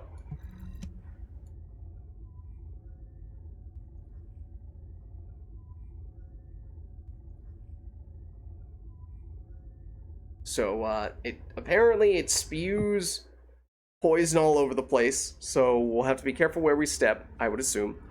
And, it is a kind of sort of modified version, it seems, of the very first of the bosses, the Gravewalker. So in terms of weak points and some of its attacks, it might be kind of similar to that, but we will see.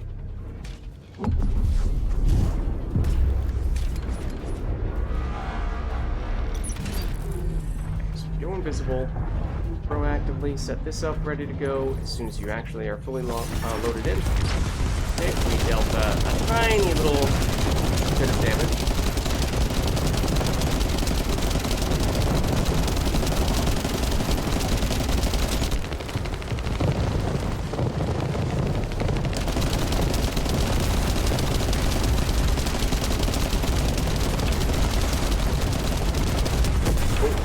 He is absolutely moving in on us. 10 minutes total to defeat him, which may or may not end up being a factor. There's only 3 total deaths that we are allowed to have, which is maybe a little more likely to be a factor.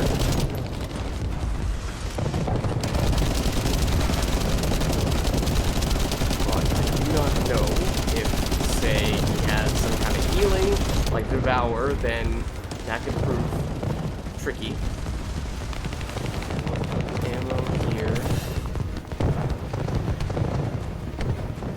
Saw there were some things on the ground there. Kind of just assumed, or kind of just hoped that it was going to give us a common round. This is definitely going to do less damage. Or you? On the ground? And one of them? Technically, yes.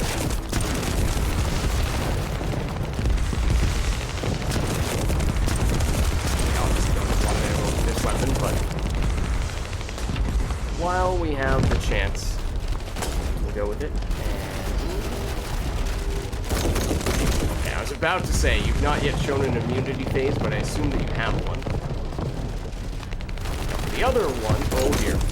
Yeah, he has the things that pop out of his knees. You have to shoot those guys. Is he healing while he's doing this? It doesn't seem like it, fortunately for us. Also, we would really stand to benefit from destroying some of these guys to get some actual ammo drops. Pretty sure he's aiming for us right now.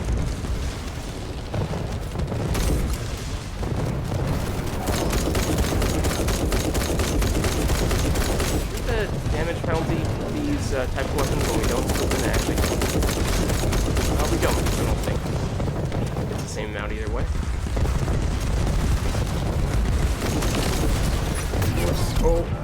Oh dear. Could be doing this.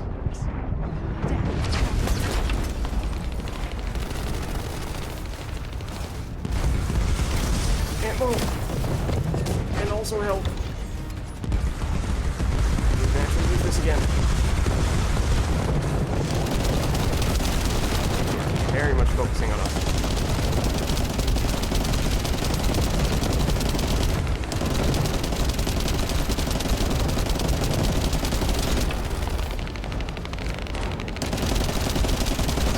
Once again, it would seem.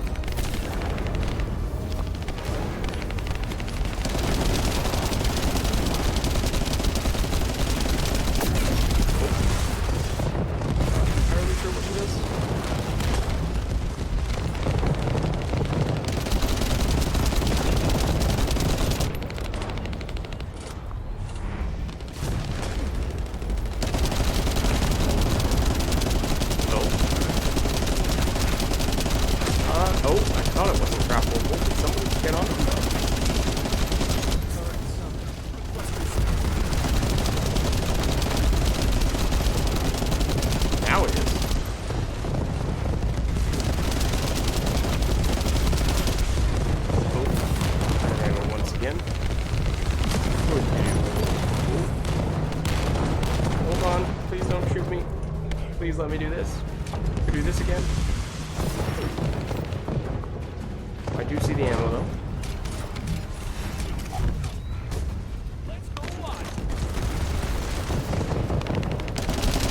Oh, another immunity phase. Okay. In this guy's immunity phase, or at least the original boss's immunity phase in this one is seemingly similar. It's not so bad.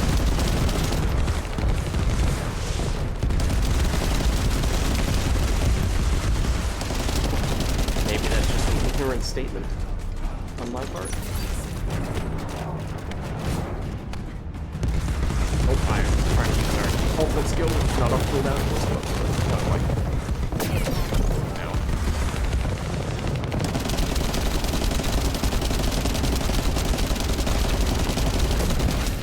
Ow. Big time ow. Please do not hiss when we are cloaked. It may just be that every Colossus can see you through the cloak as Sharon, because as I was mentioning briefly earlier, that is definitely the case with the Devourer, where he will repeatedly chase and attack you, even after cloaking and running around, moving away from it. But, we just killed the Swamp Walker on our first attempt, and it was, I know we just went down there briefly, but it was not particularly difficult. Provided an opportunity for me to survey the area around the Colossi's target destination from within the void dimension. They were headed towards some snowy fields, and the area was emitting a large amount of inverted energy. Guy, the location I just sent you? That's where we think the Vulgis Fortress is. Okay, now I don't really know which one of these we are more intrigued about. That is a Lepic material. The Jaber material. We have, or I have picked up a little bit of Lepic materials in between streams. He is another fire character. Obviously, he would be a starting character, but we did not select him. So maybe we'll try this. But I think that was one of the particularly common ones. I have no idea how many of those pieces we have. But we got that stuff, and we succeeded on our first attempt for that boss, so we'll take it. It still mechanically seemed pretty straightforward. Just don't step on the poison areas, but I mean, similar story with the Devourer. The Devourer is like 20 levels lower, or more than that, I think, and yet it is still probably more difficult. Okay, so I'm sure some people want to chat with us about that. Maybe we'll take a brief moment to skip the conversation. I mean, listen to what the guide has to say about this. I see. So the Colossi were heading towards the Vulgis Fortress. If the inversion took place there, it would not be unusual to detect a large amount of energy. No wonder the Colossi were drawn there. Okay, is that all we need to know? Descendant. We can definitely use this to our advantage. Alright, let's go there. Alpha, these are the details of the operation that the guide has laid out. What do you think? Enzo, This isn't an easy decision to make. What are you talking about? First of all, obviously we're gonna the go there. operational plan provides many tactical advantages. What if someone volunteers? Enzo? What is it? Okay. Alpha, the Descendants can act as bait. They want us to go to, or Enzo wants us to go there. To the front. That will be more than enough to distract Karel. Karel's also aware that the Descendants are humanity's last hope, so he's going to relish trying to squash our last stand. The fact that he's approaching slowly, like a dark cloud without warping, that shows that he believes he's already won the war. And with Karel's attention drawn elsewhere, if we send some of the Descendants to the Vulgis fortress and destroy the Ironheart, we'll be able to turn the tide of war. The manifestation of Archaean Descendants doesn't just mean we have to be powerful weapons. As humanity's last hope, we should sow the seeds of victory. Now, the majority of the Descendants, including me, will engage in battle at the White Knight Gulch to buy some time. While Ajax, his team, and the rest of the Descendants will be deployed to the Vulgis fortress. Awaiting your approval, Alpha. All right. You win. Carry out the operation. Let's get this done and destroy the Ironheart. On one condition. You must all return safely. And tell the guide to look after the Descendants. Understood. I wish everyone good luck at the White Knight Gulch front. Don't worry, this is great. I've always wanted to have a go at Karel. Get in line, kid. There is a line, you know. I'd like to cut in front of you as well. Enzo, please take care of yourself. Remember our promise. There's no way I'll forget. Don't worry. We'll win. Alright. And with that, oh, I was expecting for that to be all we needed to do to gain access to the new area, but apparently we need to chat with the guide one more time.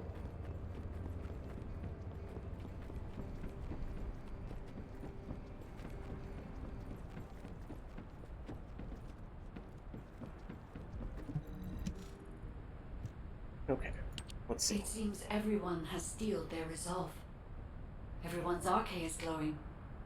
I doubt that even the ancestors anticipated this moment. I'm so happy to have met humans with arche like yours. Despite my limitations as an AI, I believe I understand what courage is now. All right. Descendant, I'll accompany you to the Vulgis fortress.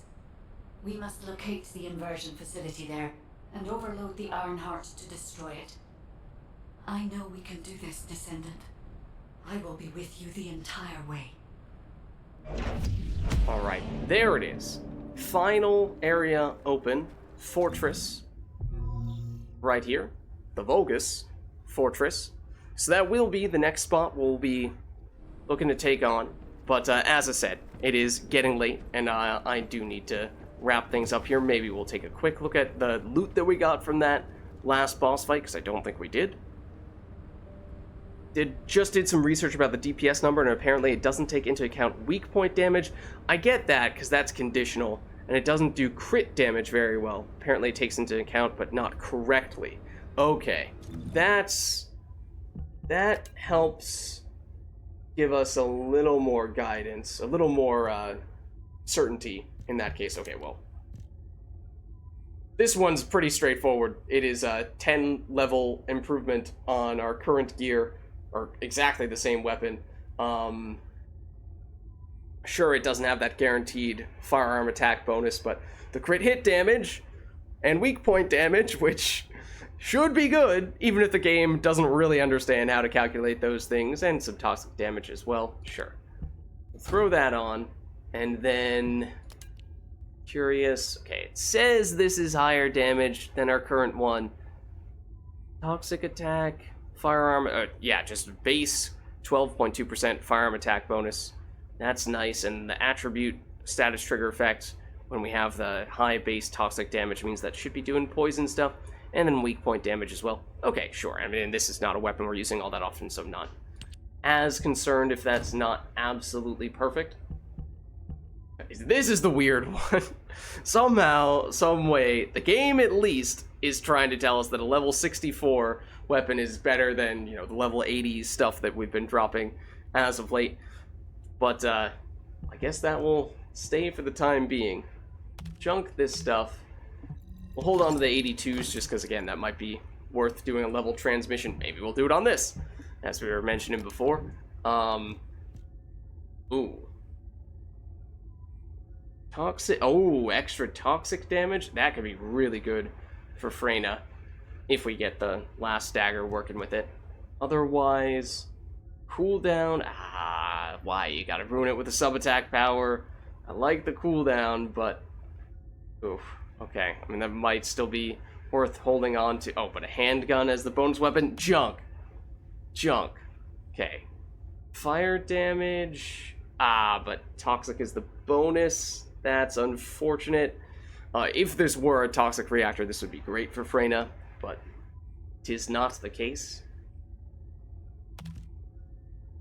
And this one, Colossus damage, Legion of Darkness damage. Yeah, I mean, we could hold on to it just as our designated, well, it would be our designated non-attribute reactor, just that we don't have anyone who's using non-attribute skills right now. So tell you what, I mean, it might make sense for us to just keep all the level 82 stuff at the moment. I do really like that crit rate, though. I think we had this before, didn't we? Were we deliberately holding on to this? And then I think... Ooh. Maybe the same with you? Though at this point, I'm not really sure we need this anymore. Maybe we'll hold on to you. You, with the range, non-attribute boost is a little unfortunate. Maybe we can dump that. Fusion, Dimension, I think we were holding on to these deliberately in the past. Tech power bonus, We have another fire one here, so I think we'll scrap those. I think here is where it might get more interesting, though, because we have a new set that drops from that boss we just defeated.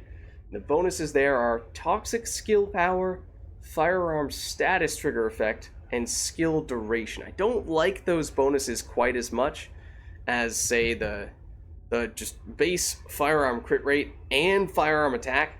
And, you know, all those three are pretty incredible from the previous set. So ideally, we'd keep that type of bonus. Obviously for Freyna with the toxic damage, it is helpful to have that, and the duration is also helpful there as well. The status trigger effect rate in some situations might be kind of nice, but not really sure that's a primary point of emphasis in most cases. It's just kind of a nice little bonus. So, I mean, maybe we'll hold on to this stuff just because it is high level, and it is... They are two pieces of a set that we are starting to work toward building, and I think for the most part I've tried to stockpile some of the pieces, if not all the pieces for the previous sets, even if at this point many of them are probably kind of out of date. We have room in the storage. We actually do. For some stuff. We'll throw... Yes, the reactors. All these guys? I don't know if we're going to have room for all this. Yeah, now we're running out of space.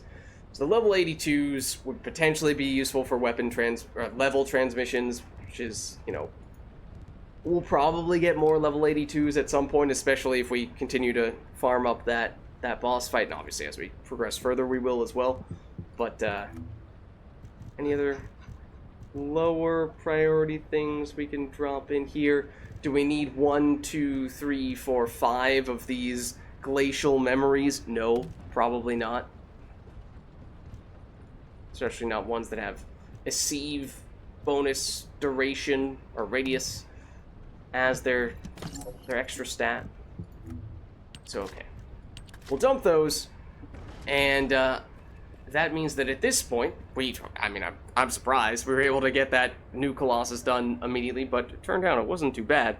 So that means next on the agenda will be, of course, for us to go into Fortress, and in the meantime, in between streams, you know, I might rerun several of those Colossus fights, maybe get some decent drops out of them, given just the sheer quantity of amorphous materials we have for, at least Pyromaniac has a bazillion, I think Devourer still has a few, and Swamp Walker, if I do more of the missions for getting the last Blair component in particular, then that would require that would end up giving me at least one or two more of these amorphous materials as well. So there's several angles we can take here for making some improvements, and we're getting very close to the end of the game, and that is exciting. At least on the base difficulty, technically. I think the campaign, you can basically play it twice with a higher difficulty level and or higher level enemies, and that's functionally hard mode there.